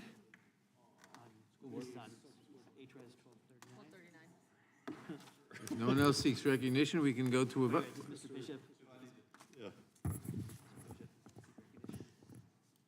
Yes, Mr. Chairman, I seek recognition. Gentleman is recognized. You know, we've talked a good bit today about the apparent politicization of the FBI, and I think it worth spending a couple of minutes to talk about one other thing that has emerged in the last day by virtue of the filing of a motion in limine by Special Counsel Durham in the prosecution of Igor Danchenko. Those who paid close attention will know that Igor Danchenko was identified, albeit 3 years after the fact, as the primary subsource in the Christopher Steele dossier, the fiction, the pile of garbage on which was erected about 3 years of harassment of President Trump's administration by the FBI. Here's what's emerged. FBI, I first interviewed Mr. Danchenko about the dossier in January, I believe it was January 25, 26 of 2017. They learned that, you know, by that time they knew the substance of the dossier was garbage, knew it conclusively. And of course we know that the FISA applications continued after that point based substantially on the dossier. Well, what we learned in the motion in limine just filed by Durham is that following that interview in January 2017, in March of 2017, the FBI designated Mr. Danchenko a confidential human source, an informant to the FBI. And he remained under that status from March of 2017 until October 2020, the same month in which Durham's investigation became designated a special counsel, and of course 1 month before the 2020 election. The best theory for, now some people have pointed out that that means that after they knew he was a liar, the FBI paid Igor Danchenko as an informant for 3 years. But it's much worse than that, because it begs the question, and only one analyst I've seen has answered this in a plausible way, and his name is Hans Monkey. I guess that's how you pronounce it. But he has a piece out, I think, today that makes clear that once Igor Danchenko was designated a confidential human source, an informant by the FBI, his identity could be withheld from the Nunes investigation and from Congress and from any discovery of anyone associated with Congress, because under the sources and methods exception to what is disclosed to Congress. So, you know, I know I'm off topic in a way from the subject matter of the school board issue, except it goes to the Attorney General, and it's about the conduct of the FBI in that case. And again, all of these things, it's sort of like the Whitmer kidnapping plot, or the Fednapping plot as some call it, that I tried to ask questions about and of course got no answers for how the FBI had put that together and what the FBI's actions were in that, of course, in which ultimately a jury acquitted some defendants on the basis of entrapment. But this is part of the pattern. Crossfire Hurricane, the way that was covered up by the FBI, this is part of the cover-up that allowed Crossfire Hurricane to continue over a period of years and to avoid all accountability for everyone involved. But this is the tale of Igor Danchenko. We're going to see him prosecuted, I understand, next month. But the American people are waiting for accountability. It ought to be, under these circumstances, it ought to be clear to everybody on this committee that reasonable inquiries, that obtaining documents about another manipulation by the FBI, another, and by Attorney General Garland, another inexplicable, unjustifiable attack on the American people using the special status and powers of the Justice Department and FBI needs to be fully uncovered. It's time for the cover-ups to end. It's time for the cover-ups to end. And they're going to end in the next Congress. I'm quite confident. And with that, I'd offer to yield to anyone else seeking time. And seeing none, I yield back. The gentleman yields back. Who seeks recognition? For what purpose does the gentleman from Ohio seek recognition? Speak on the resolution. The gentleman is recognized. Yeah, I was just going to underscore what the gentleman from North Carolina pointed out. This news broke yesterday that, so the FBI knows that Danchenko is a liar. He's lied to them. And yet they go ahead and make him a confidential human source. And the information I hadn't picked up on that my friend and colleague just pointed out is, and when they made him a confidential human source, they thereby hide him from the discovery process or information that then Chairman Nunes would be able to get, or anyone could get who's investigating. I mean, think about that. So they made a decision to use American tax dollars to hire a guy that they know is a liar, who then further lied to us, I think. And when they did all that, they were hiding it from the Intelligence Committee, from even, I would assume, figuring out the scheme and the process they were implementing. Is that accurate, Mr. Bishop? The gentleman yield, it is accurate. And there's another element, of course, as I said, from the Nunes Committee, from the investigations going on in Congress. But actually also another thing, remember the multiple FISA applications that were made on the predicate of the substantial amendment that denied forever that the dossier featured prominently. Turned out it certainly did when the Inspector General's report came out. But this features into that too. So if they knew that means, in other words, it's not just some sort of passive oversight that they somehow continue to apply in signatures, but they're taking steps to conceal those things that would have undone the scheme while that was being done. And then, if I could follow up, and then when the Justice Department, the previous Justice Department, makes Mr. Durham a special counsel, designates him in that category or status, they say the timing just happens to be, that's when they drop Mr. Danchenko as a confidential human source. Is that right? Exactly. And what's the significance of that, in your opinion, as a guy who's practicing all kinds of law? What's the significance of doing it in the timing associated with that? I think the answer was that by that point in time, they got it undone before an election happened, and they would get another Trump administration to discover it. They could let it go, but they knew the damage was done. It had persisted. Yeah. The concealment had persisted for the entire Trump administration. And of course, if gentlemen will, so they're lying to Congress, or they're concealing information from Congress. They're concealing information affirmatively from the FISA court. Yep. Remember the FISA court saying that the FBI had manifested an institutional 17 errors and omissions, and they had someone who actually altered evidence and lied directly to the court. An institutional lack of credibility, yep. Lack of I forgot what the term, but truthfulness, forthcomingness. Mm-hmm. And so that the question becomes, what has this committee done to uncover the bottom of that, to make sure that's discovered? That is fundamental oversight. And this committee runs from it under the majority rather than dealing with its responsibility to see to it that institutions needing reform get the reform they need. And I guess the whole point, and I appreciate the gentleman bringing it up, the whole point is this provides context, provides a framework for evaluating this whole issue of why we want information regarding the school board's fiasco and the process and scheme that was put together to target parents, why we're asking for those over 100 letters we've sent, why we're asking for that information. I hope we can pass this one. I don't think we're going to. I think the majority is going to be against it, but I would yield back, Mr. Chairman. The gentleman yields back. Who seeks recognition? No one else seeks recognition. Question occurs on the amendment in the nature of a substitute.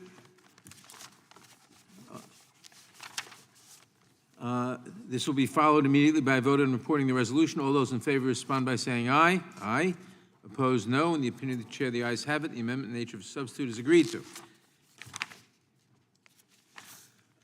Reporting quorum being present, the question is on the motion to report the resolution, H.Res. 1239, as amended unfavorably to the House. Those in favor respond by saying aye. Aye. Aye. Opposed, no. No. The ayes have it. The resolution is ordered reported unfavorably. Recorded vote is requested. The clerk will call the roll. Mr. Nadler. Aye. Mr. Nadler votes aye. Ms. Lofgren? Ms. Lofgren votes aye. Ms. Jackson Lee?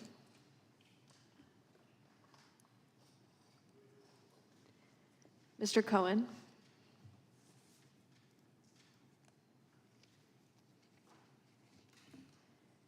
Mr. Johnson of Georgia?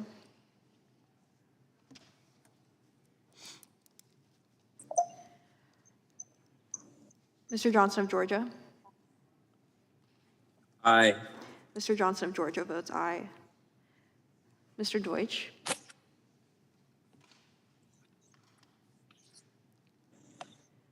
Ms. Bass?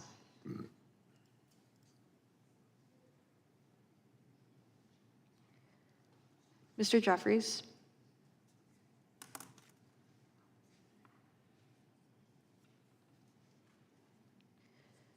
Mr. Cicilline? Aye. Mr. Cicilline votes aye. Mr. Swalwell? Aye. Mr. Swalwell votes aye. Mr. Liu?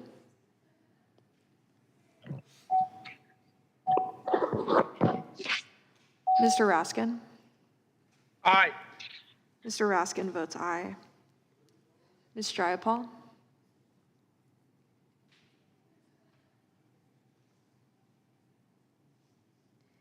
Ms. Demmings?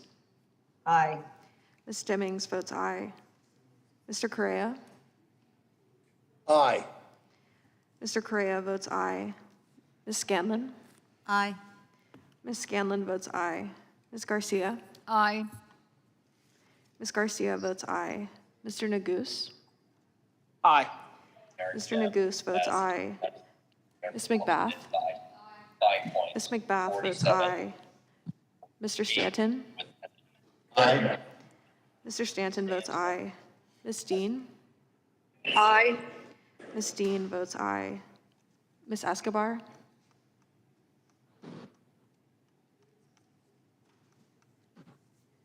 Mr. Jones? Ms. Ross? Ross votes aye. Ms. Ross votes aye. Ms. Bush? Bush votes aye. Ms. Bush votes aye. Mr. Jordan? No. Mr. Jordan votes no. Mr. Shabbat? Mr. Gomert? Mr. Gomert votes no. Mr. Issa? No. Mr. Issa votes no. Mr. Buck? No. Mr. Buck votes no. Mr. Gates? Mr. Johnson of Louisiana? Mr. Johnson of Louisiana votes no. Mr. Biggs? Hello? Mr. McClintock? Mr. McClintock votes no. Mr. Stubbe? No. Mr. Stubbe votes no. Mr. Tiffany? Tiffany? No. Mr. Tiffany votes no. Mr. Massey? No. Mr. Massey votes no. Mr. Roy? Mr. Bishop? Mr. Bishop votes no. Ms. Fishbach? No. Ms. Fishbach votes no. Ms. Sparts? Mr. Fitzgerald? No. Mr. Fitzgerald votes no. Mr. Benz? Mr. Benz votes no. Mr. Owens?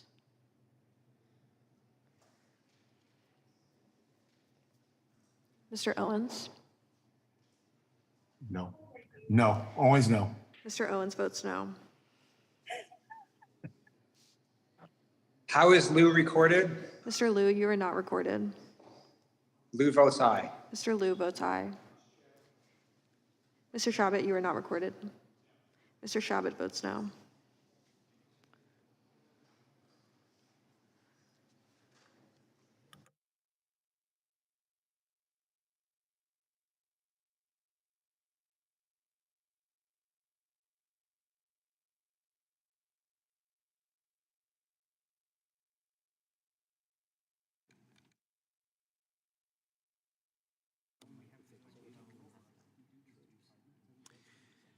Clerk will report. Mr. Has every member voted who wishes to vote? Clerk will report. Mr. Chairman, there are 17 ayes and 15 noes. The ayes have it. The resolution as amended is ordered reported unfavorably to the House. Members will have 2 days to submit views. Without objection, the resolution will be reported as a single amendment in nature of a substitute incorporating all adopted amendments. The staff is authorized to make technical and conforming changes.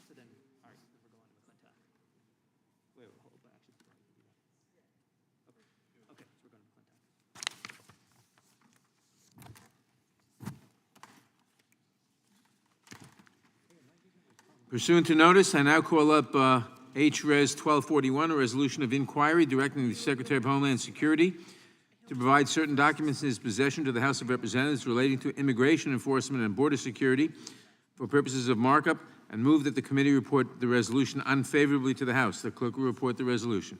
H.Res. 1241 of inquiry directing. Without objection, the resolution is considered as read and open for amendment at any point. I will begin by recognizing myself for an opening statement. H.Res. 1241, introduced by Representative McClintock, directs the Secretary of Homeland Security to provide to the House of Representatives certain documents in his possession relating to immigration enforcement and border security.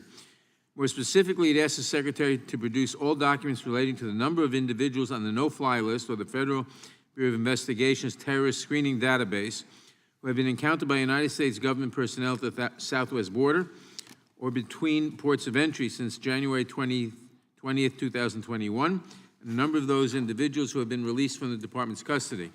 I oppose this resolution for a number of reasons. To begin with, this resolution is completely unnecessary. The minorities had no problem obtaining briefings or information on this issue.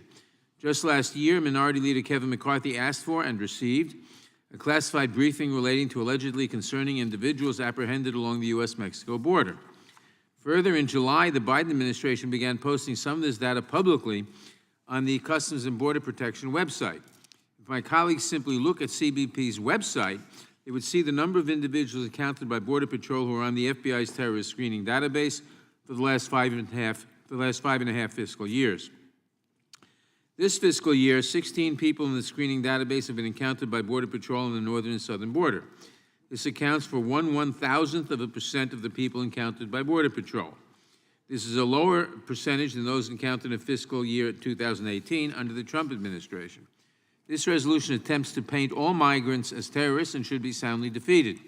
If members are concerned about specific security risks, they can ask for a classified briefing on this issue instead of taking up the committee's time with this resolution. I oppose this resolution, and I urge all members to report it unfavorably. I now recognize the ranking member of the Judiciary Committee, the gentleman from Ohio, Mr. Jordan, for his opening statement. Thank you, Mr. Chairman.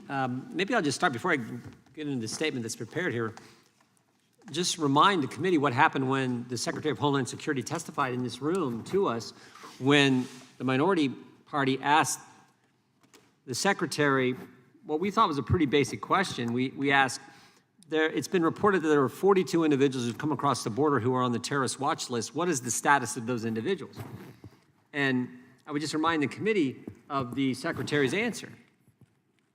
He said, I don't know. And I'm like, what do you mean you don't know? You're the Secretary of Homeland Security. Your job is to protect and secure and make safe the country here. And he didn't know. And he had to get back with us and get an answer. So that is our concern. We want all the information related to these folks who've been apprehended. Democrats have embraced an open borders policy and maligned our hardworking men and women at Customs and Border Patrol. But one thing we should be able to agree on is that people who mean to do harm to our country and our way of life should not be able to bypass screening and simply walk into the United States.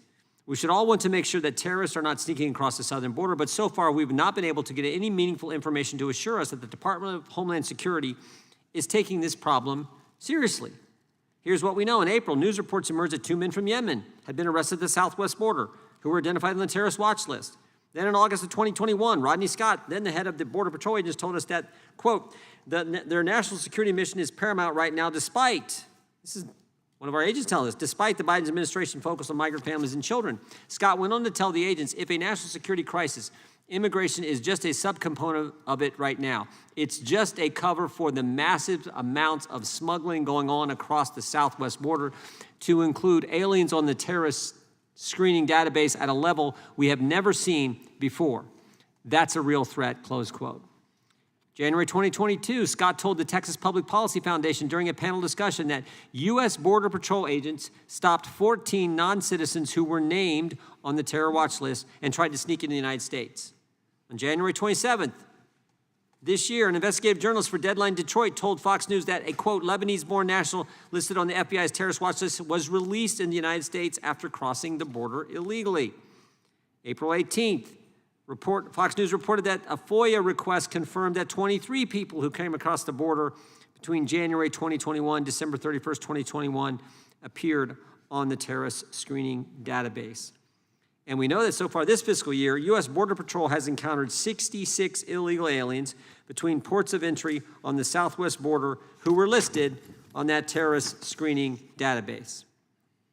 This is 51 more than all of the last fiscal year and is exponentially more than in any other recent fiscal year. Think about it. 66 individuals on the terrorist watch list that attempted to get into our country by crossing the border illegally just this year.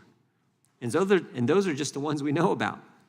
When asked by committee Republicans during the April hearing, as I referred to earlier, the status of these aliens and whether they were detained or released in the U.S. Interior, Secretary Mayorkas couldn't even provide an answer. Given that there have been nearly 1 million known gotaways along the southwest border since President Biden took office, there's good reason to believe that individuals listed in the terrorist screening database have crossed illegally into the United States. It's our job to make sure the DHS has taken this matter seriously. We hope that they are fulfilling their responsibility to protect the homeland, but given this administration's attitude about border security, we're not so sure. That's why it's imperative that the department provide us with our requested information. I hope you support it. I yield back. Without objection, all other opening statements will be included in the record. I now recognize myself for purposes of offering an amendment in the nature of a substitute. The clerk will report the amendment. Amendment in the nature of a substitute to H.Res. 12. Without objection, the amendment in the nature of a substitute will be considered as read and shall be considered as base text for purposes of amendment. I recognize myself to explain the amendment. This amendment in the nature of a substitute makes a single technical change to the resolution of inquiry by spelling out the number 14 instead of using the numeral. No other changes are made to the resolution. I urge all members to support the amendment and yield back the balance of my time. Are there any amendments to the amendment in the nature of a substitute? For what purpose does Mr. McClintock seek recognition? I'll just speak on the resolution, Mr. Chairman. Gentleman is recognized. Thank you. The chairman is correct that the Department of Homeland Security posts the number of suspected terrorists encountered on the border. That's all they report. They do not report what's happened to those suspected terrorists, where they are, what they're doing, or even who they are. So far this fiscal year, they have reported encountering 66 illegal aliens between ports of entry on the southwest border who are listed on the terrorist screening database. By the way, that is more than double the total of 26 encountered in the previous 5 years combined. Let me repeat that. They've encountered more terrorists on our southern border in the last year, in fact, twice as many more in the last year as they've encountered in the previous 5 years combined. You know, we asked Secretary Mayorkas if he had released any of the terrorists who were encountered crossing the border illegally this fiscal year into the United States. He sat right at the witness table before us in this committee room and couldn't give us an answer. I want you to think about that. The Secretary of Homeland Security won't tell us whether the agency that he leads has deliberately released terrorists into our country. Aside from those that we've encountered, there is no doubt that aliens listed in the terrorist screening database have crossed illegally into the United States as part of the nearly 1 million known gotaways along the southwest border since President Biden took office. Now, the unconditional surrender of Afghanistan to the Taliban by this administration resulted in the release of more than 5,000 of the most dangerous terrorists on the planet that we were holding at Bagram Air Force Base. We know what happened to one of those 5,000 plus terrorists. One of those terrorists detonated the bomb 10 days later that killed 13 U.S. Marines at Kabul airport. We don't know where the other 5,000 are. But I think it's a pretty good bet that more than a few of them have made their way into our country through our open southern border, and we need to know. If these terrorists, unleashed because of the president's policy in Afghanistan, are able to make their way into this country because of the president's immigration policy. I'm afraid that the price paid by innocent Americans will be horrendous. The mass bombings we read about in other countries may soon arrive on our shores, and if they do, responsibility will rest squarely with the president, his administration, and his apologists in both public office and the press. H.Res. 1241 directs the Secretary of Homeland Security to provide Congress with documents, communications, and other information in his possession regarding illegal aliens who've been encountered by the U.S. government personnel between ports of entry along the southwest border since January 20th, 2021, who are listed on the no-fly list or the terrorist screening database. And if you won't listen to us, I wish you'd listen to others. Nolan Rappaport authored an op-ed piece in The Hill today in which he raises some of these very concerns. I'd remind you, he was the Democratic consultant on the Immigration Subcommittee of the House Judiciary Committee. I'm afraid the terror is coming. For all we know, it's already on its way. For all we know, it's already here. For God's sake, secure our border, rigorously enforce our immigration laws, fully vet any asylum claims of refugees before they're admitted into our country, or else be prepared.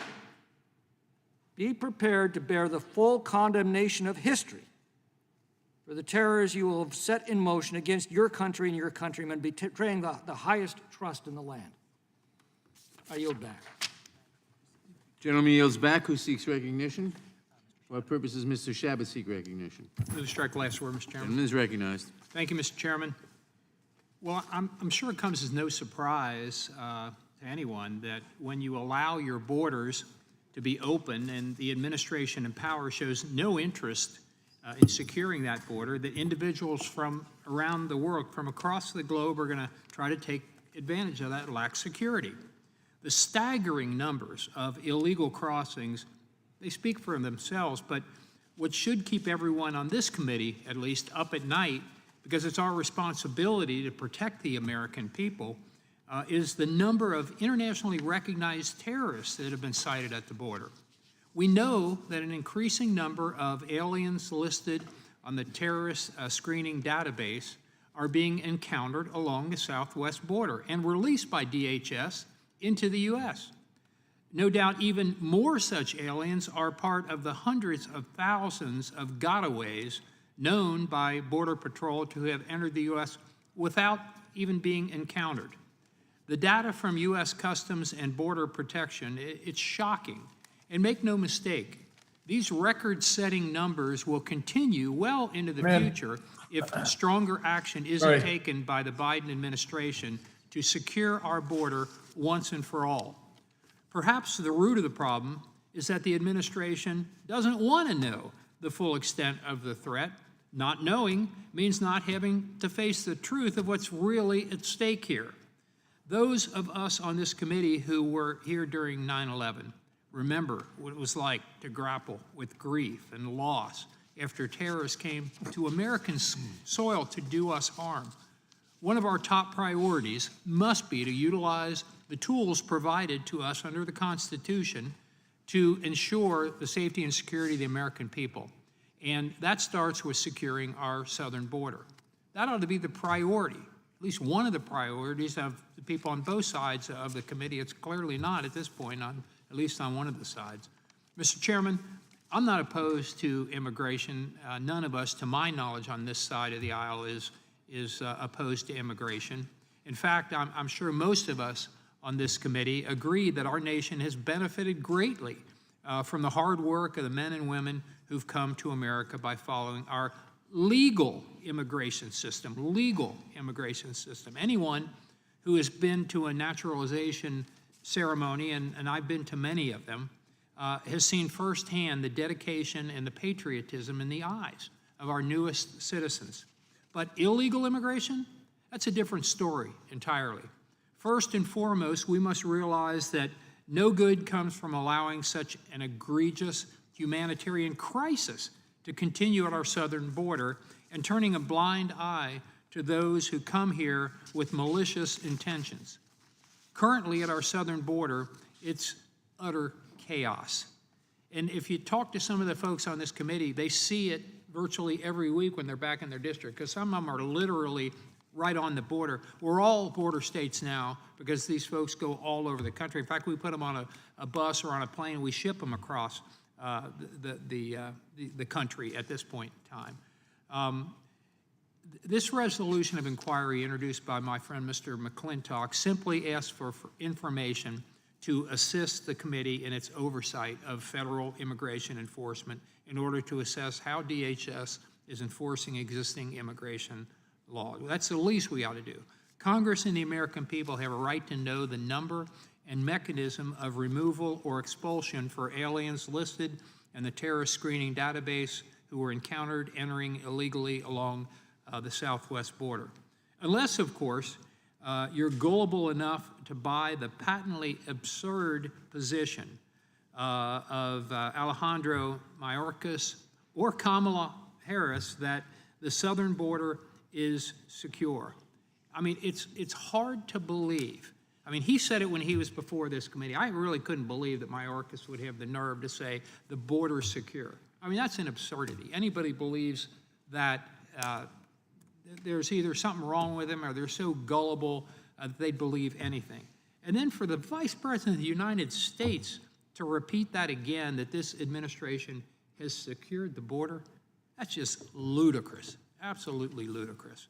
The safety and security of American families deserves nothing less than a secure border, and this committee ought to be instrumental in doing that.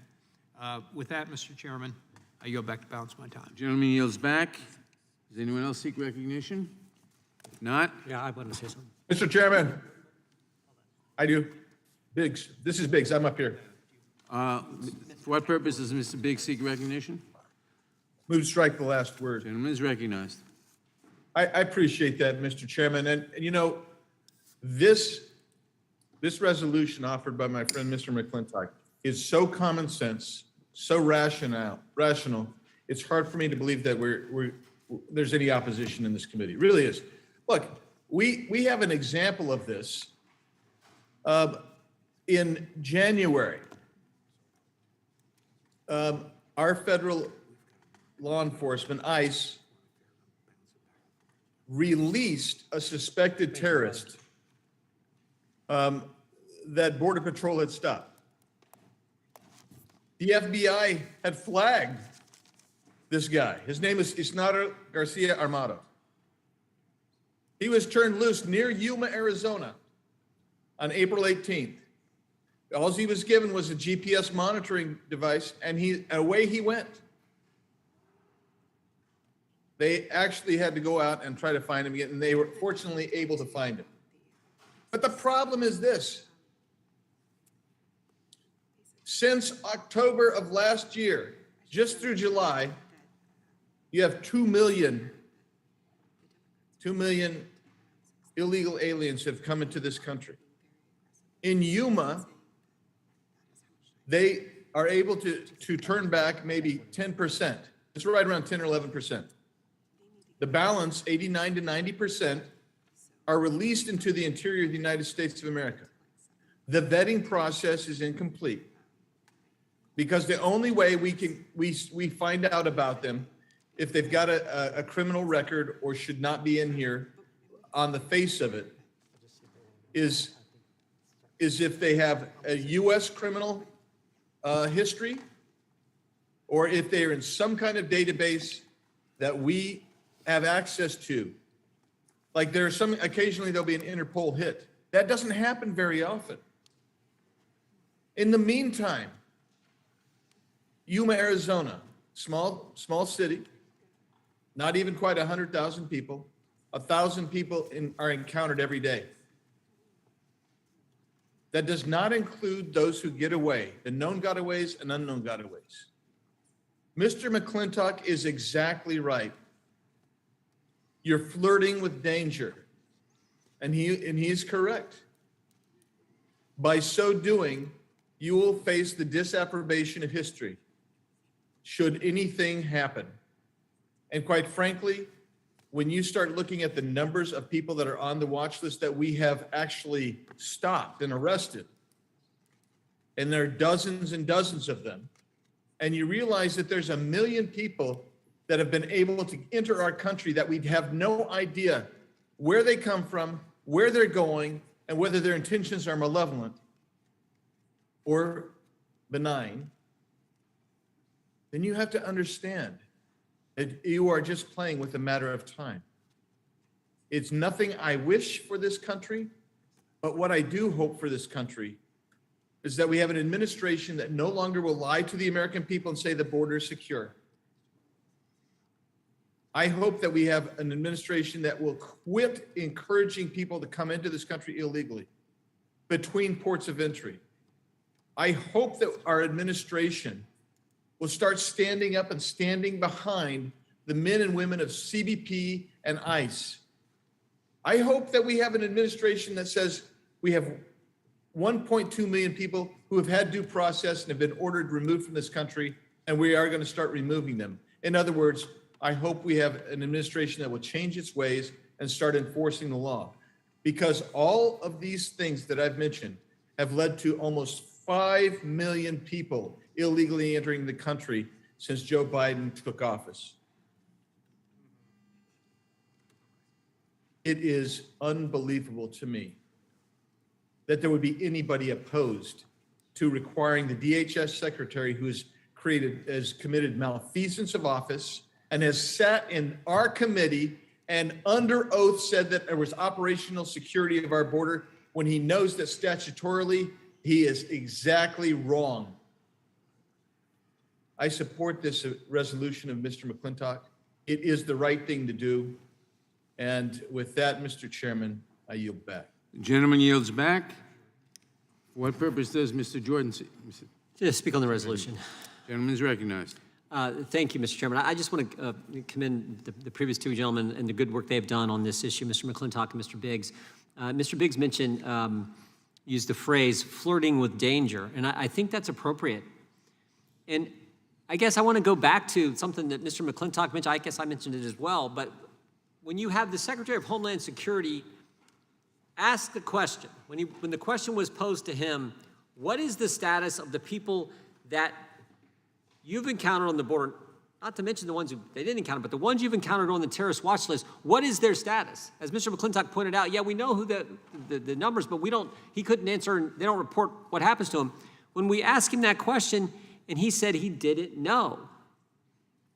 Again, I think, what does it say about the guy in that job that he didn't? Remember, we asked the majority for over a year to bring in Secretary Mayorkas for a hearing on the chaos on our southern border. You would think when he comes, he would be prepared to answer that question, knowing that it's going to get asked. What's the status of the people you've encountered, illegals entering our country who are on the terrorist watch list? You would think he would be more prepared than to have the answer he gave us, which was, I don't know.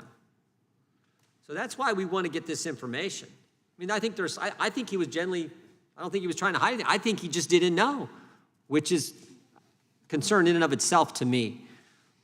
There are some things he said that I think he's just not giving us the straight scoop. As the gentleman from Arizona pointed out, when the secretary said the border is secure, but we obviously know it's not. When the borders are, the vice president said the border is secure, we obviously know it's not. But when Mr. Mayorkas also said we are executing our plan, I think he was being square with us then. I think their plan is to not have a secure, but not to have a border. But I think the real question is, how can the Secretary of Homeland Security give us that kind of answer when you pose such a fundamental, basic question, and he's not prepared to answer, doesn't know the status of the people he's encountered who are on the terrorist watch list? I find that frightening and just underscores why this information is so important and why we're asking for it. With that, I'd yield to the gentleman from North Carolina. I thank the gentleman from Ohio, and I think to put a finer point on, or another point on it, the Secretary has appeared here and has said that the border is secure repeatedly. President Biden insists that the border is secure. Vice President Harris appeared on Meet the Press on September 11, I believe. And here's Chuck Todd's question. Chuck Todd, no not always eager to hold the Biden administration to account for sure, says, we're going to have 2 million people cross this border for the first time ever. You're confident this border's secure? Vice President Harris says this. We ought to listen to this very carefully. She says, we have a secure border in that that is a priority for any nation, including ours and our administration. Hear that again. We have a secure border in that that is a priority for any nation, including ours and our administration. One thing about Vice President Harris, God bless her, is that she sometimes sort of thinks out loud. And when she gave that answer, what she's saying is, I know the right answer that I have to give is that we have a secure border. Because any nation needs a secure border. So she says, in that is a priority. So in other words, that's got to be the right answer. And yet she also knows that when the gentleman's asking her about the 2 million people who've come into the country without any process, it can't possibly be secure. And given that level of detachment, that kind of devoted insistence on something being opposite what everybody knows it to be, there is no such thing as a secure border for the United States. And we are at grave risk from people who are terror watch listees and from the thousands and thousands and thousands of gotaways who no one knows. And we're reminded with September 11 passing that it only took 20 onboard jetliners to do the damage to this country that was done. And this administration is not just derelict, it is intentional in its allowance of this to continue. And what did the chairman say? The chairman said he didn't want to stigmatize migrants as terrorists. Happy to echo and inculcate the notion that half of American citizens are domestic terrorists, but we wouldn't want to make that suggestion about migrants, even when the terror watch list guys are coming across at will. Time's up. Who seeks recognition? Gentleman yields back. Who seeks recognition? Does anyone else seek recognition? In that case, the question occurs on the amendment nature of a substitute. This will be followed immediately by a vote on reporting the resolution. All those in favor respond by saying aye. Aye. Opposed, no. In the opinion of the chair, the ayes have it. The amendment nature of a substitute is agreed to. Reporting quorum being present, the question is on the motion to report the resolution H.Res. 1241 is amended unfavorably to the House. Those in favor respond by saying aye. Aye. Opposed, no.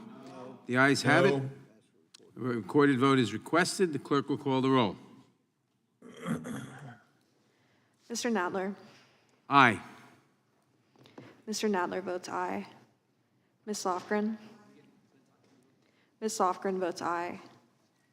Ms. Jackson-Lee.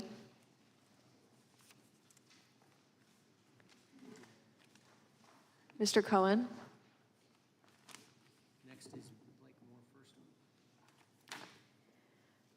Mr. Johnson of Georgia.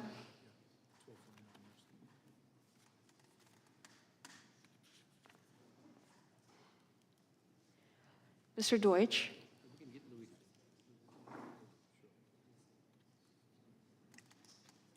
Mr. Deutsch. Yes. Aye. Yes. Mr. Deutsch votes aye. Ms. Bass. Aye. Ms. Bass votes aye. Mr. Jeffries.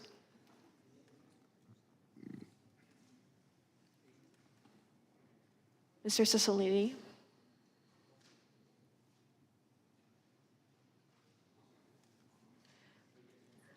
Hello, oh, sorry. Mr. Cicilline. How is the chairman recorded? Chairman is recorded aye. I vote aye. Mr. Cicilline votes aye. Mr. Swalwell. Pursuant to the notice. Someone, Mr. Swalwell. Mr. Liu. Swalwell said aye. Mr. Swalwell votes aye. Mr. Aye. Liu. Mr. Raskin.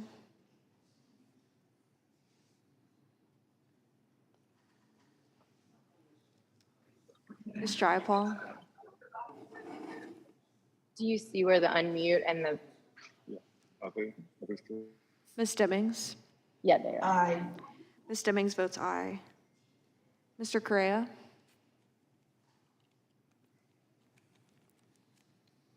Ms. Scanlon? Aye. Ms. Scanlon votes aye. Ms. Garcia? Aye. Ms. Garcia votes aye. Mr. Neguse?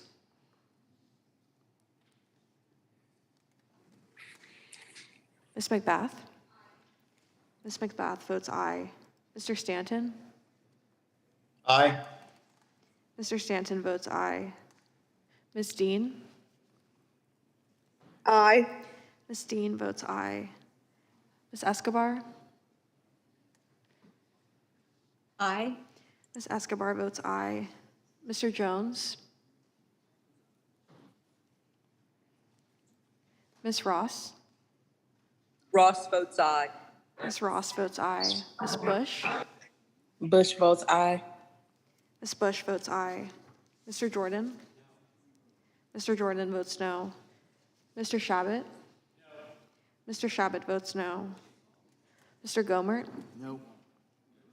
Mr. Gomert votes no. Mr. Issa?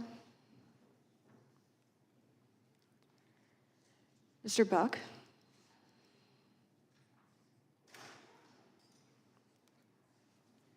Mr. Gates?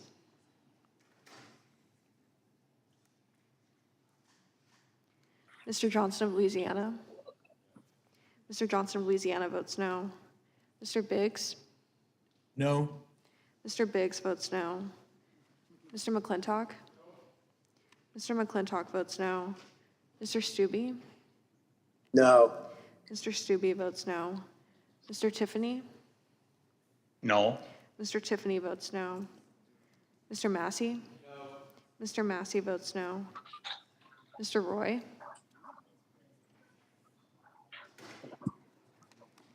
Mr. Bishop? No. Mr. Bishop votes no. Ms. Fishbach? No. Ms. Fishbach votes no. Ms. Sparts? Mr. Fitzgerald? No. Mr. Fitzgerald votes no. Mr. Benz? No. Mr. Benz votes no. Mr. Owens? No. Mr. Owens votes no. Mr. Jeffries? Mr. Raskin? Votes aye. Mr. Raskin votes aye. Mr. Chairman, how am I recorded? Hank Johnson? Mr. Johnson, you are not recorded. I vote aye. Mr. Johnson of Georgia Oscar votes Ray aye. recorded. Mr. Chairman, Congressman Issa, how am I recorded? Mr. Correa, you are not recorded. Correa votes aye. Mr. Correa votes aye. Mr. Issa, you are not recorded. Issa votes no. Mr. Issa votes no. is Lou recorded? Mr. Liu, you are not recorded. Lou votes aye. Mr. Liu votes aye. Mr. Chairman, how is Ken Buck recorded? Mr. Buck, you are not recorded. I vote no. Mr. Buck votes no.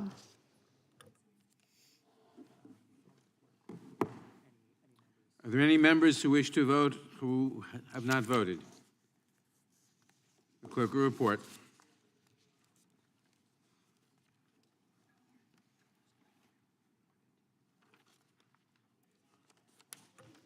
Mr. Chairman, there are 19 ayes and 16 noes. The ayes have it, and the resolution as amended is ordered reported unfavorably to the House. Members will have 2 days to submit views. Without objection, the resolution will be reported as a single amendment in nature of a substitute incorporating all adopted amendments, and staff is authorized to make technical and conforming changes. Pursuant to notice, I now call up H.Res. 1249, a resolution of inquiry directing the Secretary of the Interior to transmit certain documents to the House of Representatives relating to the impact of illegal immigration on federal or tribal lands for purposes of markup, and move that the committee report the resolution unfavorably to the House. The clerk will report the resolution. H.Res. 1249 of inquiry Without directing. objection, the resolution is considered as read and open for amendment at any point. I will begin by recognizing myself for an opening statement. H.Res. 1249, introduced by Representative Blake Moore, directs the Secretary of the Interior to transmit to the House of Representatives certain documents relating to the impact of unauthorized immigration on federal or tribal lands. For example, the resolution asks the Secretary to produce all documents related to the current level of environmental damage to federal protected and tribal lands along the southern border. I oppose this resolution for a number of reasons. First, I find it interesting that my colleagues are now concerned about the environment. But where was their alarm when construction of the border wall by the prior administration was wreaking havoc on the environment and causing serious environmental damage to federal protected and tribal lands along the southern border? Did they ever express concern or demand an environmental impact study? Of course not. Instead, they pushed the administration to waive every environmental regulation it could to build an unnecessary border wall. Environmental consequences be damned. This resolution is also unnecessary. The minorities had no problem obtaining briefings or information when they have asked. When the Secretary of Homeland Security testified before this committee just a few months ago, the issues discussed in this resolution were never raised once. Rather than take up the committee's time, my colleagues can easily request this information from the Department of Interior's Congressional Liaison Office, which is the normal and appropriate route for these types of requests. I urge my colleagues to oppose this resolution, and I urge all members to report it unfavorably. I now recognize Mr. Gomet for an opening statement. Thank you, Mr. Chairman. This resolution of inquiry would direct the Secretary of Interior to provide Congress with important information about what's happening at the southern border. As everyone here knows, whether they will admit it or not, illegal immigration has a devastating effect on communities throughout our country, and especially those on the southern border, as many of us have seen firsthand for years. Illegal immigration is wreaking havoc on our economy, and it's a leading cause of illegal drugs, including fentanyl, coming into our country, which is estimated to have killed over 100,000 Americans that some of us care about in this country. Something that is less understood is the effect that aliens illegally crossing our borders are having on the environment. On their journeys into our interior, aliens routinely trample on and otherwise harm the habitats of wildlife and vegetations. They also leave large quantities of trash and other refuse. Reports indicate this has taken a devastating toll on the environment near the border. To answer the chairman's question, some of us have been raising Cain about the issue of the effect on the environment. We've seen what it's been doing in Arizona. We've seen the devastation by no one going into wilderness areas with motorized vehicles except all of the people bringing in illegal aliens, bringing in drugs, bringing in munitions. According to the Center for Immigration Studies, the Arizona Department of Environmental Quality estimates that over 2,000 tons of trash are discarded at the Arizona border every year. These we've seen, we brought pictures, we've raised the issue, especially in natural resources. This ROI would help us better understand the nature of this problem. The ROI would direct the Secretary of Interior to produce information related to the current level of environmental damage to federal protected and tribal lands along the southern border. It would also direct the Department of Interior to provide Congress with information about the costs associated with the cleaning up of the refuse left behind. In addition to information about the environment, the ROI would also require the Secretary to provide information related to the illegal drugs and how cartels are taking advantage of the Biden administration's lax approach to border security. We saw that cleaned up during the Trump administration as the wall was being constructed, the environment was being protected, but all that's gone. To that end, it would provide Congress with information in the possession of the Interior Department related to drug smuggling and cartel activity. The Biden administration's failure to secure the border is an issue that affects every one of our communities and is something we should all want to better understand. Mr. Chairman, this is an important resolution that would provide us with much needed information about these discrete aspects of the toll being taken by illegal immigration on our southern border and the environment. I urge colleagues to support the resolution. Without objection, all other opening statements will be included in the record. I now recognize myself for purposes of offering an amendment in the nature of a substitute. The clerk will report the amendment. Amendment in the nature of a substitute to H.Res. Without objection, the amendment in the nature of a substitute will be considered as read and shall be considered as base text for purposes of amendment. I will recognize myself to explain the amendment. This amendment in the nature of a substitute makes a single technical change to the resolution of inquiry by spelling the number 14 instead of using the actual number. No other changes were made to the resolution of inquiry. I urge all members to support the amendment, and I yield back the balance of my time. Are there any amendments to the amendment in the nature of a substitute? Who seeks recognition? Nobody seeks recognition. The question occurs on the amendment in the nature of a substitute. Mr. Chairman, I would like to be recognized. I'm sorry, I was trying to. Mr. Biggs seeks the gentleman is recognized. Thank you, Mr. Chairman. I move to strike the last word and. Gentleman is recognized. Thank you so much. When the chairman said that Republicans obviously do not care about the environment because we didn't express anything when President Trump was trying to build a fence across 2,000 miles of border, he must not have been paying attention to some of the language that I was using and I know many others were using. We do care about the environment. We care about the concerns with the tribes as well. I'm sure the chairman's unaware that across Arizona's border, there's one tribe that has 62 linear miles that border the international, that sits on the international boundary with Mexico. The federal government for decades has respected and provided deference to tribal leaders who don't want a border wall like we have elsewhere in Arizona that President Trump has put up. Instead, long periods of time to negotiate, to get some kind of technical aspects to allow cameras to go in and sensors. There's an additional tribe down in Yuma that has about 10 miles, linear miles right on the border as well. They also don't want a fence, but they allowed Normandy barriers there. The problem in both places, though, is that those are the vast areas that through which literally tens of thousands of illegal aliens cross every year.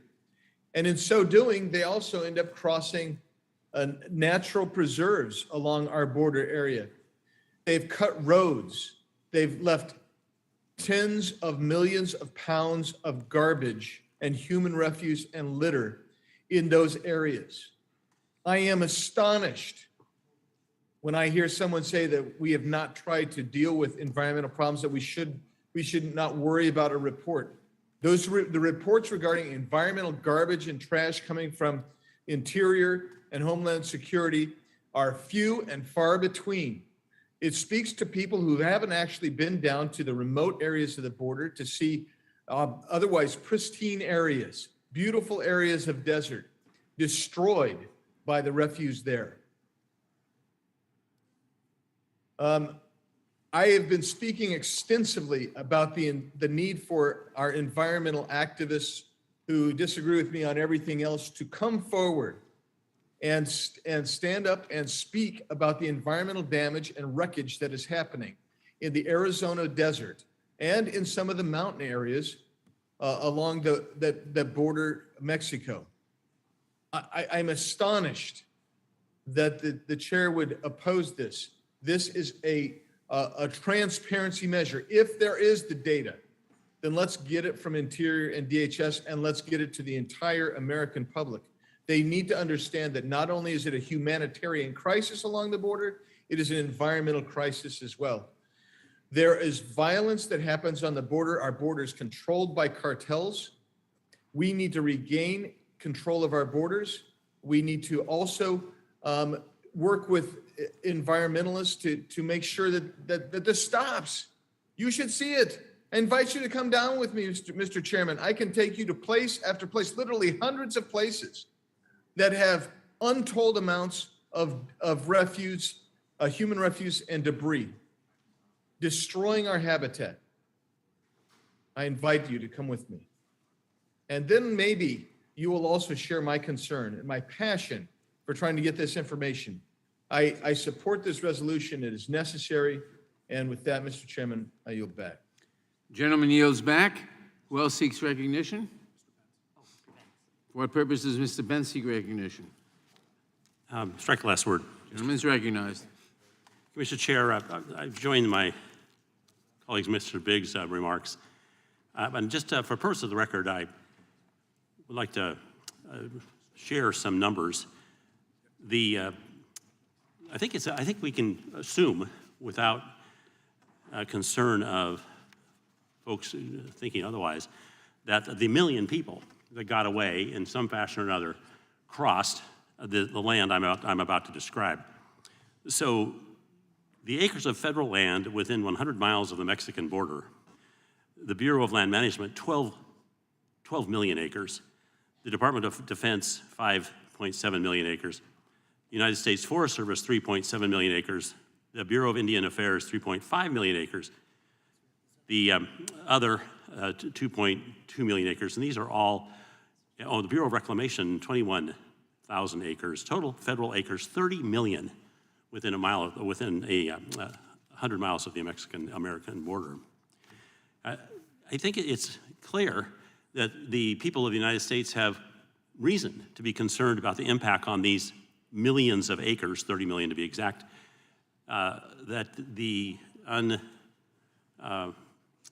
unstopped flow of immigrants is causing. Also, I want to go back to some remarks that were made about the wall. I have here, Mr. Chair, 5 pages, single-space list of the different types of creatures, endangered, threatened, candidate species like to be affected by construction of Trump's border wall. This list was created in 2017. I'm guessing things haven't changed much, but we have 5 pages of the types of creatures and plants that would be affected by the construction of Trump's border wall. Could we assume safely that the million people that have come across unapprehended this year may have had some impact on these 5 pages of endangered and threatened candidate species? Could we assume that? And I'd like to offer this for the record, Mr. Chair. Without objection. I would normally take the time, but it's late in the day, to read down through some of these creatures, but don't you think the American people should know the type of impact that this so-called secure border, the folks crossing into the United States are having on their property? That's what this resolution asks for. It's pretty simple. What better thing to ask these agencies for than the conditions that are being created by another agency, that is Homeland Security, failing to stop the traipsing of these people across these sensitive and public lands. Mr. Chair, it's sad, isn't it? 5 pages of endangered and threatened candidate species, all of whom were called out in extreme detail when it came to the wall, but are being ignored now. For what reason? Are they being less hurt? Unlikely. With that, Mr. Chair, I yield back. Gentleman yields back. For what purpose does Mr. Owen seek recognition? Thank you, Mr. Chairman. I move to strike the last word. Gentleman is recognized. I'd like to thank my colleagues and fellow member of the Utah delegation, Blake Moore, for introducing both H.R. 1249 and H.R. 1250. I encourage members to support these resolutions of inquiry. Illegal immigration is harming the public lands along our southern border. Reports show that immigrants who cross the southern border leave trash and other refuse behind on their trek. Although Utah is not a border state, 64% of Utah's federal lands owned by the federal government. We know what it's like to have federal government control our lands, and it comes with problems. In the case of the southern border, we must hold the Biden administration accountable for the decision to leave an open border. These resolutions of inquiry will bring transparency and help us better manage our lands. Thank you, and I'll yield back. Gentleman yields back. Does anyone else seek recognition? In that case, the question occurs on the amendment nature of a substitute. This will be followed immediately by a vote on reporting the resolution. All those in favor respond by saying aye. Aye. Opposed, no. In the opinion of the chair, the ayes have it. The amendment nature of a substitute is agreed to. Reporting quorum being present, the question is on the motion to report the resolution H.Res. 1249 as amended unfavorably to the House. Those in favor respond by saying aye. Aye. Opposed, no. No. Recorded vote has been requested. The clerk will call the roll. Mr. Nadler. Aye. Mr. Nadler votes aye. Ms. Lofgren. Ms. Lofgren votes aye. Ms. Jackson Lee. Aye. Ms. Jackson Lee votes aye. Mr. Cohen.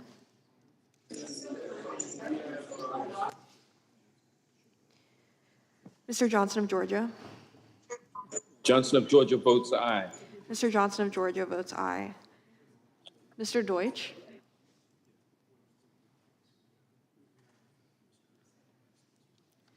Ms. Bass.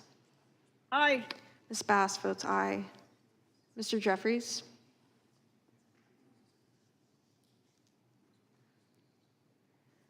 Mr. Cicilline. Aye. Mr. Cicilline votes aye. Mr. Swalwell.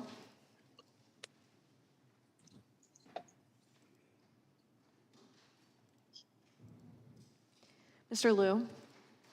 Aye. Mr. Liu votes aye. Mr. Raskin. Aye. Mr. Raskin votes aye. Ms. Jayapal.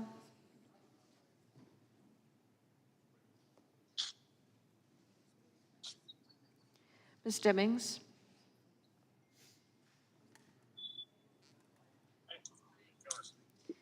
Mr. Correa.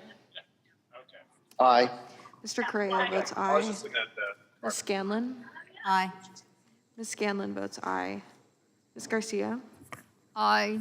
Ms. Garcia votes aye. Mr. Neguse. Aye. Mr. Neguse votes aye. Ms. McBath. Ms. McBath votes aye. Mr. Stanton. Aye. Mr. Stanton votes aye. Ms. Dean. Aye. Ms. Dean votes aye. Ms. Escobar.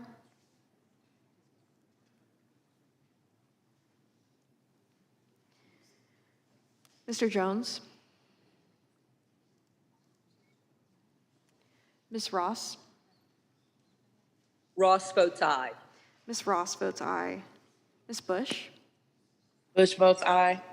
Ms. Bush votes aye. Mr. Jordan. Mr. Jordan votes no. Mr. Shabbat. Mr. Shabbat votes no. Mr. Gomert. No. Mr. Gomert votes no. Mr. Issa. No. Mr. Issa votes no. Mr. Buck. No. Mr. Buck votes no. Mr. Gates. Mr. Johnson of Louisiana. Mr. Johnson of Louisiana votes no. Mr. Biggs. No. Mr. Biggs votes no. Mr. McClintock. Mr. McClintock votes no. Mr. Stubbe. No. Mr. Stubbe votes no. Mr. Tiffany.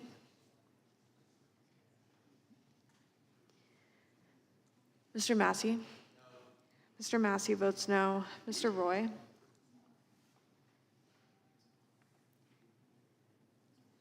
Mr. Bishop. No. Mr. Bishop votes no. Ms. Fishbach. No. Ms. Fishbach votes no. Ms. Sparts. No. Ms. Sparts votes no. Mr. Fitzgerald. No.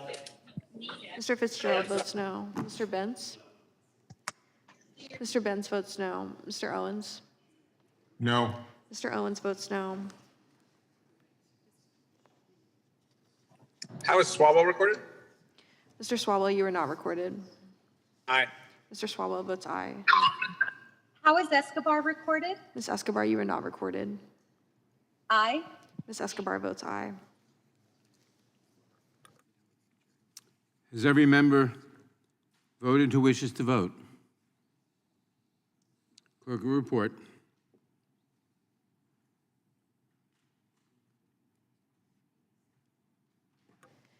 Mr. Chairman, there are 19 ayes and 16 noes. The ayes have it. The resolution is amended as ordered, reported unfavorably to the House. Members will have 2 days to submit views. Without objection, the resolution will be reported as a single amendment in nature of a substitute incorporating all adopted amendments, and staff is authorized to make technical and conforming changes. Pursuant to notice, I now call up H.Res. 1250, a resolution of inquiry directing the Secretary of Homeland Security to transmit certain documents to the House of Representatives relating to the impact of illegal immigration on federal or tribal lands for purposes of markup, and move that the committee report the resolution unfavorably to the House. The clerk will report the resolution. H.Res. 1250 of inquiry directing the Without objection, the resolution is considered as read and open for amendment at any point. I will begin by recognizing myself for an opening statement. H.Res. 1250, introduced by Representative Blakemore, is a carbon copy of H.Res. 1249, except that it directs the Secretary of Homeland Security rather than the Secretary of the Interior to transmit to the House of Representatives certain documents relating to the impact of unauthorized immigration on federal or tribal lands. Instead of taking up any more of the committee's time on this, I would simply note that I oppose the resolution for the same reasons discussed in my previous opening statement, and I urge all members to report it unfavorably. I now recognize the gentleman from Texas, Mr. Gohmert, for an opening statement. Thank you, Mr. Chairman. This resolution of inquiry directs the Secretary of Homeland Security to provide Congress with information related to the effect of illegal immigration on our environment, how drug cartels are trafficking narcotics on federal and tribal lands. Drug Enforcement Administration has assessed that Mexican drug traffickers remain the most serious drug trafficking threat in America as they continue to control smuggling pathways primarily across the southwest border. These Mexican drug cartel traffickers are also the main supplier of most illicit drugs available on reservations throughout tribal lands. This is made possible by the fact that Mexican drug traffickers take advantage of the Biden administration's weak border policies to not only illegally cross the border, but also traffic poisonous, illicit drugs like fentanyl. The Biden administration's border insecurity threatens every American community. Border Patrol agents are taken away from their jobs of protecting the border and preventing drug trafficking and are forced to process aliens who cross the border illegally. Meanwhile, our country's drug crisis continues to spiral out of control.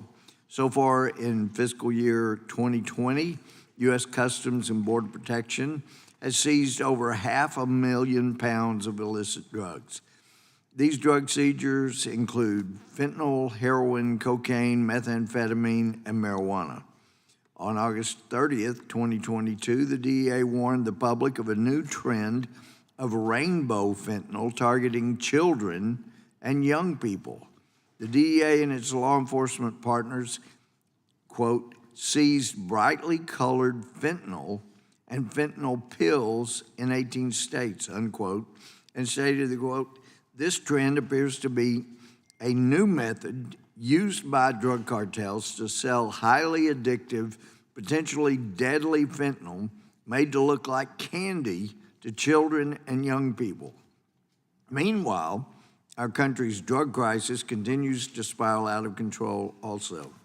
According to data from the Center for Disease Control and Prevention, 93,655 fatal drug overdoses occurred in 2020, a nearly 30% increase over the prior year. In 2021, fatal drug overdoses increased to over 107,622 deaths, which represents a life lost every 5 minutes on average. Of those deaths, 71,238 were attributed to synthetic opioids, primarily illicit fentanyl.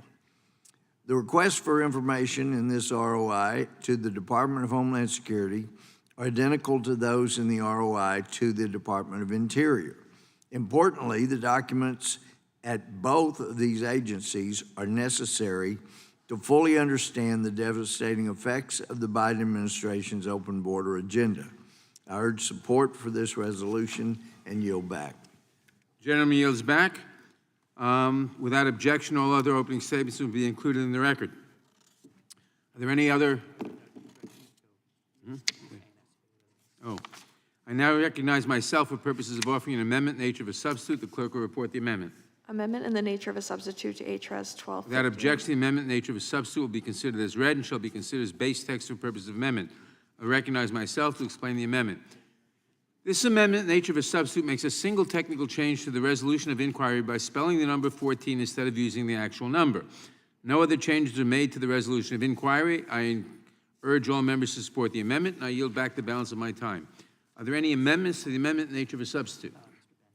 For what purpose does Mr. Benz seek recognition? Strike the last word, Mr. Chair.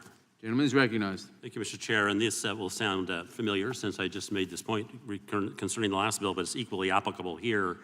And that is that the number of endangered and threatened Canada species like to be affected by the folks coming across the border, the million plus this year unapprehended, that type of impact absolutely should be taken into account and reported upon by the Department of Homeland Security. I should point out, and I didn't in my last set of remarks, that I've been to the border 3 times, and I've looked with the members of the Natural Resource Committee at the damage done by people entering and then tromping across grasses and through groves of trees, leaving garbage strewn here and there, and then goodness knows what sort of damage to the flora and fauna of the space. Why it's being ignored now by the environmental organizations that were so anxious to bring the possible danger to the environment that might come from the so-called Trump border wall. Why were they so anxious there? And yet here, the same 5 pages of endangered species are at risk, and we hear nothing, a deafening silence. It's another example, I think, of the double standard that's applied when it comes to folks that enjoy the positive view of our press and those that do not. I just want to mention that and again, I failed to mention the fact that the species with critical habitat along the border, not just where the wall might be, include such things as the San Bernardino spring snail, the Quino checker spot butterfly, the northern Mexican garter snake, the Mexican spotted owl, which brings me to a point. The spotted owl obviously is hugely important in Oregon, and in fact is responsible for shutting down the entire timber industry in Oregon, costing us hundreds of thousands of jobs and goodness knows how many lives ruined, driven to the very fentanyl that we're now hearing about coming across the border. It seems to me that we should be taking into account each and every one of these types of impacts. We're not, and why is beyond me. The approach that I used earlier, asking this be added to the record, I renew for this purpose, Mr. Chair. Please add this to the record, this 5 pages. Without objection. Thank you. And with that, I just want to mention, if the Bureau of Land Management was applying the same standards to people tromping across the desert that they apply in some of my district's uses of public land, this would have been stopped long ago, this kind of damage. And what I'm saying is, if you have the obligation to manage public land appropriately, you must submit to oversight by the Bureau of Land Management. Why wouldn't we be applying the same kind of standards to the type of impact these millions of people are having as they tromp across our federal lands? Doesn't make any sense, Mr. Chair. That I yield back. Gentleman yields back. Who seeks recognition? In that case, the question occurs on the amendment nature of a substitute. All in favor say aye. Aye. Opposed, no. In the opinion of the chair, the ayes have it, and the amendment is, the opinion of the chair, the ayes have it, the amendment nature of a substitute is agreed to. Reporting quorum being present, the question is on the motion to report the resolution H.Res. 1250 as amended unfavorably to the House. Those in favor respond by saying aye. Aye. Opposed, no. No. The ayes have it. Recorded vote is requested. The clerk will call the roll. Mr. Nadler. Aye. Mr. Nadler votes aye. Ms. Lofgren. Ms. Lofgren votes aye. Ms. Jackson-Lee.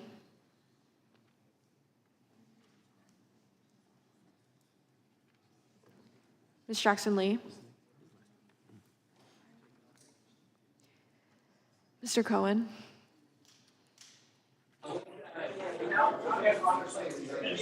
Mr. Johnson of Georgia. How did the chairman vote? Aye. I vote aye. Mr. Johnson of Georgia votes aye. Mr. Deutsch.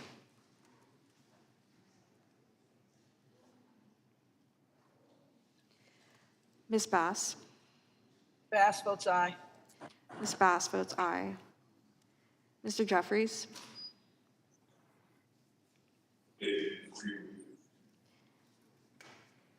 Mr. Cicilline? Aye. Mr. Cicilline votes aye. Mr. Swalwell? Aye. Mr. Swalwell votes aye. Mr. Liu?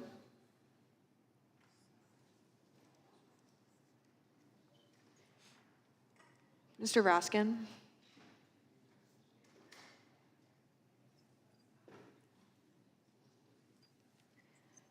Ms. Dryapal?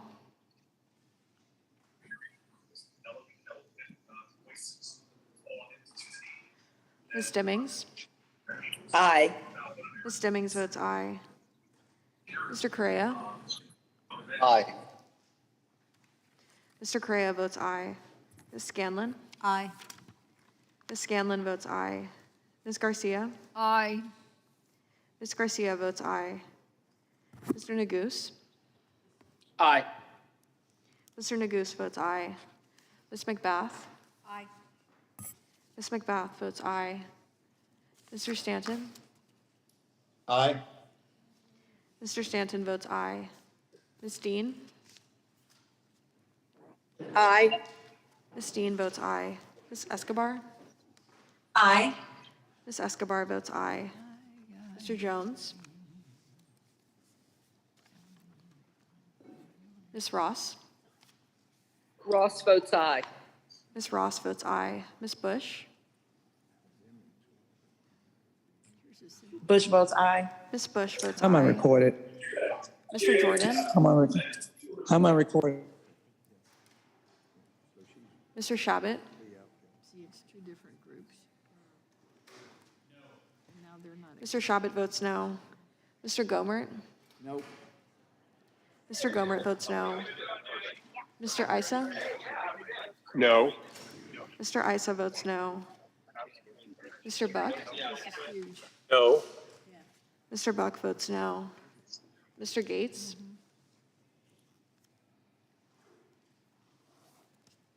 Mr. Johnson of Louisiana? Mr. Johnson of Louisiana votes no. Mr. Biggs? No.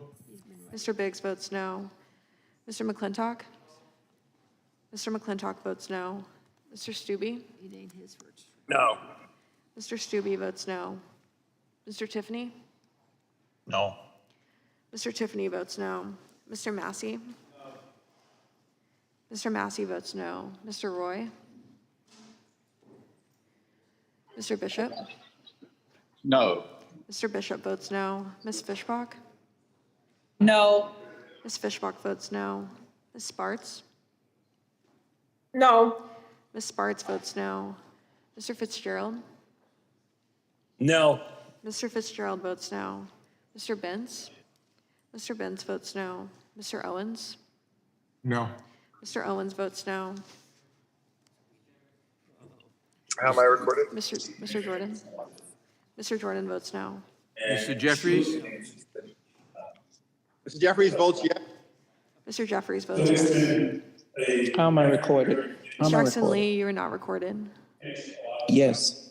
Ms. Jackson Lee votes yes. Mr. Deutsch? Aye. Mr. Deutsch votes aye.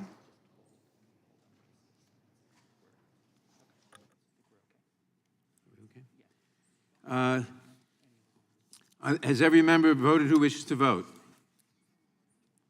Clerk will report.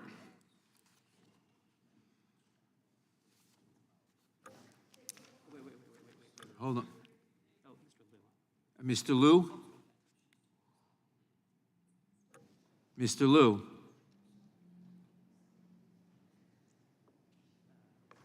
Mr. Liu, you have to put your microphone on.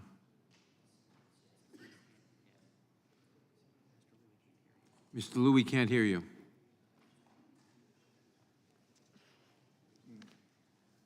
All right. Clerk will report. Mr. Chairman, there are 20 ayes and 17 noes. The ayes have it, and the resolution is amended as ordered reported unfavorably to the House. Members will have 2 days to submit views. Without objection, the resolution will be reported as a single amendment in nature of a substitute incorporating all adopted amendments, and staff is authorized to make technical and conforming changes. This concludes our business for today. Thanks to all our members for attending. Without objection, the markup is adjourned.